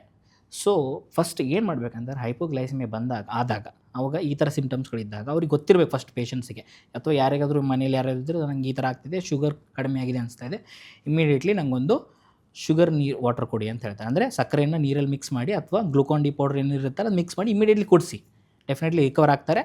ಡೆಫಿನೆಟ್ಲಿ ಅದಾದಮೇಲೆ ಏನಕ್ಕಾಗಿದೆ ಅಂತ ಅನಲೈಸ್ ಮಾಡಬೇಕಾಗತ್ತೆ. ನಾನು ಊಟ ಸರಿಯಾಗಿ ಮಾಡಿರಲಿಲ್ವಾ, ಅಥವಾ ನನಗೇನಾದರೂ ಮಾತ್ರೆಗಳು ಜಾಸ್ತಿ ತೊಗೊಂಡ್ಬಿಟ್ನ, ತಪ್ಪಾಗಿ ತೊಗೊಂಡ್ನ, ಅಥವಾ ನನಗೇನಾದರೂ ಎಷ್ಟೋ ಜನರಿಗೆ ಇನ್ಫೆಕ್ಷನ್ ಇರುತ್ತೆ ಬಾಡಿಲಿ. ಇನ್ಫೆಕ್ಷನ್ ಇದ್ದಾಗ ಕೂಡ ಹೈಪೋಗ್ಲೈಸಿಮಿ ಆಗೋ ಚಾನ್ಸ್ ಇರುತ್ತೆ. ಓಕೆ, ಆಮೇಲೆ ಇನ್ನೊಂದು ಇಂಪಾರ್ಟೆಂಟ್ ಏನಂತಂದರೆ, ಈ ಹೈಪೋಗ್ಲೈಸಿಮಿ ಆದಾಗ ಎಚ್ಚರ ತಪ್ಪಿಡ್ತಾರೆ ಅಂತ ಹೇಳಿದ್ನಲ್ಲ, ಆ ಟೈಮಲ್ಲಿ ನಾನು ಹೇಳಿದ್ನ ನೀರು ಕುಡಿಸಿ ಅಂತ, ಆ ಥರ ಎಲ್ಲ ಮಾಡೋಕ್ಕೆ ಹೋಗ್ಬಾರ್ದು. ಎಚ್ಚರ ತಪ್ಪಿದಾಗ ನೀವು ಬಾಯಿ ಹಿಂಗೆ ಓಪನ್ ಮಾಡಿ ಗ್ಲಾಸಲ್ಲಿ ನೀರು ತೊಗೊಂಬಂದು ಹಿಂಗೆ ಕುಡಿಸೋದೆಲ್ಲ ಮಾಡಬಾರ್ದು. ಅದು ಶ್ವಾಸಕೋಶಕ್ಕೆ ಹೋಗೋ ಚಾನ್ಸ್ ಇರುತ್ತೆ, ಆವಾಗ ಆಸ್ಪಿರೇಷನ್ ಆಗುತ್ತೆ, ಅದು ಇನ್ನೂ ಕಾಂಪ್ಲಿಕೇಶನ್ಸ್ ಆಗುತ್ತೆ. ಆ ಥರ ಏನಾದರೂ ಎಚ್ಚರ ತಪ್ಪಿದರೆ ಇಮ್ಮಿಡಿಯೇಟ್ಲಿ ನಿಯರ್ ಬೈ ಹಾಸ್ಪಿಟ್ಲಿಗೆ ತೊಗೊಂಡು ಹೋಗಬೇಕು. ಶುಗರ್ ಚೆಕ್ ಮಾಡ್ತಾರೆ, ಡೆಫಿನೆಟ್ಲಿ ಲೋ ಇರುತ್ತೆ, 70 ಕೆಳಗಿದ್ದರೆ ಡೆಫಿನೆಟ್ಲಿ ಡೆಕ್ಸ್ಟ್ರೋ ಶುಗರ್ ಸೊಲ್ಯೂಷನ್ಸ್ ಕೊಡ್ತಾರೆ, ಇಮ್ಮಿಡಿಯೇಟ್ಲಿ ರಿಕವರ್ ಆಗ್ತಾರೆ. ಆಮೇಲೆ ನೋಡೋಣ ಏನಕ್ಕಾಯಿತು ಅಂತ ಕಾರಣ ಹುಡ್ಕೋಣ, ಕನ್ಸಲ್ಟ್ ಮಾಡಬೇಕಾಗತ್ತೆ. ಸೊ ಸರ್, ನೀವು ಹೇಳಿದ್ರಲ್ಲ ಶುಗರ್ ವಾಟರ್ ಕುಡಿಬೇಕು ಅಂತ, ಅದ್ರ ಬದಲು ಕೆಲವೊಬ್ರು ಕಾಮನ್ಲಿ ಚಾಕ್ಲೇಟ್ಸು ಅಥವಾ ಆ ಥರ ಏನಾದರೂ ಶುಗರ್ ಫ್ರೀ ಅವು ಏನೋ ಆ ಥರ ಥಿಂಗ್ಸ್, ಬೇರೆ ಸಪ್ಲಿಮೆಂಟ್ಸ್ ಇರ್ತಾವಲ್ಲ ಇದರಲ್ಲಿ ಶುಗರ್ ಇರುತ್ತೆ, ಅದನ್ನು ಕನ್ಸ್ಯೂಮ್ ಮಾಡ್ತಾರೆ. ಸೊ ಇದರಲ್ಲಿ ಪ್ರೊಸೆಸ್ ಫುಡ್ಸು ಕೂಡ ಅವಾಗ ಕನ್ಸ್ಯೂಮ್ ಮಾಡ್ತಾರೆ, ದಟ್ ಅದರಲ್ಲಿ ಕೂಡ ಶುಗರ್ ಇದೆ ಅಲ್ಲ ಅಂತ. ಹಾಗಂದ್ರೆ ಇದು ತೊಗೊಳೋದು ರಾಂಗಾ ಸರ್? ಇಲ್ಲ, ರಾಂಗ್ ಅಂತ ಹೇಳೋಕ್ಕಾಗಲ್ಲ. ಆ ಟೆಂಪರರಿ ಪಾಯಿಂಟ್ ಆಫ್ ವ್ಯೂ ಅಲ್ಲಿ ಯಾವುದು ಶುಗರ್ ಕಂಟೆಂಟ್ ನಿಮಗೆ ಈಸಿಯಾಗಿ ಸಿಗ್ತಿರುತ್ತೆ ಅದನ್ನ ತೊಗೋಬೋದು. ತುಂಬ ಜನ ಚಾಕ್ಲೇಟ್ ಇಟ್ಕೊಂಡು ಹೊರಗೆ ಹೋಗ್ತಾರೆ, ನಂಗೆ ಏನಾದರೂ ಶುಗರ್ ಡೌನ್ ಆದರೆ ತೊಗೊಳ್ಬೇಕು ಅಂತ. ಎಸ್, ಡೆಫಿನೆಟ್ಲಿ ಅದು ಒಳ್ಳೆಯದೇ, ನಾಟ್ ಬ್ಯಾಡ್ ಆ ಪಾಯಿಂಟ್ ಆಫ್ ವ್ಯೂ ಅಷ್ಟೇ. ಬಟ್ ಅದು ಹ್ಯಾಬಿಟ್ ಆಗಬಾರ್ದು ಅಷ್ಟೇ. It should not become a habit. First hypoglycaemia ಏನಕ್ಕಾಗಿದೆ ಅಂತ ಕಣ್ಣು ಹಿಡಿಬೇಕು. ಮೆಡಿಸಿನ್ಸ್ ಓವರ್ ಡೋಸ್ ಆಗ್ತಿದೆಯಾ, ಅಥವಾ ನಮ್ಮ ಆಹಾರದಲ್ಲಿ ಏನಾದರೂ ತೊಂದರೆ ಆಗ್ತಿದೆಯಾ, ಅಥವಾ ಬೇರೆ ಏನಾದರೂ ಕಾರಣ ಇದೆಯಾ ಅಂತ ಹುಡುಕಬೇಕು. ಅದನ್ನು ನಾವು ರೆಕ್ಟಿಫೈ ಮಾಡ್ಕೋಬೇಕು. ಅದ್ರ ಬಿಟ್ಟು ನಾವು ನಂಗೆ ಶುಗರ್ ಆಗ್ತಿದೆ, ಏನಾಗಲ್ಲ, ನಾನು ಜ್ಯೂಸ್ ಕೊಟ್ಬಿಡ್ತೀನಿ, ಕೂಲ್ ಡ್ರಿಂಕ್ಸ್ ಕೊಟ್ಬಿಡ್ತೀನಿ, ಅಥವಾ ಚಾಕ್ಲೇಟ್ ತಿಂದುಬಿಡ್ತೀನಿ, ಆರಾಮಾಗ್ತೀನಿ, ಆ ಥರ ಎಲ್ಲ ಮಾಡೋಕ್ಕೆ ಹೋಗ್ಬಾರ್ದು. ಟೆಂಪರರಿ ಸೊಲ್ಯೂಷನ್ ಅಷ್ಟೇ, ಅದನ್ನು ರೆಗ್ಯುಲರೈಸ್ ಮಾಡ್ಕೋಬೇಡಿ. ನೀವು ಹೇಳೋ ಪಾಯಿಂಟ್ ಆಫ್ ವ್ಯೂ ಬಂದದಾದರೆ, ಈಗ ಹೇಳಿದರೆ ಚಾಕ್ಲೇಟ್ ತಿಂತಾರೆ, ಕೂಲ್ ಡ್ರಿಂಕ್ಸ್ ಕುಡಿತಾರೆ, ಎಸ್, ಅದು ಟೆಂಪರರಿ ಸೊಲ್ಯೂಷನ್. ಏನಕ್ಕೆ ಹೇಳಿದೆ ಅಂತಂದರೆ, ಈ ಕೂಲ್ ಡ್ರಿಂಕ್ಸ್ ಎಲ್ಲ ಏನಪ್ಪ ಅಂತಂದರೆ ಇವು ಶುಗರ್ ಸಿರಪ್ ಅಷ್ಟೇ, ಕಾರ್ಬೋನೇಟೆಡ್ ಶುಗರ್ ಸಿರಪ್ಸ್ ಅಷ್ಟೇ. These are free calories. ಅದರಿಂದ ನಿಮಗೇನು ನ್ಯೂಟ್ರಿಷನ್ ಸಿಗ್ತಿಲ್ಲ. ಓಕೆ, ಅನ್ನೆಸೆಸರಿ ಸುಮ್ಮನೆ ಬ್ಲಡ್ ಗ್ಲೂಕೋಸ್ ಲೆವೆಲ್ ಜಾಸ್ತಿ ಮಾಡ್ತಿದ್ದೀರಾ. ಓಕೆ, ಎರಡನೇದು ಚಾಕ್ಲೇಟ್ಸ್. ಎಸ್, ಚಾಕ್ಲೇಟಲ್ಲಿ ವೆರೈಟಿ ಹೇಳ್ಬೇಕಂತಂದರೆ ಡಾರ್ಕ್ ಚಾಕ್ಲೇಟ್ ತೊಗೊಂಡ್ರೆ ಒಳ್ಳೆಯದು. ಸ್ವಲ್ಪ ಐರನ್ ಕಂಟೆಂಟ್ ಜಾಸ್ತಿ ಇರುತ್ತೆ, it is good for health. Okay, but normally ಕಾಮನಾಗಿ ಸಿಗೋ ಚಾಕ್ಲೇಟಲ್ಲೆಲ್ಲ ಆ ಥರ ಐರನ್ ಕಂಟೆಂಟ್ ಇರಲ್ಲ, ಆ ಥರ ಡಾರ್ಕ್ ಚಾಕ್ಲೇಟ್ ಇರಲ್ಲ. ಓಕೆ, ಆಮೇಲೆ ಇನ್ನೊಂದು ಏನಂತಂದರೆ ಪ್ರೊಸೆಸ್ಡ್ ಫುಡ್ ಅಂತಂದರೆ ಈ ಬಿಸ್ಕೆಟ್ ಇರ್ಬೋದು, ಅನ್ನೆಸೆಸರಿ ಅನ್ವಾಂಟೆಡ್ ಫುಡ್ ತುಂಬ ಇದ್ದಾವೆ. ಸೊ ಎಷ್ಟಾಗುತ್ತೋ ಅಷ್ಟು ಈ ಫುಡ್ಡು, ಈ ಥರ ಕೂಲ್ ಡ್ರಿಂಕ್ಸ್ಗಳನ್ನು ಅವಾಯ್ಡ್ ಮಾಡಬೇಕು. ಏನಕ್ಕೆ ಹೇಳ್ತಿದ್ದೀನಿ ಅಂತಂದರೆ, ಎಕ್ಸಾಂಪಲ್ ಕೊಡೋದಾದರೆ, ಈಗ ನೀವು ಒಂದು ಕಾಲೇಜ್ ಸ್ಟೂಡೆಂಟ್ ಇದ್ದಾನೆ, ಯಾರೊಬ್ಬರು ಪಾರ್ಟಿಗೆ ಹೋಗ್ತಾರೆ, ಈಗೆಲ್ಲೋ ಪಿಜ್ಜಾ ಹಟ್ಟಿಗೆ ಹೋದ್ರು, ಡಾಮಿನೋಸ್ಗೆ ಹೋದ್ರು ಅಂದ್ಕೊಳ್ಳಿ. ಅವ್ರು ಆರ್ಡ್ರ್ ಮಾಡೋದು ಪಿಜ್ಜಾಕ್ಕಿಂತ ಜಾಸ್ತಿ ಇಂಪಾರ್ಟೆಂಟ್ ಆರ್ಡ್ರ್ ಮಾಡೋದು ಕೋಲ್ಡ್ ಡ್ರಿಂಕ್ಸಿಂದ ನಾವು ಪಿಜ್ಜಾನೇ ತಿನ್ನಲ್ಲ ಅಂತ ಎಷ್ಟೋ ಜನ ಹ್ಯಾಬಿಟ್ ಆಗಿಬಿಟ್ಟಿದೆ. ಈ ಪಿಜ್ಜಾ ಎಷ್ಟು ಹಾಳು ಮಾಡುತ್ತೆ ಅವರಿಗೆ, ಅದಕ್ಕಿಂತ ಡಬಲ್ ಹಾಳು ಆ ಕೋಲ್ಡ್ ಡ್ರಿಂಕ್ಸ್ ಮಾಡ್ತಿರುತ್ತೆ. ಅದು ರಿಯಲೈಸ್ ಆಗ್ತಿಲ್ಲ ಅವರಿಗೆ. ಅಟ್ಲೀಸ್ಟ್ ಪಿಜ್ಜಾ ಮೇಲೆ ಸ್ವಲ್ಪ ಟಾಪಿಂಗ್ಸ್ ಇರುತ್ತೆ, ಸ್ವಲ್ಪ ವೆಜಿಟೇಬಲ್ಸ್ ಇರುತ್ತೆ ಅಟ್ಲೀಸ್ಟ್, ಅದ್ರೊಳಗೆ ಅದು ಇರಲ್ಲ. It is just a sugar syrup. ಅದು ರಿಯಲೈಸ್ ಮಾಡ್ಕೊಳಕ್ಕೆ ಸ್ಟಾರ್ಟ್ ಮಾಡಬೇಕು ಯಂಗ್ ಅಡೋಲಸೆಂಟ್ಸ್. ಇಲ್ಲಿಂದನೇ ಸ್ಟಾರ್ಟ್ ಆಗೋದು, ಈ ಪಾಯಿಂಟ್ ಆಫ್ ವ್ಯೂಯಿಂದನೇ ದ ರಿಸ್ಕ್ ಫ್ಯಾಕ್ಟರ್ ಸ್ಟಾರ್ಟ್ಸ್. ಇದೇ ಥರ ಕಂಟಿನ್ಯೂಸ್ ಲೈಫ್ ಸ್ಟೈಲ್ ಕ್ರೋನಿಕ್ ಕ್ರಮೇಣವಾಗಿ ಆ್ಯಡ್ ಆಗ್ತಾ ಹೋಗಿ ಇನ್ಸುಲಿನ್ ರೆಸಿಸ್ಟೆನ್ಸ್ ಬಂದು, ಬೊಜ್ಜು ಬಂದು, ಡಯಾಬಿಟೀಸ್ ಬರುತ್ತೆ ಒಂದು 10 ವರ್ಷ ಆದಮೇಲೆ. ಸೊ ಇದು ರಿಯಲೈಸ್ ಆಗಲ್ಲ ಅವರಿಗೆ. ಆಮೇಲೆ ಕ್ರಿಬ್ ಮಾಡ್ತಾರೆ, ನನಗೆ ಆಗ ಮಾಡಬಾರ್ದಿತ್ತು, ಈಗ ಮಾಡಬಾರ್ದಿತ್ತು. So it's better to start early lifestyle changes. So sir, young people ಅಂದರೆ ಓಕೆ, ಕೋಲ್ಡ್ ಡ್ರಿಂಕ್ಸ್ ಕುಡಿತಾರೆ, ಅದು ಶುಗರ್ ಸಿರಪ್ ಏನಿದೆ ಅಲ್ಲ, ಅದು ಅವರಿಗೆ ಅಡ್ವರ್ಸ್ ಎಫೆಕ್ಟ್ ಮಾಡುತ್ತೆ ಅಂತ. ಸಿಮಿಲರ್ಲಿ ಈಗ ಎಲ್ಡರ್ ಜನರೇಷನಲ್ಲಿ ಕೂಡ ಟೀ ಕಾಫಿ ಕುಡಿಯೋ ಹ್ಯಾಬಿಟ್ ತುಂಬ ಇರುತ್ತೆ. ರೆಗ್ಯುಲರ್ ಆಗಿ ದಿನಕ್ಕೆ 4 ಸರಿ 5 ಸರಿ ಟೀ ಕುಡಿಯೋದು, ಕಾಫಿ ಕುಡಿಯೋ ಹ್ಯಾಬಿಟ್ ಇರುತ್ತೆ. ಮತ್ತು 2 ಸ್ಪೂನ್ ಸಕ್ಕರೆ ಹಾಕ್ಕೊಂಡು ಕುಡಿತಾರೆ. ಸೊ ಅವರಿಗೋಸ್ಕರ ಅಂದರೆ ಅವ್ರ ಮೇಲೆ ಅದು ಹೇಗೆ ಇಂಪ್ಯಾಕ್ಟ್ ಮಾಡ್ತಾ ಇದೆ ಸರ್? ಎಸ್, ತುಂಬ ಜನರಿಗೆ ಏನಾಗಿದೆ ಅಂತಂದರೆ, sugar coffee habit through out the day, ಅದಿಲ್ಲದೆ ನಮ್ಮ ಡೇ ಸ್ಟಾರ್ಟ್ ಆಗಲ್ಲ ಅನ್ನೋ ಥರ ಆಗಿಬಿಟ್ಟಿದೆ. Which is very unhealthy style ಅಂತ ಹೇಳ್ಬೋದು. ಬಟ್ ಅದನ್ನು ನೀವು ಕಂಪ್ಲೀಟ್ ಸ್ಟಾಪ್ ಮಾಡಿದರೆ ಐಡಿಯಲ್. ಬಟ್ ಅದು ಹೇಳೋದು ಸಡನ್ನೇ ಕಷ್ಟ. ಫಸ್ಟು ಸ್ವಲ್ಪದಿಂದ ಸ್ಟಾರ್ಟ್ ಮಾಡೋಣ. ಫಸ್ಟು ಈಗ ಹೇಳಿದ್ದೀನಿ ನೀವು ಎರಡು ಸ್ಪೂನ್ ಶುಗರ್ ಹಾಕೊಂಡು ಮಾಡ್ತಾರೆ ಅಂತ. ಫಸ್ಟು ಅದನ್ನು ಕಟ್ ಡೌನ್ ಮಾಡಿ. ನಾನು ಕಂಪ್ಲೀಟ್ ಕಾಫಿ ಟೀ ಸ್ಟಾಪ್ ಮಾಡಿ ಅಂತ ಇಮಿಡಿಯೇಟ್ಲಿ ಹೇಳೋಕ್ಕಾಗಲ್ಲ, ಎಲ್ರಿಗೂ ಕಷ್ಟ ಆಗುತ್ತೆ. ಫಸ್ಟ್ ಶುಗರ್ ಕಟ್ ಡೌನ್ ಮಾಡಿ. 2 ಸ್ಪೂನಿಂದ 1 ತೊಗೊಂಬನ್ನಿ. ಒಂದು ವಾರ ಅದು ಹ್ಯಾಬಿಟ್ ಆಗುತ್ತೆ, ಅಡ್ಜಸ್ಟ್ ಆಗ್ತೀರಾ. ನೆಕ್ಸ್ಟ್ 1 ವಾರ ಕಂಪ್ಲೀಟ್ ಸ್ಟಾಪ್ ಮಾಡಿ. ಕಂಪ್ಲೀಟ್ ಸ್ಟಾಪ್ ಮಾಡೋಕ್ಕಾಗದೇ ಇದ್ದರೆ there are some artificial sweeteners ಇದ್ದಾವೆ, ಅದನ್ನು ಯೂಸ್ ಮಾಡ್ಕೊಳ್ಳಿ instead of that. Temporary solution ಅಂದರೆ ಕಂಪ್ಲೀಟಾಗಿ ಹ್ಯಾಬಿಟ್ ಚೇಂಜ್ ಮಾಡ್ಕೊಳ್ಳೋಕ್ಕೋಸ್ಕರ. ಸೊ ಏನು ಮಾಡಬೇಕು, ಸೊ ಅದನ್ನು ಶುಗರನ್ನು ಬದಲು artificial sweetener 1 or 2 tablets use ಮಾಡಿಕೊಂಡು ಕಾಫಿ ಟೀ ತೊಗೊಳ್ಳಿ. ನಾನು ತೊಗೊಳ್ಳಿ ಅಂತ ಹೇಳ್ತಿಲ್ಲ, ಐಡಿಯಲಿ ಸ್ಟಾಪ್ ಮಾಡಿ ಅಂತ ಹೇಳ್ತಿರೋದು. ಬಟ್ ಯಾರಿಗೆ ಕಂಪ್ಲೀಟ್ ಸ್ಟಾಪ್ ಮಾಡೋಕ್ಕೆ ಕಷ್ಟ ಆಗುತ್ತೋ ಅವ್ರಿಗೆ ಸೊಲ್ಯೂಷನ್ ಕೊಡ್ತಿದ್ದೀನಿ, ಟೆಂಪರರಿ ಸೊಲ್ಯೂಷನ್ ಅಷ್ಟೇ. It is better always to stop all these hot drinks. Okay, so ಏನಾಗುತ್ತೆ ಅಂತಂದರೆ, there are other content in the tea and coffee ನಮ್ಮ ಅಬ್ಸಾರ್ಪ್ಷನನ್ನು ಇಂಪೇರ್ ಮಾಡ್ತಾ ಇರುತ್ತೆ. ನಮ್ಮ ಮೈಕ್ರೋ ನ್ಯೂಟ್ರಿಯೆಂಟ್ಸ್ ಇರುತ್ತಲ್ಲ ಬಾಡಿಲಿ, ಐರನ್ ಇರ್ಬೋದು, ಕ್ಯಾಲ್ಶಿಯಮ್ ಇರ್ಬೋದು, ನಾವೇನೇ ತೊಗೊಳ್ಳೋ ಆಹಾರ ಪದಾರ್ಥಗಳನ್ನು ಅಬ್ಸಾರ್ಪ್ಷನ್ಗೆ ಇಂಪೇರ್ ಮಾಡ್ತಾ ಇರುತ್ತೆ. ಸೊ ಅದಕ್ಕೋಸ್ಕರ ನಾವು ಅವಾಯ್ಡ್ ಮಾಡಿ ಅಂತ ಹೇಳೋದು. ಗ್ರೀನ್ ಟೀ ತೊಗೊಳ್ಳಿ. ನಿಮ್ಗೆ ಟೀ ತೊಗೊಳ್ಳೇಬೇಕು ಅಂತಂದರೆ ಗ್ರೀನ್ ಟೀಗೆ ಸಬ್ಸ್ಟಿಟ್ಯೂಟ್ ಮಾಡ್ಕೊಳ್ಳಿ. Green tea is good for health. ತುಂಬ ಆ್ಯಂಟಿ ಆಕ್ಸಿಡೆಂಟ್ಸ್ ಇದೆ, ಒಳ್ಳೆ ಗುಡ್ ಫಾರ್ ಹೆಲ್ತ್. ಇನ್ಫ್ಲಮೇಷನ್ ಕಡಿಮೆ ಮಾಡುತ್ತೆ, ವೆಯ್ಟ್ ಲಾಸ್ ಮಾಡೋಕ್ಕೆ ಹೆಲ್ಪ್ ಮಾಡುತ್ತೆ. It's good for health. ಬೇಡ ಅಂದರೆ ಲೆಮನ್ ಟೀ ತೊಗೊಳ್ಳಿ, ಹನಿ ಹಾಕೊಳ್ಳಿ, ಲೆಮನ್ ಟೀ ತೊಗೊಳ್ಳಿ, it's good for health again. So ಈ ಥರ ಸಬ್ಸ್ಟಿಟ್ಯೂಟನ್ನು ಟ್ರೈ ಮಾಡಿ. ಕಂಪ್ಲೀಟ್ ಸ್ಟಾಪ್ ಮಾಡಿದರೆ ಒಳ್ಳೆಯದು. ಸಬ್ಸ್ಟಿಟ್ಯೂಟಿಂದ ನೀವು gradually over a span of time stop ಮಾಡ್ಬೋದು. ಸರ್, ಆರ್ಟಿಫಿಷಿಯಲ್ ಸ್ವೀಟ್ನೆಸ್ ಏನಂದ್ರೆ, ಸೊ ಅದು ಶುಗರ್ ಫ್ರೀ ಅಂತ ಟ್ಯಾಬ್ಲೆಟ್ಸ್ ಥರ ಬರುತ್ತೆ, ಮತ್ತು ಹನಿ ಎಲ್ಲ. ಆದರೆ ಇವಾಗ ಸರಿ ಅದರಲ್ಲಿ ಕೂಡ ಶುಗರ್ ಇದೆ ಅಂತ ಎಲ್ಲ ರಿಪೋರ್ಟ್ಸ್ ಬಂದಿದೆ, ದಟ್ ಹನಿಯಲ್ಲಿ ಕೂಡ ಶುಗರ್ ಯೂಸ್ ಮಾಡ್ತಾರೆ. ಇನ್ಫ್ಯಾಕ್ಟ್ ಜಾಗರಿ ಇಟ್ ಸೆಲ್ಫ್ ಕೂಡ ಇವಾಗ ಹೆಲ್ದಿ ಇಲ್ಲ. ಇವಾಗ ನಾವು ಜಾಗರಿ ಟೀ ಕುಡಿದ್ರೂ ಅದರಲ್ಲೂ ಶುಗರ್ ಇರುತ್ತೆ ಅಂತ ಹೇಳ್ತಿದ್ದಾರಲ್ಲ ಸರ್. ಸೊ ಹಾಗಂದ್ರೆ ಆರ್ಟಿಫಿಷಿಯಲ್ ಸ್ವೀಟ್ನರ್ಸ್ನ ನಾವು ಶುಗರ್ ಜೊತೆ ರಿಪ್ಲೇಸ್ ಮಾಡ್ದಂದ್ರೆ ಅದು ನಮಗೆ ಹೆಲ್ಪ್ಫುಲ್ ಆಗುತ್ತಾ ಸರ್? ಎಲ್ಲಕ್ಕಿಂತ ಇಂಪಾರ್ಟೆಂಟ್ ಏನಂದರೆ ತುಂಬ ಜನರಿಗೆ ಇನ್ನೂ ಮಿತ್ತಿದೆ ಕಿ ನಾನು ಶುಗರ್ ಬದಲು ಬೆಲ್ಲ ಹಾಕಿ ಬೆಲ್ಲ ಟೀ ಕುಡಿತೀನಿ, ಬೆಲ್ಲ ಚಾ ಕುಡಿತೀನಿ ಅಂತ ನಾನು ಹೆಲ್ದಿ ಸರ್ ಅಂತಾರೆ. ನೋ, ಎಲ್ಲ ಶುಗರ್ ಕಂಟೆಂಟ್ ಇರೋ ಅಂದರೆ ಐಟಮ್ಗಳು ಶುಗರ್ ಇರ್ಬೋದು, ಆಮೇಲೆ ಬೆಲ್ಲ ಇರ್ಬೋದು, ಹನಿ ಇರ್ಬೋದು, ಎಲ್ಲನೂ ಬ್ಲಡ್ ಗ್ಲೂಕೋಸ್ ಜಾಸ್ತಿ ಮಾಡೇ ಮಾಡುತ್ತೆ. No doubt in it. Only thing ಏನಕ್ಕೆ ನಾವು ಬೆಲ್ಲ ಸ್ವಲ್ಪ ಬೆಟ್ರು ಅಥವಾ ಹನಿ ಸ್ವಲ್ಪ ಇನ್ನೂ ಬೆಟ್ರು ಏನಕ್ಕೆ ಹೇಳೋದು ಅಂತಂದರೆ ಅದರೊಳಗಿರೋ ಎಕ್ಸ್ಟ್ರಾ ಕಂಟೆಂಟ್ಸ್ ಅಷ್ಟೇ ಹೊರತು. ಏನಕ್ಕೆ ಶುಗರ್ ಅಂದರೆ ಕೆಮಿಕಲ್ ಇರುತ್ತೆ, ಫುಲ್ ವೈಟ್ ಏನಕ್ಕೆ ಬರೋದು ಅಂದರೆ ಬಿಕಾಸ್ ಲಾಟ್ ಆಫ್ ಕೆಮಿಕಲ್ಸ್ ಹಾಕಿರ್ತಾರೆ. ಬೆಲ್ಲ it is more of natural ಇರುತ್ತೆ, ಅವೈಲೇಬಲ್ ಇದ್ದರೆ, ನ್ಯಾಚುರಲ್ ಆರ್ಗ್ಯಾನಿಕ್ ಅವೈಲೇಬಲ್ ಇದ್ದರೆ. ಯಾಕಂದರೆ ತುಂಬ ಜನ ಮಾರ್ಕೆಟಲ್ಲಿ ಈಗೆಲ್ಲ ಕೆಮಿಕಲ್ಸ್ ಅಗೇನ್ ಮಿಕ್ಸ್ ಆಗ್ತಾಯಿದೆ. So there is no difference. ಈಗ ನಾರ್ಮಲ್ ವೈಟ್ ಶುಗರಿಗೆ ಬೆಲ್ಲಕ್ಕೆ ಭಾಳ ಡಿಫ್ರೆನ್ಸ್ ಆಗ್ತಿಲ್ಲ ಈಗ. ಸೊ ನಿಮಗೆ ಒಳ್ಳೆ ಏನಾದರೂ ಆರ್ಗ್ಯಾನಿಕ್ ಬೆಲ್ಲ ಸಿಗ್ತಿದೆ ಅಂದರೆ ಸ್ವಲ್ಪ ಅದನ್ನು ಊಟದಲ್ಲಿ ಯೂಸ್ ಮಾಡ್ಕೋಬೋದು, ಇಲ್ಲ ಅಂತಲ್ಲ. ಬಟ್ ಅದನ್ನು ಕಂಪ್ಲೀಟ್ ಸಬ್ಸ್ಟಿಟ್ಯೂಟ್ ಮಾಡಿ ಅದೇ ಕ್ವಾಂಟಿಟಿನ ಇಲ್ಲ ಅಂತ ತಗೋತೀನಿ ಅನ್ನೋದು ತಪ್ಪು, ಎರಡನೇದು. ಆಮೇಲೆ ನಾನು ಹನಿ ಕಂಪ್ಲೀಟಾಗಿ ರಿಪ್ಲೇಸ್ ಮಾಡ್ತೀನಿ ಶುಗರಿಂದ, ವೈಟ್ ಶುಗರಿಂದ ಅನ್ನೋದು ಕೂಡ ತಪ್ಪು. ಏನಕ್ಕೆ ಹೇಳ್ತಿರೋದಂದರೆ whatever it is always should be limit. ಅಂದರೆ ಅತಿಯಾದರೆ ಅಮೃತ ಕೂಡ ವಿಷ ಆಗುತ್ತೆ, ಓಕೆನಾ. ಸೊ ಹನಿಯಲ್ಲಿ ಏನು ಆ್ಯಂಟಿ ಆಕ್ಸಿಡೆಂಟ್ಸ್ ಪ್ರಾಪರ್ಟಿ ಇರುತ್ತೋ ನಮಗೆ ಎಷ್ಟು, ಒಂದು ಅರ್ಧ ಚಮಚನೋ 1 ಚಮಚನೋ max, not more than that. ಅದನ್ನು ಡೈಲಿ ಬೆಳಗ್ಗೆನೂ ಟೀಲ್ ಹಾಕೋತೀನಿ, ಮಧ್ಯಾಹ್ನ ಟೀಲ್ ಹಾಕೋತೀನಿ, ನೈಟಲ್ಲಿ ಹಾಕೋತೀನಿ ಅಂತ ಅನ್ನೋದು ಹ್ಯಾಬಿಟ್ ಮಾಡ್ಕೊಳಕ್ಕೆ ಹೋಗಬಾರ್ದು. All are sugar, all will spike glucose. ಎಲ್ಲ ಕಂಟೆಂಟು ಅಂದರೆ ಬ್ಲಡ್ ಗ್ಲೂಕೋಸಲ್ಲಿ ಜಾಸ್ತಿ ಮಾಡೇ ಮಾಡುತ್ತೆ. ಆರ್ಟಿಫಿಷಿಯಲ್ ಸ್ವೀಟ್ನರ್ ಇದು substitute. It should not become a diet.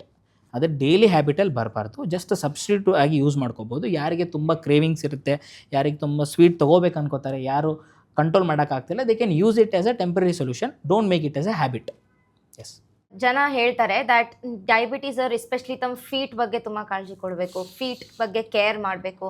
So sir, ಫೀಟಿಗೆ ಡಯಾಬಿಟೀಸಿಗೆ ಏನು ಕನೆಕ್ಷನ್? ಹಾಂ, ಎಸ್, ಇದು ಒಳ್ಳೆ ಕ್ವಶನು. ಏನಂತಂದರೆ ಏನಕ್ಕೆ ಪಾದಗಳು, ಕೈಗಳು ಅಂದರೆ ಏನಕ್ಕೆ ಭಾಳ ಜಾಸ್ತಿ ಗಮನ ಕೊಡಬೇಕಂತಂದರೆ ಏನಾಗುತ್ತೆ ಅಂತಂದರೆ ತುಂಬ ವರ್ಷಗಳ ಕಾಲ ಅನ್ಕಂಟ್ರೋಲ್ ಶುಗರ್ಸ್ ಇರೋದ್ರಿಂದ ನ್ಯೂರೋಪತಿ ಅಂತ ಹೇಳ್ತೀವಿ. ನ್ಯೂರೋಪತಿ ಅಂದರೆ ನಮ್ಮ ಬಾಡೀಲಿ ಬ್ಲಡ್ ನರಗಳು ಸಪ್ಲೈ ಇರುತ್ತೆ ಸ್ಕಿನ್ನಿಗೆ, ಅದು ಕ್ರಮೇಣವಾಗಿ ಹಾಳಾಗ್ತಾ ಹೋಗುತ್ತೆ. ಅಂದರೆ ಸೆನ್ಸೇಷನ್ ಕಡಿಮೆ ಆಗುತ್ತೆ. ಆ ನರಗಳು ಏನಕ್ಕೆ ಹಾಳಾಗುತ್ತೆ ಅಂತಂದರೆ ಮೈಕ್ರೋ ಕಾಂಪ್ಲಿಕೇಶನ್ಸ್ ಅಂತ ಹೇಳಿದ್ನಲ್ಲ, ಮೈಕ್ರೋವ್ಯಾಸ್ಕ್ಯುಲರ್ ಕಾಂಪ್ಲಿಕೇಶನ್ಸು. ರಕ್ತನಾಳಗಳು, ಆ ನರಗಳಿಗೂ ಕೂಡ ರಕ್ತನಾಳಗಳು ಹೋಗ್ತಿರುತ್ತೆ. ರಕ್ತನಾಳದಲ್ಲಿ ಅಥೆರೋಸ್ಕ್ಲಿರೋಸಿಸ್ ಆಗಿ ಬ್ಲಡ್ ಸಪ್ಲೈ ಸರಿಯಾಗಿ ಆಗದೆ ಕ್ರೋನಿಕ್ ಆಗಿ ಆ ನರಗಳ ಡ್ಯಾಮೇಜ್ ಆಗುತ್ತೆ. ಆ ನರಗಳ ಡ್ಯಾಮೇಜ್ ಆಗೋದ್ರಿಂದ ನಮ್ಮ ಸ್ಕಿನ್, ಚರ್ಮಕ್ಕೆ ಸಪ್ಲೈ ಸರಿಯಾಗಿ ಆಗಲ್ಲ. ಸರಿಯಾಗಿ ಆಗದೇ ಇದ್ರೆ ಏನಾಗುತ್ತೆ, ಸೆನ್ಸೇಷನ್ಸ್ ಗೊತ್ತಾಗಲ್ಲ. ಇವಾಗ ನೀವು ಏನೋ ಒಂದು ಮುಟ್ಟಿದ್ರಿ ಅಂತಂದರೆ ನನಗೇನು ಗೊತ್ತಾಗುತ್ತೆ, ಅದು ಡಯಾಬಿಟಿಕ್ ಪೇಷಂಟ್ಸಿಗೆ ಅದೇ ಸೇಮ್ ಸೆನ್ಸೇಷನ್ ಗೊತ್ತಾಗ್ತಿರಲ್ಲ ಒಂದು. ಓಕೆ, ಈವನ್ ಬಿಸಿನೀರು ಹಾಕಿದ್ರು, ತಂಪು ನೀರು ಹಾಕಿದ್ರು ಅವ್ರಿಗೆ ಸೆನ್ಸೇಷನ್ ಗೊತ್ತಾಗ್ತಿರಲ್ಲ. ಸೊ ಸಾಫ್ಟ್ ಅಂದರೆ ಸೆನ್ಸೇಷನ್ಗಳು ಹಾಳಾಗ್ತಾ ಹೋಗುತ್ತೆ. ಸೊ ಈ ಹಾಳಾಗೋದಾಗ ಏನಾಗುತ್ತೆ, ಎಕ್ಸಾಂಪಲ್ ಕೊಡೋದಾದರೆ, ಈಗ ಒಂದು ಅಜ್ಜ ಇರ್ತಾರೆ, ಅನ್ಕಂಟ್ರೋಲ್ ಶುಗರ್ ಇರುತ್ತೆ ಮನೆಯಲ್ಲಿ, ಅವರೇ ನೇಲ್ ಕಟ್ ಮಾಡ್ಕೊತಿದ್ದಾರೆ. ನೇಲ್ ಕಟ್ ಮಾಡುವಾಗ ಅವರಿಗೆ ಇಲ್ಲಿ ಬಾಜು ಒಂದು ಸ್ಕಿನ್ ಇರುತ್ತೆ ಸೈಡ್, ಆ ಸ್ಕಿನ್ ಕೂಡ ಕಟ್ ಮಾಡಿಬಿಡ್ತಾರೆ. ಅವ್ರಿಗೆ ಗೊತ್ತೇ ಆಗಲ್ಲ. ಬ್ಲೀಡಿಂಗ್ ಬರೋದ್ಮೇಲೆ ಗೊತ್ತಾಗುತ್ತೆ ಏನೋ ಆಗಿದೆ ಅಂತ, ಅವ್ರಿಗೆ ಗೊತ್ತಾಗಲ್ಲ ಅದು. ಸೊ ಏನಕ್ಕೆ ಅಂತಂದರೆ ಸೆನ್ಸೇಷನ್ ಹೋಗ್ಬಿಟ್ಟಿದೆ ಅವರಿಗೆ ಪಾಪ. ಓಕೆ, ಸೊ ಇದರಿಂದ ಏನಾಗುತ್ತೆ, ಫರ್ದರ್ ಇದೇ ಸ್ವಲ್ಪ ಮೈನರ್ ಬ್ಲೀಡಿಂಗ್ ಆಗಿರೋದು ಮುಂದೆ ಪ್ಯಾರೋನೈಕಿ ಅಂತೀವಿ. ಅಂದರೆ ಮುಂದೆ ಅದು ಇನ್ಫೆಕ್ಷನ್ ಆಗೋ ಚಾನ್ಸ್ ಇರುತ್ತೆ. ಅದು ಇನ್ಫೆಕ್ಷನ್ ಆದರೆ ಮತ್ತೆ ಅದಕ್ಕೆ ಕಿಮ ತುಂಬಿಡುತ್ತೆ. ಕಿಮ ತುಂಬಿದರೆ ಆ್ಯಂಟಿಬಯೋಟಿಕ್ ಕೊಡಬೇಕಾಗತ್ತೆ, ಕಟ್ ಮಾಡಬೇಕಾಗತ್ತೆ. ಅದನ್ನು ಆ್ಯಂಟಿಬಯೋಟಿಕ್ ಸರಿಯಾಗಿ ತೊಗೋದೇ ಇದ್ದರೆ ಅದು ಫರ್ದರ್ ಪ್ರೊಸೆಸ್ ಆಗಿ ಇನ್ಫೆಕ್ಷನ್ ಜಾಸ್ತಿಯಾಗಿ ಅಲ್ಸರ್ ಆಗೋ ಚಾನ್ಸ್ ಇರುತ್ತೆ. ಸೇಮ್ ಇದೇ ಕೂಡ ಪಾದದಲ್ಲೂ ಅಪ್ಲೈ ಆಗುತ್ತೆ. ಏನಾಗುತ್ತೆ ಅಂತಂದರೆ ತುಂಬ ನಮ್ಮ ಜನರಲ್ಲಿ ರೈತರು ಇರ್ತಾರೆ. ಓಕೆ, ಎಷ್ಟೋ ಜನರು ಹೊಲಕ್ಕೆ ಹೋಗ್ತಿರ್ತಾರೆ. ಹೊಲಕ್ಕೆ ಹೋದಾಗೆ ಮುಳ್ಳಿರುತ್ತೆ, ಕಲ್ಲಿರುತ್ತೆ, ಚೂಪಿರ್ತವೆ, ಅಂದರೆ ಚುಚ್ಚಿಬಿಡ್ತಿರ್ತವೆ ಕಾಲಿಗೆ. ಓಕೆ, ಅವ್ರಿಗೆ ಗೊತ್ತಾಗ್ತಿರಲ್ಲ ಪಾಪ, ನಂಗೆ ಚುಚ್ಚಿದೆ ಅಂತೇನೂ ಗೊತ್ತಾಗ್ತಿರಲ್ಲ, ಯಾಕಂದರೆ ಸೆನ್ಸೇಷನ್ ಹೋಗ್ಬಿಟ್ಟಿದೆ ಕಾಲಲ್ಲಿ. ಸೊ ಆದಾಗ ಏನಾಗುತ್ತೆ, ಗಾಯಗಳಾಗಕ್ಕೆ ಸ್ಟಾರ್ಟ್ ಆಗುತ್ತೆ. ಗಾಯಗಳಾಗಿ ಸ್ಟಾರ್ಟ್ ಆದಾಗ ಏನಾಗುತ್ತೆ, ಅವಾಗ ನೋಡ್ಕೋತಾರೆ, ನನಗೇನೋ ಗಾಯ ಏನಕ್ಕಾಗಿದೆ ಅಂತ ಗೊತ್ತಿಲ್ಲ, ಅದಕ್ಕೆ ಅಲ್ಸರ್ ಅಂತೀವಿ. ಆ ಅಲ್ಸರ್ಗಳು ಗಾಯ ಜಲ್ದಿ ಹೀಲ್ ಆಗಲ್ಲ. ಡಯಾಬಿಟಿಕ್ ಪೇಷಂಟ್ಸಲ್ಲಿ ಒಂದ್ಸಲ ಕಾಲಲ್ಲಿ ಅಲ್ಸರ್ಸ್ ಆದರೆ ಹೀಲ್ ಆಗೋದು ತುಂಬ ಕಷ್ಟ. ಅದರದ್ದು ಪದೇ ಇನ್ಫೆಕ್ಷನ್ಸ್ ಆಗ್ತಿರುತ್ತೆ. ಮುಂದೆ ಮತ್ತೆ ಕಾಂಪ್ಲಿಕೇಶನ್ ಏನು ಮಾಡುತ್ತೆ, ಹೇಗೆ ಮಾಡುತ್ತೆ, ಅದೇ ಅಲ್ಸರು ಮುಂದೆ ಕನ್ವರ್ಟಾಗಿ ಬ್ಲ್ಯಾಕ್ ಆಗಿ ಆದರೆ ಗ್ಯಾಂಗ್ರೀನ್ ಅಂತೀವಿ, ಕೇಳಿರ್ಬೇಕು ನೀವು. ಎಸ್, ಆ ಗ್ಯಾಂಗ್ರೀನ್ ಆದರೆ ಮತ್ತೆ ಆ ಕಾಲನ್ನೇ ಕಟ್ ಮಾಡಬೇಕಾಗತ್ತೆ. ಸೊ ಪಾದಗಳು, ಕೈಗಳನ್ನು ಸರಿಯಾಗಿ ಗಮನ ಕೊಡಬೇಕು ಏನೇ ಕೆಲಸ ಮಾಡುವಾಗ. ಈಗ ಅಜ್ಜಿ ಇರ್ತಾರೆ ಮನೆಯಲ್ಲಿ, ವೆಜಿಟೇಬಲ್ಸ್ ಕಟ್ ಮಾಡ್ತಿರ್ತಾರೆ, ಚಾಕುವಿಂದ ಕಟ್ ಆದರೆ ಮೈನರ್ ಕಟ್ಸ್ ಆಗೋ ಚಾನ್ಸ್ ಇರುತ್ತೆ. ಸ್ವಲ್ಪ ನೋಡ್ಕೊಂಡು ಮಾಡಬೇಕು. ಅದಕ್ಕೆ ಸರಿಯಾಗಿ ಕಾಣಿಸ್ತಾ ಇದ್ದಿದ್ರೆ ಮಾಡೋಕ್ಕೆ ಹೋಗಬಾರ್ದು. ಹೊರಗಡೆ ಹೋಗುವಾಗ ಪಾದರಕ್ಷೆಗಳು, ಚಪ್ಪಲ್ ಅಥವಾ ಶೂಸ್ ಹಾಕಿದರೆ ಇನ್ನೂ ಬೆಟ್ರು. ಪರ್ಟಿಕ್ಯುಲರ್ಲಿ ಹೊಲಕ್ಕೆ ಹೋಗೋ ರೈತರೆಲ್ಲ ಇರ್ತಾರೆ, ಅವರೆಲ್ಲ ಚಪ್ಪಲ್ ಹಾಕೊಂಡು ಅಟ್ಲೀಸ್ಟ್ ಚಪ್ಪಲ್ ಹಾಕೊಂಡಾದರೂ ಹೋಗಲೇಬೇಕು. ಓಕೆ, ಸೊ ಆವಾಗವಾಗ ಕಾಲಲ್ಲಿ ನೋಡ್ಕೊತಾ ಇರಬೇಕು, ಏನಾದರೂ ಗಾಯ ಆಗಿದ್ದಾವ, ಏನಾದರೂ ನೋವು ಇದ್ದಾವ ಅಂತ ನೋಡ್ಕೊತಾ ಇರಬೇಕು. ರೆಗ್ಯುಲರಾಗಿ ಜಲ್ದಿ ಹೋಗಿ ಡಾಕ್ಟ್ರಿಗೆ ತೋರಿಸ್ಬಿಟ್ಟು ಡ್ರೆಸ್ಸಿಂಗ್ ಮಾಡಿಸ್ಕೊಂಡು ಏನಾದರೂ ಇನ್ಫೆಕ್ಷನ್ ಆಗಿದೆ ಅಂದರೆ ಆ್ಯಂಟಿಬಯೋಟಿಕ್ ತೊಗೊಳ್ಬೇಕು. ಸೊ ಅದಕ್ಕೋಸ್ಕರ ಪಾದಗಳು, ಕೈಗಳನ್ನು ತುಂಬ ಧ್ಯಾನದಿಂದ ನೋಡ್ಕೋಬೇಕು. ಸೊ ಸರ್, ಈಗ ಕೆಲವೊಬ್ಬರು ನೀವು ಹೇಳ್ದ ಹಾಗೆ ಈಗ ಡಯಾಬಿಟೀಸ್ ಅಂತೂ ರಿವರ್ಸ್ ಮಾಡೋಕ್ಕಾಗಲ್ಲ, ರೆಮಿನೇಷನ್ ಅಷ್ಟೇ ಮಾಡ್ಬೋದು ಅಂತ ನೀವು ಹೇಳಿದ್ರಿ. ಕೆಲವೊಬ್ರು ಟ್ಯಾಬ್ಲೆಟ್ಸ್ ತೊಗೊತಾರೆ, ಕೆಲವೊಬ್ಬರು ಇನ್ಸುಲಿನ್ ತೊಗೊತಾರೆ. ಆ್ಯಂಡ್ ಇನ್ಸುಲಿನ್ ನೀವು ಒಂದ್ಸಲ ತೊಗೊಳ್ಳೋ ಸ್ಟಾರ್ಟ್ ಮಾಡಿದ್ರೆ ಲೈಫ್ ಲಾಂಗ್ ತೊಗೊತಾನೆ ಇರಬೇಕು ಅಂತಲೂ ಹೇಳ್ತಾರೆ. ಹಾಗಂದರೆ ಸರ್ ಇದೇನು ನಿಜನಾ? ಓಕೆ, ಈ ಕ್ವಶನ್ನಿಗೆ ಡೈರೆಕ್ಟ್ ಸ್ಟ್ರೈಟ್ ಆನ್ಸರ್ ಅಂತಿರಲ್ಲ, ಇದನ್ನು ನಾವು ಒಡಿಬೇಕಾಗತ್ತೆ, ಭಾಗವಾಗಿ ಡಿವೈಡ್ ಮಾಡಬೇಕಾಗತ್ತೆ. ಯಾರಿಗೆ ಲೈಫ್ ಲಾಂಗ್ ಇನ್ಸುಲಿನ್ ಬೇಕು ಅಂತ ಹೇಳ್ತೀನಿ. ಫಸ್ಟ್ ಟೈಪ್ 1 ಡಯಾಬಿಟೀಸ್ ಇದ್ದರೆ ಎಸ್, ಅವರು ಲೈಫ್ ಲಾಂಗ್ ಇನ್ಸುಲಿನ್ ತೊಗೊಳ್ಳೇಬೇಕು, ಬೇರೆ ಆಪ್ಷನ್ ಇಲ್ಲ. ಒಂದು ಸಲ ಅಲ್ಲ, ಡೈಲಿ 4 ಸಲ ತೊಗೋತಿದ್ದಾರೆ ಕರೆಂಟ್ ಸೀನಿಯರ್ ಪ್ರಕಾರ. ಸೊ ಟೋಟಲ್ 4 ಟೈಮ್ಸ್ ತೊಗೊಳ್ಳೇಬೇಕು ಅವ್ರಿಗೆ ಡೌಟೇ ಇಲ್ಲ. ನೆಕ್ಸ್ಟ್ ಟೈಪ್ 2 ಕಾಮನ್ 90% ಹೇಳಿದ್ನಲ್ಲ ಜನರಿಗಿರೋದು ಟೈಪ್ 2 ಡಯಾಬಿಟೀಸ್, ಅವ್ರ ಬಗ್ಗೆ ಮಾತಾಡೋಣ. ಅದರಲ್ಲಿ 3 ಭಾಗ. ಮತ್ತೆ ಯಾರಂತಂತ ಹೇಳಬೇಕಂದ್ರೆ, ಈಗ ಫಸ್ಟ್ ಟೈಮ್ ಡಿಟೆಕ್ಟ್ ಆಗಿದೆ, ಫಸ್ಟ್ ಟೈಮ್ ಗೊತ್ತಾಗಿದೆ, ಫಸ್ಟ್ ಟೈಮ್ ನೋಡಿದೆ HbA1c ನೋಡಿದ್ರೆ 13, 14, 15, ಅವ್ರ ಶುಗರ್ ನೋಡಿದ್ರೆ 400, 500 ಇದೆ. ಆ ಟೈಮಲ್ಲಿ ಅವರಿಗೆ ಕಾಂಪ್ಲಿಕೇಶನ್ಸ್ ಆಗೋ ಚಾನ್ಸಸ್ ಜಾಸ್ತಿ ಇರುತ್ತೆ. ನಮಗೆ ಇಮ್ಮಿಡಿಯೇಟ್ಲಿ ಶುಗರನ್ನು ಕಡಿಮೆ ಮಾಡಬೇಕಾಗಿರುತ್ತೆ. ಸೊ ಅದಕ್ಕೋಸ್ಕರ ನಾವು ಟೆಂಪ್ರರಿಯಾಗಿ 3 to 6 ಮಂತ್ಸಿಗೆ ಫಸ್ಟಿಗೆ ಮಾತ್ರೆನೂ ಶುರು ಮಾಡ್ತೇವೆ, ಅದ್ರ ಜೊತೆ ಲೈಫ್ ಸ್ಟೈಲ್ ಹೇಳ್ತೇವೆ, ಅದ್ರ ಜೊತೆ ಇನ್ಸುಲಿನ್ ಕೂಡ ತೊಗೊಳ್ಳಿ ಅಂತ ಹೇಳ್ತೀವಿ, ಅಗ್ರೆಸಿವ್ ಅಪ್ರೋಚ್ ಮಾಡಿ ಅಂತ ಹೇಳ್ತೀವಿ. ಸೊ 3 to 6 ಮಂತ್ ಯಾವಾಗ ಅವರಿಗೆ ಶುಗರು 200 ಬರೋಕ್ಕೆ ಸ್ಟಾರ್ಟ್ ಆಗುತ್ತೆ, 250, 150 ಈ ಥರ ಬರೋಕ್ಕೆ ಸ್ಟಾರ್ಟ್ ಆಗುತ್ತೆ, HbA1c 10 ಕೆಳಗೆ ಬರೋಕ್ಕೆ ಸ್ಟಾರ್ಟ್ ಆಗುತ್ತೆ, ಆವಾಗ ನಾವು ಕ್ರಮೇಣವಾಗಿ ಇನ್ಸುಲಿನ್ ಬಂದ್ ಮಾಡಿಬಿಡ್ತೀವಿ. ಅವರಿಗೆ ನಿಮ್ಮ ಲೈಫ್ ಸ್ಟೈಲ್ ಮೆಡಿಸಿನ್ಸ್ ಸಾಕಂತ ಹೇಳ್ತೀವಿ, ಅವರಿಗೆ ಲೈಫ್ ಲಾಂಗ್ ಇನ್ಸುಲಿನ್ ಬೇಡ. ಓಕೆ, ನೆಕ್ಸ್ಟ್ ಎರಡನೇದು ಏನಪ್ಪ ಅಂತಂದರೆ, ಈ ಪ್ಯಾಂಕ್ರಿಯಸ್ ಹಾಳು ಮಾಡ್ಕೊಂಡಿರ್ತಾರೆ. ಈಗ ತುಂಬ ಜನರು ಕುಡಿತ ಮಾಡಿ ಹಾಳು ಮಾಡ್ಕೊಂಡಿರ್ತಾರೆ, ಅವರಿಗೆ ಡೆಫಿನೆಟ್ಲಿ ಇನ್ಸುಲಿನ್ ಬೇಕಾಗುತ್ತೆ. ಈ ಥರ ಡಯಾಬಿಟೀಸ್ ಏನಾದರೂ ಆಗಿದ್ದರೆ ಅಂತಂದರೆ ಅವ್ರಿಗೆ ಬೇಕಾಗುತ್ತೆ, ಇಲ್ಲ ಅಂತಲ್ಲ. ನೆಕ್ಸ್ಟ್ ಇನ್ನೊಂದು ಏನಂತಂದರೆ, ಇನ್ಫೆಕ್ಷನ್ಸ್ಗಳಾಗಿ ಅಡ್ಮಿಟ್ ಆಗಿರ್ತಾರೆ ತುಂಬ ಪೇಷಂಟ್ಸ್ಗಳು, ಡಯಾಬಿಟೀಸ್ ಪೇಷಂಟ್ಸ್ಗಳು. ಅವರಿಗೆ ಟೆಂಪರರಿಯಾಗಿ ನಾವು ಆ ಇನ್ಫೆಕ್ಷನ್ ಟೈಮಲ್ಲಿ ಸಡನ್ನಾಗಿ ಶುಗರ್ 300, 400 ಹೋದಾಗ ಟೆಂಪರರಿ ಆ್ಯಸ್ ಅ ಸೊಲ್ಯೂಷನ್ ಥರ ನಾವು ಇನ್ಸುಲಿನ್ ಕೊಡ್ತೀವಿ. ಮತ್ತೆ ಡಿಸ್ಚಾರ್ಜ್ ಆಗೋ ಟೈಮಲ್ಲಿ ಇನ್ಸುಲಿನ್ ಸ್ಟಾಪ್ ಮಾಡಿ ಮಾತ್ರೆಗಳ ಮೇಲೆ ಡಿಸ್ಚಾರ್ಜ್ ಮಾಡ್ತೀವಿ. ಅವರಿಗೂ ಕೂಡ ಲೈಫ್ ಲಾಂಗ್ ಇನ್ಸುಲಿನ್ ಬೇಡ. ಕೆಲವೊಂದು ಚಂಕ್ ಆಫ್ ಪೇಷಂಟ್ಸ್ ಇರ್ತಾರೆ, ಯಾರು ಆಲ್ರೆಡಿ ತುಂಬ 20 ವರ್ಷದಿಂದ 30 ವರ್ಷದಿಂದ ಮೆಡಿಸಿನ್ಸ್ ತೊಗೋತಿರ್ತಾರೆ, ಕಂಟ್ರೋಲ್ ಆಗ್ತಿರುತ್ತೆ. ಬಟ್ ಒಂದು ಪಾಯಿಂಟ್ ಆಫ್ ಟೈಮ್ ಬರುತ್ತೆ, ಆ ಮೆಡಿಸಿನ್ಸು ಕೆಲಸ ಮಾಡೋಕ್ಕೆ ಕಡಿಮೆ ಆಗ್ತಾ ಹೋಗುತ್ತೆ.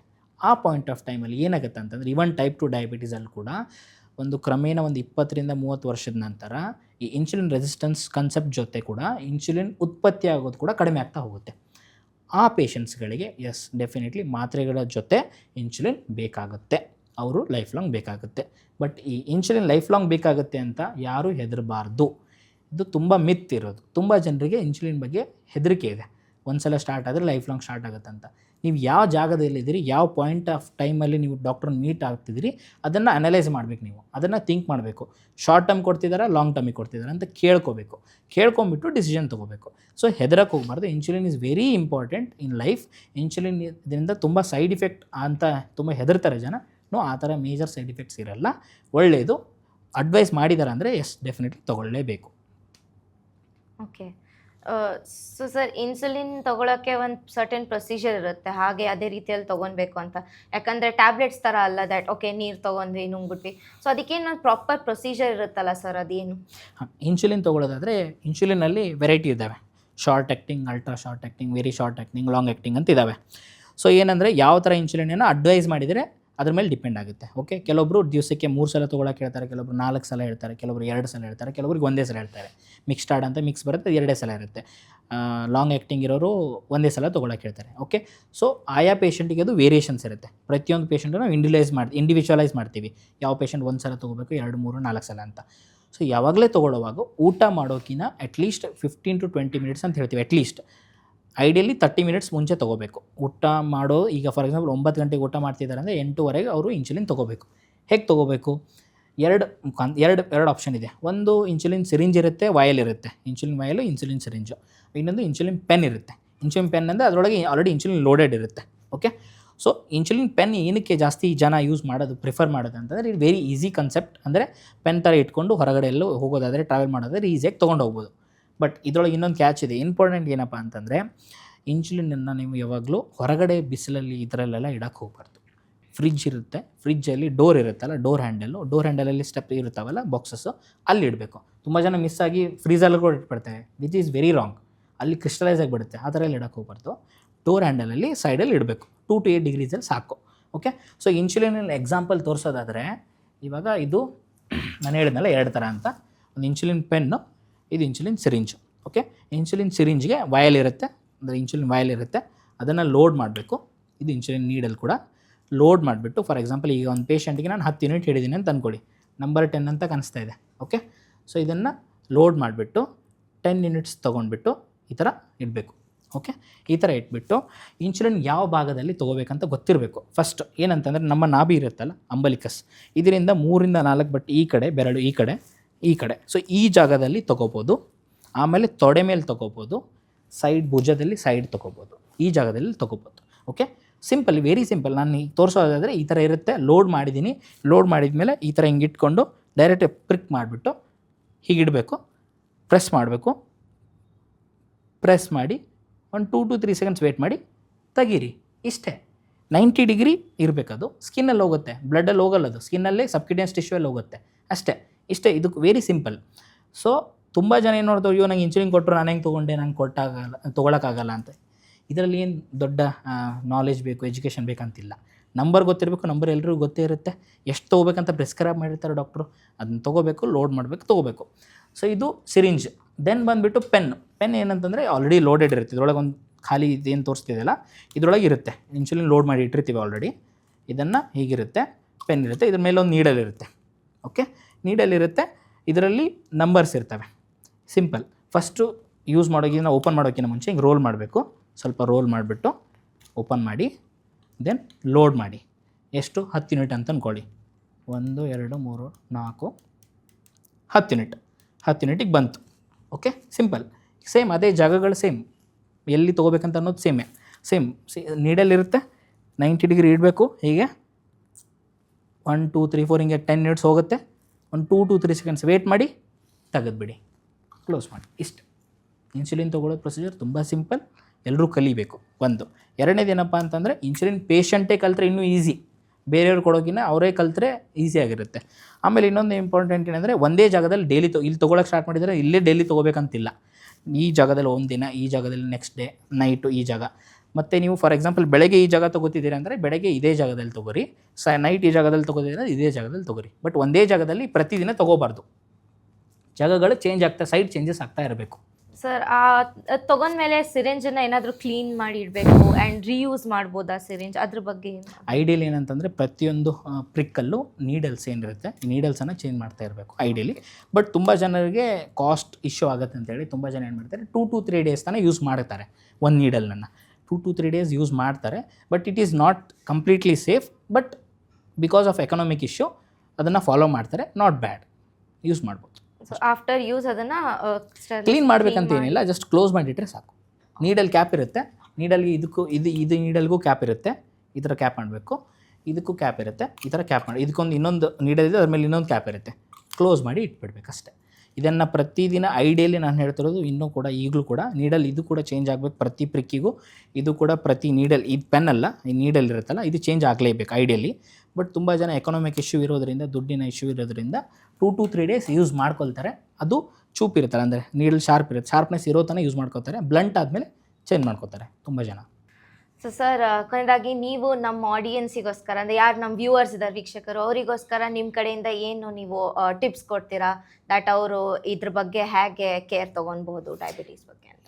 ಎಸ್, ಕೊನೆಯದಾಗಿ ನನ್ನ ವೀಕ್ಷಕರು ಎಲ್ರಿಗೂ ಹೇಳೋದು ಏನಂತಂದರೆ, ಡಯಾಬಿಟೀಸ್ ಬಂದರೆ ಲೈಫೇ ಮುಗೀತು, ಲೈಫೇ ಎಲ್ಲ ಚೇಂಜಸ್ ಆಯಿತು ಅಂತ ಅಲ್ಲ. ಡಯಾಬಿಟೀಸ್ ಬಂದ ಮೇಲೂ ಕೂಡ ಒಳ್ಳೆ ಲೈಫ್ ಸ್ಟೈಲ್ ಲೀಡ್ ಮಾಡ್ಬೋದು, ನಾರ್ಮಲ್ ಲೈಫ್ ಸ್ಟೈಲ್ ಲೀಡ್ ಮಾಡ್ಬೋದು. Healthy life style definitely possible ಇದೆ. ಒಳ್ಳೆ ರೆಗ್ಯುಲರಾಗಿ ಚೆಕಪ್ ಮಾಡ್ಕೊಳ್ಳಿ, ರೆಗ್ಯುಲರ್ ಲೈಫ್ ಸ್ಟೈಲ್ ಚೇಂಜಸ್ ಮಾಡ್ಕೊಳ್ಳಿ, ಡಯಟ್ರಿ ಚೇಂಜಸ್ ಮಾಡ್ಕೊಳ್ಳಿ. ಅದನ್ನು ರೆಗ್ಯುಲರೈಸಿ ಮಾಡಿಕೊಂಡ್ರೆ ನಿಮ್ಮ ಶುಗರ್ಸ್ ಒಳ್ಳೆ ಕಂಟ್ರೋಲ್ ಆಗುತ್ತೆ, ಕಾಂಪ್ಲಿಕೇಶನ್ಸ್ ಏನೂ ಆಗಲ್ಲ. ಇದೇ ನೀವು ನೆಕ್ಸ್ಟ್ 20-30 ಇಯರ್ಸ್ ಡೆಫಿನೆಟ್ಲಿ ಲೀಡ್ ಮಾಡಬಹುದು. ತುಂಬ ಜನ ಏನು ಮಾಡ್ತಾರೆ ಅಂದರೆ, ಫಾರ್ ಎಕ್ಸಾಂಪಲ್ ಹೇಳೋದಾದರೆ 8 to 10% of all diabetics in India ಅಷ್ಟೇ ಎಲ್ಲನೂ ಫಾಲೋ ಮಾಡೋದು. ರಿಮೈನಿಂಗ್ 90% ಜನ ಏನು ಮಾಡ್ತಾರೆ, ಒಬ್ಬರು ಲೈಫ್ ಸ್ಟೈಲ್ ಮಾಡ್ಕೋತಾರೆ, ಒಬ್ಬರು ಡಯಟ್ರಿ ಚೇಂಜಸ್ ಮಾಡ್ಕೋತಾರೆ, ಒಬ್ಬರು ಬರೀ ಮೆಡಿಸಿನ್ಸ್ ತೊಗೋತಿರ್ತಾರೆ, which is very wrong. First ಈ 8 to 10% ಇರೋದು 90% ಕನ್ವರ್ಟ್ ಆಗಬೇಕು. ಎಲ್ಲನೂ ಫಾಲೋ ಮಾಡಬೇಕು ನೀವು. ಎಲ್ಲನೂ ಫಾಲೋ ಮಾಡಿದಾಗ ಮಾತ್ರ ನಿಮ್ಮ ಶುಗರ್ ಕಂಟ್ರೋಲ್ಗೆ ಬರುತ್ತೆ. ತುಂಬ ಜನ ಟೆಸ್ಟ್ ಮಾಡ್ಕೊಂಡ್ಬಿಟ್ಟು PDF ಫಾರ್ಮೆಟಲ್ಲಿ ಮಾಡಿ ನಂಬರ್ ನೋಡಿಬಿಟ್ಟು, ಸರ್ ನಂಗೆ ಡಯಾಬಿಟೀಸ್ ಬಂತಂತ ವಾಟ್ಸಪ್ಪಲ್ಲಿ ಫಾರ್ವರ್ಡ್ ಮಾಡ್ತಾ ಇರ್ತಾರೆ ಡಾಕ್ಟರ್ಸಿಗೆ ಅಥವಾ ಅವ್ರ ಕಲೀಗ್ಸಿಗೆ ಫಾರ್ವರ್ಡ್ ಮಾಡ್ತಾ ಇರ್ತಾರೆ. ಆ ನಂಬರ್ಸನ್ನು PDF-ಅಲ್ಲಿ ಇರೋದು ಬದಲು ಆ ನಂಬರ್ಸನ್ನು ಚೇಂಜ್ ಮಾಡೋಕ್ಕೆ ಪ್ರಯತ್ನ ಪಡಬೇಕು. 6.5 ಮೇಲೆ HbA1c ಬಂದಿದೆ ಅಂತ ಕ್ರಿಬ್ ಮಾಡಿ ಕೂರೋದಲ್ಲ, ಅದನ್ನು ಕೆಳಗಡೆ ತೊಗೊಂಬರೋಕ್ಕೆ lifestyle changes, dietary changes, medicines very important. ಎಲ್ಲನೂ ಟುಗೆದರ್ ಹೋಗಿ ಹೋದರೆ ಡೆಫಿನೆಟ್ಲಿ ನಿಮ್ಮ ಲೈಫ್ ಸ್ಟೈಲ್ ಆಮೇಲೆ ನಿಮ್ಮ ಶುಗರ್ ಡೆಫಿನೆಟ್ಲಿ ಚೇಂಜಸ್ ಆಗೇ ಆಗುತ್ತೆ. ಒಳ್ಳೆ ಹೆಲ್ದಿ ಲೈಫ್ ಸ್ಟೈಲ್ ಲೀಡ್ ಮಾಡೇ ಮಾಡ್ಬೋದು. ಸೊ ಸರ್, ನೀವು ಹೇಳ್ತಿದ್ದ that food and life style ಅದೆರಡು ತುಂಬ ಇಂಪಾರ್ಟೆಂಟ್ ರೋಲ್ ಪ್ಲೇ ಮಾಡುತ್ತೆ ಅಂತ. ಹಾಗಾಗಿ ಈಗ ಏನೇನು ಫುಡ್ಸನ್ನು ಪೇಷಂಟ್ಸ್ ಯಾರು ಡಯಾಬಿಟೀಸ್ ಇದೆ ಯಾರಿಗೆ ಅವ್ರಿಗೆ ಏನೇನು ಫುಡ್ಸನ್ನು ಅವಾಯ್ಡ್ ಮಾಡಬೇಕು? ಎಸ್, ಅವಾಯ್ಡ್ ಮಾಡಬೇಕಾಗಿರೋ ಪರ್ಟಿಕ್ಯುಲರ್ ಫುಡ್ಸ್ ಅಂತಂದರೆ ಎಲ್ಲ ಬೇಕ್ರಿ ಐಟಮ್ಸ್ಗಳು, all are high glycemic index. White bread ಇರ್ಬೋದು, ತುಂಬ ಬ್ರೌನ್ ಬ್ರೆಡ್ ಕೂಡ ಮಿಕ್ಸ್ಡೇ ಇರುತ್ತೆ, ನೋಡಿಕೊಂಡು ಕನ್ಸ್ಯೂಮ್ ಮಾಡಿ. ಆಮೇಲೆ ಎಲ್ಲ ಆಲ್ ಫ್ರೈಡ್ ಐಟಮ್ಸ್ಗಳು, ಏನೇ ಫ್ರೈಡ್ ಐಟಮ್ಸ್ ಇದ್ದರು ಈ ಶುಗರ್ ಇರಲ್ಲ ಅದರೊಳಗೆ, ಬಟ್ ಸ್ಟಿಲ್ ಏನಕ್ಕೆ ಅಂತಂದರೆ ಟ್ರೈಗ್ಲಿಸೈಡ್ ಲೆವೆಲ್ಸನ್ನು ಜಾಸ್ತಿ ಮಾಡುತ್ತೆ, ಇನ್ಫ್ಲಮೇಷನ್ ಜಾಸ್ತಿ ಮಾಡುತ್ತೆ, ಅಗೇನ್ ಅಥೆರೋಸ್ಕ್ಲೆರೋಸಿಸ್. ಸೊ ನಾನು ಅದೇ ಹೇಳಿದ್ನಲ್ಲ, ಸೈಕಲ್ ಅದೊಂದು. ಸೊ ಎಲ್ಲದಕ್ಕೂ ಏನೇನು ಒಂದೊಂದು ಪಾಯಿಂಟ್ಸ್ ಆ್ಯಡ್ ಆಗ್ತಿರುತ್ತಲ್ಲ ಅವನ್ನೆಲ್ಲ ಅವಾಯ್ಡ್ ಮಾಡ್ತಾನೆ ಹೋಗಬೇಕು. ಸೊ ಎಲ್ಲ ಪ್ರೊಸೆಸ್ಡ್ ಮೀಟ್ ಇರ್ಬೋದು, ಪ್ರೊಸೆಸ್ಡ್ ಫುಡ್ ಇರ್ಬೋದು, ಬೇಕ್ರಿ ಐಟಮ್ಸ್ ಇರ್ಬೋದು. ಈಗ ಎಲ್ಲೋ ಹೊರಗಡೆ ಊಟಕ್ಕೆ ಹೋಗಿದ್ದೀರಾ ಅಂತ ಅಂದ್ಕೊಂಡು ಡಿನ್ನರ್ ಪಾರ್ಟಿಗೆ ಹೋಗಿದ್ದೀರಾ ಅಂತಂದರೆ ಈಗೆಲ್ಲೋ ಒಂದು ಬಫೆ ಇರುತ್ತೆ. ಬಫೆ ಸ್ಟಾರ್ಟ್ ಆಗುವಾಗ ಫಸ್ಟ್ ಏನಿಟ್ಟಿರ್ತಾರೆ, ಪ್ಲೇಟ್ಸ್ ಬಾಜು ಏನಿಟ್ಟಿರ್ತಾರೆ, ಸಲಾಡ್ ಇಟ್ಟಿರ್ತಾರೆ. ಪ್ಲೇಟಲ್ಲಿ ಒನ್ ಕಾರ್ನರ್ ಆಫ್ ಸೈಡ್ಕಿನ ಸ್ವಲ್ಪದಲ್ಲಿ ತೊಗೊಂಡು ಮುಂದೆ ಹೋಗ್ಬಿಡ್ತಾರೆ ಜನ, which is very wrong. Should be very big portion, chunk, more than 30% ಥರ ಆ ಕಾರ್ನರಲ್ಲಿ ಪ್ಲೇಟ್ ತೊಗೊಂಡು ರಿಮೈನಿಂಗ್ ಎಲ್ಲನೂ ಸ್ವಲ್ಪ ತೊಗೊಳ್ಳಿ. ಪರ್ಟಿಕ್ಯುಲರ್ಲಿ ಅಲ್ಲಿ ಹೋದಾಗೆಲ್ಲ ನಾನ್ ಇರುತ್ತೆ, ತಂದೂರಿ ರೋಟಿ ಇರುತ್ತೆ. ದೀಸ್ ಆಲ್ ಆರ್ ಮೈದಾನಿಂದ ಮಾಡಿರೋ ಫುಡ್ಸ್, ಡೆಫಿನೆಟ್ಲಿ ಅವಾಯ್ಡ್ ಮಾಡಬೇಕು. These are again adding calories. So all ಈ ಥರ ಹೊರಗಡೆ ಪಾರ್ಟಿಗೆ ಹೋದಾಗೆಲ್ಲೋ ಅಥವಾ ಎಲ್ಲೋ ಹೋದಾಗ ಇವನ್ನೆಲ್ಲ ಅವಾಯ್ಡ್ ಮಾಡಿ. ಆಮೇಲೆ ಈ ಕೋಲ್ಡ್ ಡ್ರಿಂಕ್ಸನ್ನು ಡೆಫಿನೆಟ್ಲಿ ಅವಾಯ್ಡ್ ಮಾಡಲೇಬೇಕು. Biscuits most important. ಏನಕ್ಕೆ ಹೇಳೋದು ಅಂತಂದರೆ ಮೋಸ್ಟ್ ಆಫ್ ದೆಮ್ ಆರ್ ಮೈದಾದಿಂದ ಬಂದಿರುತ್ತೆ. 70% ಅದರೊಳಗೆ ಮೈದಾನೇ ಇರುತ್ತೆ ಕಂಟೆಂಟ್, ವೀಟ್ ಇರಲ್ಲ. ನೋಡ್ಕೊಂಡು ನೀವು ಬೇಕಾದ್ರೆ ಪ್ಯಾಕೇಜ್ ಓಪನ್ ಫುಲ್ ವೀಟ್ ಗಿರೈನ್ ಅಂತ ಬರೆದಿರ್ತಾರೆ, ಹಿಂದೆ ಹೋಗಿ ನೋಡಿ ಕಂಟೆಂಟ್ ಒಳಗೆ ಅದರೊಳಗೆ ಮೈದಾ ಇರುತ್ತೆ 70%. ಇಟ್ಸ್ ಪ್ರೊಸೆಸ್ಡ್ ಆಟ ಅಂತ ಬರೆದಿರ್ತಾರೆ ಅದರೊಳಗೆ. ಇಟ್ಸ್ ವೆರಿ ಫಾಲ್ಸ್ ಇನ್ಫಾರ್ಮೇಷನ್ ಹೋಗ್ತಿರುತ್ತೆ, ಅದನ್ನು ನೀವು ಕರೆಕ್ಟಾಗಿ ಕ್ರಾಸ್ ಚೆಕ್ ಮಾಡಿ ನೋಡ್ಕೋಬೇಕು. ಸೊ ಹೇಳಿದ್ದೀನಲ್ಲ, ನಾನ್ ವೆಜ್ಜಲ್ಲಿ ಪರ್ಟಿಕ್ಯುಲರ್ಲಿ ರೆಡ್ ಮೀಟನ್ನು ಅವಾಯ್ಡ್ ಮಾಡಿ, processed food, all processed food, ಬೇಕ್ರಿ ಐಟಮ್ಸು, ಆಮೇಲೆ ಈ ಬಿಸ್ಕೆಟ್ಸು, ಕೋಲ್ಡ್ ಡ್ರಿಂಕ್ಸು ಇವನ್ನೆಲ್ಲ ಅವಾಯ್ಡ್ ಮಾಡಿ. ಇನ್ ಬಿಟ್ವೀನ್ ನಿಮಗೆ ಸ್ನ್ಯಾಕ್ಸ್ ತೊಗೋಬೇಕಂದಾಗ, ಆದಾಗ ಡೆಫಿನೆಟ್ಲಿ ನೀವು ಏನಾದರೂ ಫ್ರೂಟ್ಸ್ ತೊಗೊಳ್ಳಿ. ಫ್ರೂಟ್ಸ್ ಯಾವುದ್ಯಾವ್ದು ಅಂತ ಹೇಳಿದ್ದೀನಿ, ಲೋ ಗ್ಲೈಸೆಮಿಕ್ ಇಂಡೆಕ್ಸ್, ಅವನ್ನೆಲ್ಲ ಅವಾಯ್ಡ್ ಮಾಡಿ ತೊಗೊಳ್ಳಿ. ಓಕೆ, ಹೈ ಗ್ಲೈಸೆಮಿಕ್ ಇಂಡೆಕ್ಸ್ ಫ್ರೂಟ್ಸಲ್ಲಿ ಯಾವ್ದಾದ್ರು ಅವಾಯ್ಡ್ ಮಾಡಬೇಕಂತಂದರೆ ದ್ರಾಕ್ಷಿ, ಮ್ಯಾಂಗೋ, ಆಮೇಲೆ ನೆಕ್ಸ್ಟು ಸಪೋಟ, ಆಮೇಲೆ ನೆಕ್ಸ್ಟು ಕೆಲವೊಬ್ಬರು ಕರ್ಬೂಜನೂ ಅಂತಾರೆ, ಬಟ್ ಮಾಡ್ರೇಟಲ್ಲಿ ಬರುತ್ತೆ, ಸ್ವಲ್ಪ ತೊಗೋಬೋದು, ಇಲ್ಲ ಅಂತೆಲ್ಲ. ಓಕೆ, ಆಮೇಲೆ ಇಷ್ಟು. ಸೊ ಸರ್, ನೀವು ಹೇಳಿದ್ರಿ ದ್ಯಾಟ್ ಈ ಪ್ರೊಸೆಸ್ ಫುಡ್ಸ್ ಎಲ್ಲನೂ ಪಾಮ್ ಆಯಿಲ್ ಯೂಸ್ ಆಗುತ್ತೆ ಅಂತ. ಸೊ ಪಾಮ್ ಆಯಿಲ್ ಒಳ್ಳೇದಲ್ಲ ಅಂತ. ಹಾಗಂದ್ರೆ ಈಗ ಡಯಟ್ ಪ್ಲ್ಯಾನ್ ಮಾಡಬೇಕಾದ್ರೆ ಡಯಾಬಿಟೀಸ್ ಇರೋರು ಮತ್ತು ಇಲ್ಲದೆ ಇರೋರು ಅವರು ಯಾವ ಆಯಿಲ್ ಯೂಸ್ ಮಾಡಬೇಕು, ಯಾವ ಥರ ತಮ್ಮ ಡಯಟನ್ನು ಪ್ಲ್ಯಾನ್ ಮಾಡಬೇಕು, ಅದ್ರ ಬಗ್ಗೆ ಹೇಳಿ. ಮೋಸ್ಟ್ ಆಫ್ ದಿ ಆಯಿಲ್ಸ್ ಎಲ್ಲಿ ಇರುತ್ತೆ ಡೆಫಿನೆಟ್ಲಿ ಕ್ಯಾಲರೀಸ್ ಇದ್ದೇ ಇರುತ್ತೆ. So ideally olive oil use ಮಾಡ್ಕೊಳ್ಳಿ. ಇಲ್ಲ ಸ್ವಲ್ಪ ಅಂದರೆ ಎಲ್ಲನೂ ಮಿತವಾಗಿರಬೇಕು. 1 ಟೀ ಸ್ಪೂನಲ್ಲೇ 40-50 ಕ್ಯಾಲರೀಸ್ ಬಂದುಬಿಡುತ್ತೆ. ಸೊ ನೋಡ್ಕೊಂಡು ಹಾಕಬೇಕು. ಡ್ರಾಪ್ಸಾಗಿ ಯೂಸ್ ಮಾಡೋಕ್ಕೆ ಸ್ಟಾರ್ಟ್ ಮಾಡಿ. ಅಂದರೆ ಚಮಚೆ ತೊಗೊಂಡು ಹಿಂಗೆ ಅಥವಾ ಬಾಟಲ್ ತೊಗೊಂಡು ಹಿಂಗೆ ಸುರಿಯೋದಲ್ಲ, ಸ್ಪೂನಲ್ಲಿ. ಅಥವಾ ಬೆಟ್ರ್ ಏನಂತಂದರೆ ಡ್ರಾಪ್ ಬೈ ಡ್ರಾಪ್ ಹಾಕಿ.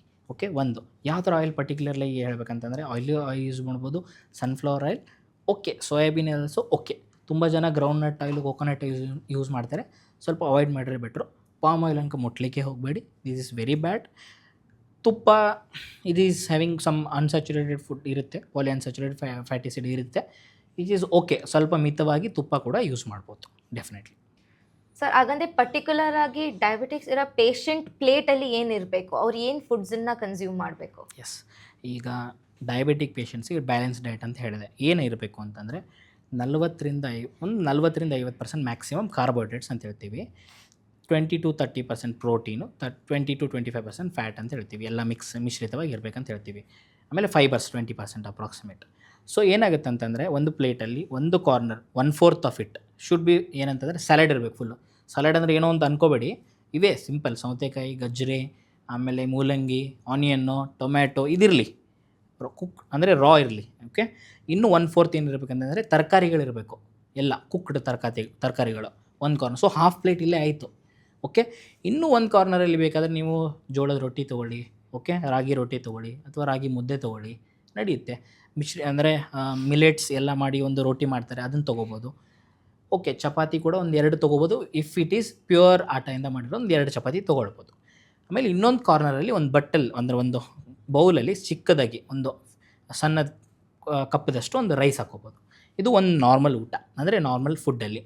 ಬೆಳಗ್ಗೆ ತಿಂಡಿಗೆ ಅವರಿಗೆ definitely it is rice item, idli ಆಮೇಲೆ ದೋಸೆ ಡೆಫಿನೆಟ್ಲಿ ಇಲ್ಲ ಅಂತಲ್ಲ. ಬಟ್ ಏನಕ್ಕೆ ಅದನ್ನು ಸೇವನೆ ಮಾಡಬಹುದು ಅಂತ ಹೇಳ್ತಿರೋದಂದರೆ it is fermented food. Fermented ಅಂದರೆ ಓವರ್ ನೈಟ್ ಇಟ್ಬಿಟ್ಟು ಫರ್ಮೆಂಟ್ ಆಗಿರುತ್ತೆ, ಅದರೊಳಗೆ ಲ್ಯಾಕ್ಟೋಬೆಸಿಲ್ ಎಲ್ಲ ಚೆನ್ನಾಗಿರುತ್ತೆ, ನಮ್ಮ ಬಾಡಿಗೆ ಅದು ಪ್ರೋಬಯೋಟಿಕಾಗಿ ಹೆಲ್ಪ್ ಮಾಡುತ್ತೆ. ಸೊ ಇವೊಂದು ಇಟ್ ಈಸ್ ಅದು ರೈಸಿಂದನೇ ಮಾಡಿರೋ ಐಟಮ್, ಬಟ್ ತೊಗೋಬೋದು ಬೆಳಗ್ಗೆ ತಿಂಡಿಗೆ ಅವರು ಡೆಫಿನೆಟ್ಲಿ ಇಡ್ಲಿ ತೊಗೋಬೋದು, ದೋಸೆನೇ ತೊಗೋಬೋದು, it is not bad. But limit ಇರಬೇಕು, 2 to 3, 2 ಇಡ್ಲಿ ಅಥವಾ 2 ದೋಸೆ, ಪ್ಲೇನ್ ದೋಸೆ. ಈ ದಾವಣಗೆರೆ ಬೆಣ್ಣೆ ದೋಸೆ ಅಲ್ಲ, ಬೆಣ್ಣೆನ ಸುರುವಿ ಹಿಂಗೆ ಬೆಣ್ಣೆ ಹಿಂಗೆ ಎತ್ತಿದ್ರೆ ಹಿಂಗೆ ಒಂದು ಬಟ್ಲಲ್ಲಿ ಒಂದು ಬೌಲಲ್ಲಿ ಬಂದುಬಿಡುತ್ತೆ ಅದು, ಆ ಥರ ಎಲ್ಲ ತಿನ್ನೋದಲ್ಲ. ಪ್ಲೇನ್ ದೋಸೆ ತಿನ್ನಿ, ನಾರ್ಮಲ್ ತಿಂಡಿಯಲ್ಲಿ ಪ್ಲೇನ್ ದೋಸೆ ತಿನ್ನಿ, ಬೇಡ ಅಂತಲ್ಲ. ಓಕೆ, ದೆನ್ ಆಮೇಲೆ ಪೋಹ ಸ್ವಲ್ಪ ತೊಗೋಬೋದು, ಅವಲಕ್ಕಿ 1 ಕಪ್ದಷ್ಟು. ಓಕೆ, ದೆನ್ ಆಮೇಲೆ ಮಿಲ್ಲೆಟಿಂದ ಮಾಡಿರೋ ಒಂದು ಪರಾಟ ಥರ ಬರುತ್ತೆ, ದೋಸೆ ಥರ ಬರುತ್ತೆ. Yes, it's very good. Ragi dosa ತೊಗೋಬೋದು, ವೆರಿ ಗುಡ್. ಈ ಥರ ತಿಂಡಿಗಳನ್ನೇ ಬೆಳಗ್ಗೆ ಈ ಥರ ಸೆಟ್ ಮಾಡ್ಕೋಬೋದು, ಪ್ರತಿದಿನ ಒಂದೊಂದು ವೆರೈಟಿ. ಊಟದಲ್ಲಿ ನಾನು ಹೇಳಿದ್ನಲ್ಲ, ರೋಟಿ ಜೊತೆ ಸಬ್ಜಿ ಬರಬೇಕು ಹೊರತು ರೋಟಿ ಜೊತೆ ಅನ್ನ ಅಂತಲ್ಲ.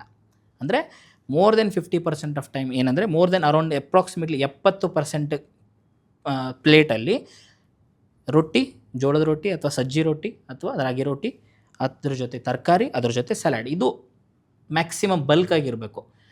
ರೈಸ್ ಐಟಮ್ ಕಾರ್ನರಲ್ಲಿ ಇರಬೇಕು, ಚಿಕ್ಕ ಐಟಮ್ ಇರಬೇಕು. ಓಕೆ, ಅದರ ಉಲ್ಟಾಗಬಾರ್ದು. ರೈಸ್ ಐಟಮ್ ತುಂಬ, ಒಂದು ಕಾರ್ನರಲ್ಲಿ ಒಂದು ಸಲಾಡ್, 1-2 ಪೀಸು, ಒಂದೆರಡು ಸುಮ್ಮನೆ ಒಂದು ಸ್ಮಾಲ್ ಸ್ಪೂನ್ದಷ್ಟು ತರಕಾರಿ, ಎಲ್ಲೋ ಒಬ್ಬರು ರೊಟ್ಟಿ, ಇಲ್ಲ, it is very wrong.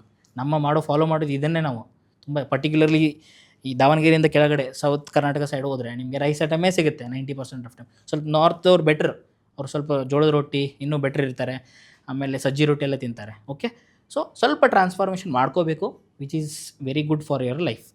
Sir, ನೀವೇನು ಮೀಲ್ಸ್ ಹೇಳ್ದಲ್ಲ that should be in the plate ಅಂತ, ಸೊ ಎಷ್ಟು ಮೀಲ್ಸ್ ಅಡ್ವೈಸ್ ಮಾಡ್ತೀರಾ ನೀವು? Yes, for normal people and diabetics? Normal ಅಂದರೆ ಹೆಲ್ದಿ ಪೇಷಂಟ್ಸಿಗೆ, ಹೆಲ್ದಿ ಪೀಪಲ್ಗೆ 3 meals normal, morning, afternoon, night is good. In between snacks any time in a day they can take, ಅವ್ರಿಗೇನು restrictions ಇರಲ್ಲ. Snacks ಅಂದರೆ ಯಾವ ಥರ ಅಂದರೆ ಚಿಪ್ಸು ಆಮೇಲೆ ಬಿಸ್ಕೆಟ್ ಅಂತಲ್ಲ. ಸ್ನ್ಯಾಕ್ಸ್ ಅಂದರೆ it should be fruits or some salad ಥರ, ನಟ್ಸ್ ತೊಗೋಬೋದು, ಡ್ರೈ ಫ್ರೂಟ್ಸ್ ತೊಗೋಬೋದು, ಅವ್ರಿಗೇನು ರಿಸ್ಟ್ರಿಕ್ಷನ್ಸ್ ಇರಲ್ಲ, ಯಾಕಂದರೆ ಗ್ಲೂಕೋಸ್ ಲೆವೆಲ್ಸ್ ಆರ್ ಕಂಟ್ರೋಲ್ಡ್ ಅವರಲ್ಲಿ. ಬಟ್ ಡಯಾಬಿಟಿಕ್ ಪೇಷಂಟ್ಸಿಗೆ ಏನಾಗುತ್ತೆ ಅಂತಂದರೆ there should be a short meal and ಸ್ವಲ್ಪ ಮಲ್ಟಿಪಲ್ ಮೀಲ್ಸ್. 3 meals ತೊಗೊಳ್ಳಿ, ಬೇಡ ಅಂತನಲ್ಲ, morning, afternoon, night. In between ಸ್ವಲ್ಪ ಅಂದರೆ ಇನ್ ಬಿಟ್ವೀನ್ ಒಂದೊಂದು snacks, 3 meals large meals, 3 short meals ಅಂತಲೂ ಮಾಡ್ಕೋಬೋದು. ಈಗ ಬೆಳಗ್ಗೆ ತಿಂಡಿ ಆಮೇಲೆ ಮಧ್ಯಾಹ್ನ ಊಟದ ಮಧ್ಯೆ ಒಂದು ಸ್ಮಾಲ್ ಮೀಲ್ ಥರ ತೊಗೊಂಡು, ಮೀಲ್ ಅಂದರೆ ಒಂದು ಕಪ್ಪದಲ್ಲಿ ಕಾಳು, ಮೊಳಕೆ ಕಟ್ಟಿದ ಕಾಳುಗಳು ತೊಗೊಳ್ಳಿ, ಸ್ವಲ್ಪ ಪ್ರೋಟೀನ್ ಇಂಪಾರ್ಟೆಂಟ್. ಓಕೆ, ಸೊ ಆಮೇಲೆ ಮಧ್ಯಾಹ್ನ ಅದಾದಮೇಲೆ ಮಧ್ಯಾಹ್ನದ ನಂತರ ಸಂಜೆ ಸ್ನ್ಯಾಕ್ಸಿಗಿರುತ್ತೆ. ಸ್ನ್ಯಾಕ್ಸಿಗೆ ಏನಾದರೂ ಬಿಸ್ಕೆಟ್ ಅಂದ್ಕೋಬೇಡಿ, ಮತ್ತು ಬಿಸ್ಕೆಟ್ ತೊಗೊಳ್ಬಾರ್ದು ಟೀ ಜೊತೆ. ಮತ್ತು ಫಸ್ಟ್ ಆಫ್ ಆಲ್ ಟೀನೇ ಅವಾಯ್ಡ್ ಮಾಡಿ, ಬಿಸ್ಕೆಟ್ನ ಅವಾಯ್ಡ್ ಮಾಡಿ. ಅದ್ರ ಬದಲು ಫ್ರೂಟ್ ತೊಗೊಳ್ಳಿ, ಯಾವುದಾದ್ರೂ ಫ್ರೂಟ್ ತೊಗೊಳ್ಳಿ ಸಂಜೆ. ಓಕೆ, ಆಮೇಲೆ ನೈಟ್ ನಾರ್ಮಲ್, ನಾನು ಹೇಳಿದ್ನಲ್ಲ ಬ್ಯಾಲೆನ್ಸ್ ಡಯಟ್, ಅದೇ ಥರ ಫಾಲೋ ಮಾಡಬೇಕು. ಮುಖ್ಯವಾದ ಮೇನ್ ಇಂಪಾರ್ಟೆಂಟ್ ಏನಂದರೆ 2 things, ಫೈಬರ್ ಆ್ಯಂಡ್ ಪ್ರೋಟೀನ್ ಭಾಳ ಇಂಪಾರ್ಟೆಂಟ್ ಆಗುತ್ತೆ. ಯಾವುದೇ ನೀವು ಸ್ನ್ಯಾಕ್ಸ್ ಮುಖಾಂತರ ತೊಗೊಂಡ್ರು ಫೈಬರು ಮತ್ತು ಪ್ರೋಟೀನ್ ಇರೋ ಜಾಸ್ತಿ ಕಂಟೆಂಟಿಂದ ತೊಗೊಳ್ಳಿ. ಅದರಿಂದ ಏನಾಗುತ್ತೆ, ನಮ್ಮ ಹಶು ಆಗೋದು ಕ್ವಾಂಟಿಟಿ ಕಡಿಮೆ ಆಗುತ್ತೆ. ಮಧ್ಯಾಹ್ನ ಇದನ್ನು ತಿನ್ನಬೇಕು ಅದನ್ನು ತಿನ್ನಬೇಕು ಅನ್ನೋ ಕ್ರೇವಿಂಗ್ಸ್ ಕಡಿಮೆ ಆಗುತ್ತೆ, ಕಾರ್ಬೋಹೈಡ್ರೇಟ್ ಕ್ರೇವಿಂಗ್ಸ್ ಕಡಿಮೆ ಆಗ್ತಾ ಹೋಗುತ್ತೆ. ಸೊ ನೀವು ಇನ್ ಬಿಟ್ವೀನ್ ಮೀಲ್ಸಲ್ಲಿ ಬಾಯ್ಲ್ಡ್ ಎಗ್ ತೊಗೊಳ್ಳಿ, ಬೇಡ ಅಂತನಲ್ಲ. ಇನ್ ಬಿಟ್ವೀನ್ ಬಾಯ್ಲ್ಡ್ ಎಗ್ಸು ಅಥವಾ ಚನಾ ಅಥವಾ ಹುರ್ಕಡ್ಲೆ ಅಂತ ಬರುತ್ತೆ, ಅದನ್ನ ತೊಗೋಬೋದು. ಓಕೆ, ವೆರಿ ಗುಡ್ ಸ್ನ್ಯಾಕ್ಸ್ ಥರ ಹಶು ಆದಾಗ ಅನಿಸಿದರೆ ಅಷ್ಟೇ. ಓಕೆ, ಸೊ ಸಡನ್ನಾಗಿ ಹಶು ಆಯಿತು ಅಂತೇಳಿ, ಕ್ರೇವಿಂಗ್ ಆಯಿತು ಅಂತೇಳಿ ಕೂಲ್ ಡ್ರಿಂಕ್ಸ್ ಕುಡಿಯೋದು, ಬಿಸ್ಕೆಟ್ ತಿನ್ನೋದು ವೆರಿ ಬ್ಯಾಡ್ ಹ್ಯಾಬಿಟ್. ನಿಮ್ಮ ಮಾರ್ನಿಂಗಿಂದ ನೈಟ್ ಮಾಡಿರೋ ಎಫರ್ಟ್ನೆಲ್ಲ ಅಲ್ಲಿ ಹಾಳಾಗ್ಬಿಡುತ್ತೆ. It's very good. ಓಕೆ, ಈ ಪಾಯಿಂಟನ್ನು ನೆನ್ಪಿಟ್ಕೋಬೇಕು. 3 large meals, 3 small meals ಅನ್ಕೋಬೇಡಿ, ಸ್ನ್ಯಾಕ್ಸ್ ಅನ್ಕೊಳ್ಳಿ. Should be very healthy and natural ಇರೋ ಫುಡ್ಡನ್ನು ತೊಗೊಳ್ಳಿ, ಪ್ರೊಸೆಸ್ಡ್ ಬೇಡ. ಸರ್, ರೆಗ್ಯುಲರಾಗಿ ಜಿಮ್ ಮಾಡೋರು ಎಲ್ಲ ಅವರು ನಾನ್ ವೆಜ್ ಇಂಟೇಕ್ ಜಾಸ್ತಿ ಇರುತ್ತೆ, ಅವ್ರದ್ದು ಬಾಯ್ಲ್ಡ್ ಚಿಕನ್, ಫಿಶ್ ಎಲ್ಲ ತೊಗೊತಾರೆ. ಮೋರ್ ದೆನ್ ವೆಜಿಟೇರಿಯನ್ ಫುಡ್ಸ್ ಅವರು ನಾನ್ ವೆಜ್ ಫುಡ್ಡನ್ನೇ ತೊಗೊತಾರೆ. ಸೊ ನನಗೆ ಗೊತ್ತಿರೋರು ಒಬ್ಬರು ಹೀಗೆ ಜಿಮ್ ಹೋಗ್ತಾರೆ ಅಂತ, ಅವ್ರು ನಾನ್ ವೆಜ್ ಪ್ರೋಟೀನ್ ಇಂಟೇಕ್ ಸಲುವಾಗಿ ಜಾಸ್ತಿ ಇದ್ದೇ ಇರುತ್ತೆ. ಅದೇ ನೀವು ಹೇಳ್ತೀರಿ ದಟ್ ನಾನ್ ವೆಜ್ ಒಳ್ಳೇದಲ್ಲ, ಎಷ್ಟಾದಷ್ಟು ವೆಜಿಟೇರಿಯನ್ ಫುಡ್ ತಿನ್ನೋದೇ ಬೆಟರು ಹೆಲ್ತಿಗೋಸ್ಕರ ಅಂತ. ಸೊ ಈ ಥರ ಜನ ತಮ್ಮ ಡಯಟನ್ನು ಹೇಗೆ ಮೇಂಟೈನ್ ಮಾಡ್ಬೋದು? ಹಾಂ, ಏನಕ್ಕೆ ಅಂತಂದರೆ ಜಿಮ್ ಇರೋರು ಏನಕ್ಕೆ ತೊಗೋತಾರೆ ಅಂದರೆ ಮಸಲ್ ಬಿಲ್ಡಿಂಗಿಗೆ ಪ್ರೋಟೀನ್ ಬೇಕಾಗುತ್ತೆ. ಬಾಡಿಲಿ ಮಸಲ್ ಬಿಲ್ಡಿಂಗ್ ಪ್ರೋಟೀನ್ ತುಂಬ ಅವಶ್ಯ. ಸೊ ನಾರ್ಮಲ್ ಹೆಲ್ದಿ ಪೇಷಂಟ್ಸಿಗೆ 1 grams per kg per day ಅಂತ ಹೇಳಿದ್ರೆ 60 grams. ಓಕೆ, ಯಾರು ಮಸಲ್ ಬಿಲ್ಡ್ ಮಾಡ್ಕೋಬೇಕಂತ gym building work weight lifting ಎಲ್ಲ ಮಾಡ್ತಿರ್ತಾರೆ, ಅವ್ರಿಗೆ ಮಸಲ್ ಬಿಲ್ಡಿಂಗಿಗೆ ಪ್ರೋಟೀನ್ 1.5 grams ತನಕ ತೊಗೋತಾರೆ. ಅಂದರೆ 90 grams per day ತೊಗೋತಿರ್ತಾರೆ. ಆ ಪ್ರೋಟೀನ್ ಎನಿಮಲ್ ಪ್ರೋಟೀನೇ ಆಗಬೇಕಂತ ಏನು ರೂಲ್ ಇಲ್ಲ. ಓಕೆ. ಅದನ್ನು ನೀವು ಬಾಯ್ಲ್ಡ್ ಚಿಕನ್ನು ಫಿಶಲ್ಲಿ ತೊಗೊಂಡು it is good, not bad. But ಅದನ್ನು ರೆಡ್ ಮೀಟಲ್ಲಿ ಕನ್ವರ್ಟ್ ಮಾಡೋಕ್ಕೆ ಹೋಗ್ಬೇಡಿ, ಅದನ್ನು ಅವಾಯ್ಡ್ ಮಾಡಿ. ಅದ್ರ ಬದಲು ನೀವು ಪನ್ನೀರ್ ತೊಗೊಳ್ಳಿ, ಸ್ಪ್ರೌಟ್ಸ್ ತೊಗೊಳ್ಳಿ, ಅಥವಾ ಟೋಫು ತೊಗೊಳ್ಳಿ. ಸೋಯಾ ಚಂಕ್ಸನ್ನು ತುಂಬ ಜನ ಅವಾಯ್ಡ್ ಮಾಡ್ತಾರೆ. ಇಟ್ ಈಸ್ ವೆರಿ ಅನ್ಹೆಲ್ದಿ ಥರ. It is very good. ತುಂಬ ಹೈಯೆಸ್ಟ್ ಪ್ರೋಟೀನ್ ವೆಜ್ಜಲ್ಲಿ ಸಿಗೋದು ಅದೇ. ಆಮೇಲೆ ಗ್ರೀನ್ ಲೀಫ್ ವೆಜಿಟೇಬಲ್ಸ್ ತೊಗೊಳ್ಳಿ. So these are a substitute. Non veg completely stop ಮಾಡಿ ಅಂತ ಹೇಳ್ತಿಲ್ಲ, ಯಾವುದನ್ನು ಅವಾಯ್ಡ್ ಮಾಡಬೇಕಂತ ಹೇಳ್ತಿರೋದು. ಅವಾಯ್ಡ್ ಮಾಡಿದರೆ ನಿಮಗೆ ಸಬ್ಸ್ಟಿಟ್ಯೂಟ್ ಏನಿದೆ ಅಂದರೆ ಇವೆಲ್ಲ ಆಪ್ಷನ್ಸ್ ಇದ್ದಾವೆ ಡೆಫಿನೆಟ್ಲಿ. ಸೊ ನೀವು ನಾನ್ ವೆಜಿಟೇರಿಯನ್ ಫುಡ್ಸ್ ಅವಾಯ್ಡ್ ಮಾಡಿ ಏನೇನು ವೆಜಿಟೇರಿಯನ್ ಫುಡ್ ನಾವು ಅದ್ರ ಬದಲು ತಿನ್ಬೋದು ಅಂತ ನೀವು ಹೇಳಿದ್ರಿ. ಸೊ ಈಗ ನಾನು ನೋಡ್ತೀನಿ ದಟ್ ಜಿಮ್ ಹೋಗೋರು ಕ್ಯಾಶುಲಿ ತುಂಬ ಪ್ರೋಟೀನ್ ಪೌಡರ್ಸ್ ಇಂಟೇಕ್ ಜಾಸ್ತಿ ಮಾಡ್ತಾರೆ. ಸೊ ಪ್ರೋಟೀನ್ ಪೌಡರಲ್ಲಿ ಕೂಡ ಆ ಥರ ಏನಾದರೂ ಎಲಿಮೆಂಟ್ಸ್ ಇರುತ್ತಾ ಸರ್, ಇದರಿಂದ ಡಯಾಬಿಟೀಸ್ ಆಗ್ಬೋದು? ಇಲ್ಲ, ಆ ಥರ ಅಂತ ಹೇಳೋಕ್ಕಾಗಲ್ಲ. ಬಟ್ ಪ್ರೋಟೀನ್ ಪೌಡರ್ ಸೇವನೆ ಮಾಡೋದು ಒಳ್ಳೆಯದೇ, ಇಟ್ಸ್ ಗುಡ್. ಏನಕ್ಕೆ ಅಂತಂದರೆ ಜಿಮ್ಮಲ್ಲಿ ಹೋಗೋರಿಗೆ ಪರ್ಟಿಕ್ಯುಲರ್ಲಿ ಮಸಲ್ ಬಿಲ್ಡ್ ಮಾಡಬೇಕಾಗಿರುತ್ತೆ, ಅಂದರೆ ಮಾಂಸಖಂಡಗಳನ್ನ ಬೆಳೆಸ್ಕೋಬೇಕಾಗಿರುತ್ತೆ. ಅದಕ್ಕೆ ಪ್ರೋಟೀನ್ ಇಂಪಾರ್ಟೆಂಟ್. ಈಗ ನಾರ್ಮಲ್ ಹೆಲ್ದಿ ಪೇಷಂಟ್ಸ್ಗೆ 1 gram per kg per day ಅಂತ ಹೇಳಿದೆ. ಕೆಲವೊಬ್ರು ಏನು ಮಾಡ್ತಾರೆ, ಸ್ವಲ್ಪ ಮಸಲ್ ಬಿಲ್ಡ್ ಮಾಡೋಕ್ಕೆ ಸ್ವಲ್ಪ ಜಾಸ್ತಿ ಕೂಡ ಸೇವನೆ ಮಾಡ್ತಾರೆ. 1.5 gram per kg per day, ಅಂದರೆ 60 kg ಮನುಷ್ಯ ಒಂದು ಹೆಚ್ಚು ಕಮ್ಮಿ 90 ಗ್ರಾಮ್ ತನಕ ತೊಗೋತಾರೆ. ಸೊ ಅದನ್ನು 90 ಗ್ರಾಮ್ನ ಡೈಲಿ ಅಚೀವ್ ಮಾಡೋಕ್ಕೆ ಆಹಾರದಿಂದ ಕಷ್ಟ ಆಗುತ್ತೆ ಎಷ್ಟೋ ಸಲ. ಸೊ ಅವಾಗ ಪ್ರೋಟೀನ್ ಪೌಡರನ್ನು ಪ್ರೋಟೀನ್ ಅಂತ ಹೇಳ್ತೀವಿ, ಕನ್ಸ್ಯೂಮ್ ಮಾಡ್ಬೋದು, ಒಳ್ಳೆಯದು. ಆ್ಯಂಡ್ ಈಗ ತುಂಬ ವೆರೈಟಿ ಆಫ್ ಪ್ರೋಟೀನ್ ಪೌಡರ್ಸ್ ಬಂದಿದ್ದಾವೆ ಫಾರ್ ಡಯಾಬಿಟಿಕ್ಸ್ ಆಲ್ಸೋ. ಅಂದರೆ ಅದರೊಳಗೆ ಗ್ಲೂಕೋಸ್ ಕಂಟೆಂಟ್ ಎಷ್ಟಾಗುತ್ತೋ ಅಷ್ಟು ಕಡಿಮೆ ಇರುತ್ತೆ. It's very good for health. ಅದನ್ನು ಸೇವನೆ ಡೆಫಿನೆಟ್ಲಿ ಮಾಡ್ಬೋದು. ಆಮೇಲೆ ಲಾಂಗ್ ಟರ್ಮಲ್ಲಿ ಕೂಡ ಏನು ಕಾಂಪ್ಲಿಕೇಶನ್ಸ್ ಅಷ್ಟೊಂದು ಆಗಲ್ಲ. ಸೊ ಸರ್, ನೀವು ಹೇಳಿದ್ರಿ ಡಯಾಬಿಟೀಸಿಂದು ಕೆಲವೊಂದು ಸರಿ ಏನಾಗುತ್ತೆ ಅಂದರೆ ಏನೂ ಸಿಮ್ಟಮ್ಸ್, ಏನು ಲಕ್ಷಣ ಕಾಣಲ್ಲ ಅಂದರೂ ಅವ್ರಿಗೆ ಆಲ್ರೆಡಿ ಅದು ಆಗಿರುತ್ತೆ ಆ್ಯಂಡ್ ತುಂಬ ಲೇಟ್ ಆಗುತ್ತೆ ಡಯಾಗ್ನೋಸ್ ಮಾಡೋದ್ರಲ್ಲಿ. ಯಾಕಂದರೆ ಅವ್ರಿಗೆ ಏನೂ ಸಿಮ್ಟಮ್ಸ್ ಇರಲ್ಲ, ಹಾಗಾಗಿ ಅವ್ರು ಏನೋ ತೋರಿಸ್ಕೊಳ್ಳೋಕ್ಕೆ ಚೆಕಪ್ಪಿಗೋಸ್ಕರ ಬರಲ್ಲ. ಈ ಥರದ ಬೇಕಾದ್ರೆ ಸರ್ ಏನು ಪ್ಯಾಟರ್ನ್ ಒಬ್ಸರ್ವ್ ಮಾಡಬೇಕು ಆ್ಯಂಡ್ ಅವ್ರು ಯಾವಾಗ ಚೆಕಪ್ಪಿಗೆ ಬರಬೇಕು? ಏನಾಗುತ್ತೆ ಅಂತಂದರೆ, ತುಂಬ ಫ್ಯಾಮಿಲಿ ರಿಸ್ಕ್ ಇರುತ್ತಲ್ಲ, ಯಾರಿಗೆ ಡಯಾಬಿಟಿಕ್ ಬಂದವರು ಇರ್ಬೋದು, ತಂದೆ ತಾಯಿ ಇರ್ಬೋದು, ಅಥವಾ ಅವ್ರ ಅಜ್ಜ ಮುತ್ತಜ್ಜ, ಯಾರಿಗಾದ್ರೂ ರಿಸ್ಕ್ ಇದೆ ಅಂತಂದರೆ ಅವ್ರು ಆಲ್ರೆಡಿ ಹೇಳಿದ್ದೀನಿ ಆವಾಗಲೇ ಎಲ್ಲರೂ ರಿಸ್ಕ್ ಇದ್ದೇ ಇರ್ತಾರೆ ಮುಂದೆ ಬರೋಕ್ಕೆ ಫ್ಯೂಚರಲ್ಲಿ ಅವರಿಗೆ. ಸೊ ಎವ್ರಿ ಇಯರ್ಲಿ ರೆಗ್ಯುಲರಾಗಿ ಹೆಲ್ತ್ ಚೆಕಪ್ ಮಾಡ್ಕೊಳ್ತಾನೆ ಇರಲೇಬೇಕು. ಅಂದರೆ HbA1c ಇರ್ಬೋದು, ಫಾಸ್ಟಿಂಗ್ ಇರ್ಬೋದು, ಪೋಸ್ಟ್ ಪ್ರ್ಯಾಂಡಿಯಲ್ಲಿ ಇವನ್ನ ಮಾಡಿಸ್ತಾ ಇರಬೇಕು. ಎವ್ರಿ ಇಯರ್ಲಿ ಒಂದ್ಸಲ, ಅಟ್ಲೀಸ್ಟ್ ಒಂದ್ಸಲನಾದರೂ ಮಾಡಿಸ್ಬೇಕು. ಒಂದು. ಎರಡನೇದೇನಂತಂದರೆ, ತುಂಬ ಜನರಿಗೆ ಒಂದು ಅಬ್ಸರ್ವ್ ಮಾಡಿರ್ತೀರ ನೀವು, ಅವ್ರು ಹೇಳ್ತಾರೆ ಸರ್ ನಾನು ನೈಟ್ ಹೋದಾಗ ಯೂರಿನೇಷನ್ಗೆ ಹೋಗ್ತೀನಿ, ಬೆಳಗ್ಗೆ ಬಂದು ನೋಡ್ತೀನಿ ಅಲ್ಲಿ ಯೂರಿನೇಷನ್ ಮಾಡಿದ ಜಾಗದಲ್ಲಿ ಇರುವೆ ಬಂದಿರುತ್ತೆ. ಏನಕ್ಕೆ ಇರುವೆ ಬಂದಿರುತ್ತೆ, ಏನಕ್ಕೆ ಅಂತಂದರೆ ಯೂರಿನಲ್ಲಿ ಬ್ಲಡ್ ಗ್ಲೂಕೋಸ್ ಹೋಗ್ತಿರುತ್ತೆ. It is one of the early signs. ಇಂಥವನ್ನೆಲ್ಲ ಚಿಕ್ಕದನ್ನು ಅಬ್ಸರ್ವ್ ಮಾಡ್ತಾ ಇರಬೇಕು. ಸಡನ್ನಾಗಿ ಎಲ್ಲೋ ಹೋಗ್ತಿರ್ತಾರೆ, ಬಟ್ಟೆ ಅಂದರೆ ಊರಿಗೆ ಒಂದು 3 ತಿಂಗಳ ಹಿಂದಿರೋ ಬಟ್ಟೆ ಹಾಕೋಕ್ಕೆ ಓಪನ್ ಮಾಡ್ತಾರೆ, ಅದನ್ನು ಊರಿಗೆ ಹೋಗುವಾಗ ಬಟ್ಟೆ ಲೂಸ್ ಆಗಿಬಿಟ್ಟಿರುತ್ತೆ. ಅದು ವೆಯ್ಟ್ ಲಾಸದ sign, one more sign. So ಇಂಥವೆಲ್ಲ ಚಿಕ್ಕ ವಿಷಯನೆಲ್ಲ ಅಬ್ಸರ್ವ್ ಮಾಡ್ತಾ ಇರಬೇಕು. ಸೊ ಈ ಥರ ಏನಾದರೂ ಅನಿಸಿದಾಗ ಇಮ್ಮಿಡಿಯೇಟ್ಲಿ ಹೋಗಿ ಬ್ಲಡ್ ಟೆಸ್ಟ್ ಮಾಡಿಸ್ಕೋಬೇಕು. ಈ ಸಿಮ್ಟಮ್ಸ್ಗಳು ಇಲ್ಲದೇ ಇದ್ದರೂ, ಸೈನ್ಸ್ ಇಲ್ಲದೇ ಇದ್ದರೂ, ಇಯರ್ಲಿ ಒನ್ಸ್ ಆದ್ರೂ ಬ್ಲಡ್ ಟೆಸ್ಟನ್ನ ಮಾಡಿಸ್ಕೊಳ್ಳೋದು ಒಳ್ಳೆಯದು. ಪರ್ಟಿಕ್ಯುಲರ್ ಯಾರು ಅಂತಂದರೆ ಫ್ಯಾಮಿಲಿ ಹಿಸ್ಟ್ರಿ ಇರೋರು ಮಾಡಿಸ್ಲೇಬೇಕು. ಸರ್, ನೀವು ಹೇಳಿದ್ರಿ ದ್ಯಾಟ್ ಹೌಸ್ ವೈಫ್ಸ್ ಏನು ಮನೆ ಕೆಲಸ ಮಾಡ್ತಾರೆ ಅದು ವರ್ಕೌಟಿಗೆ ಇಕ್ವಿವೆಲೆಂಟ್ ಅಲ್ಲ ಅಂತ.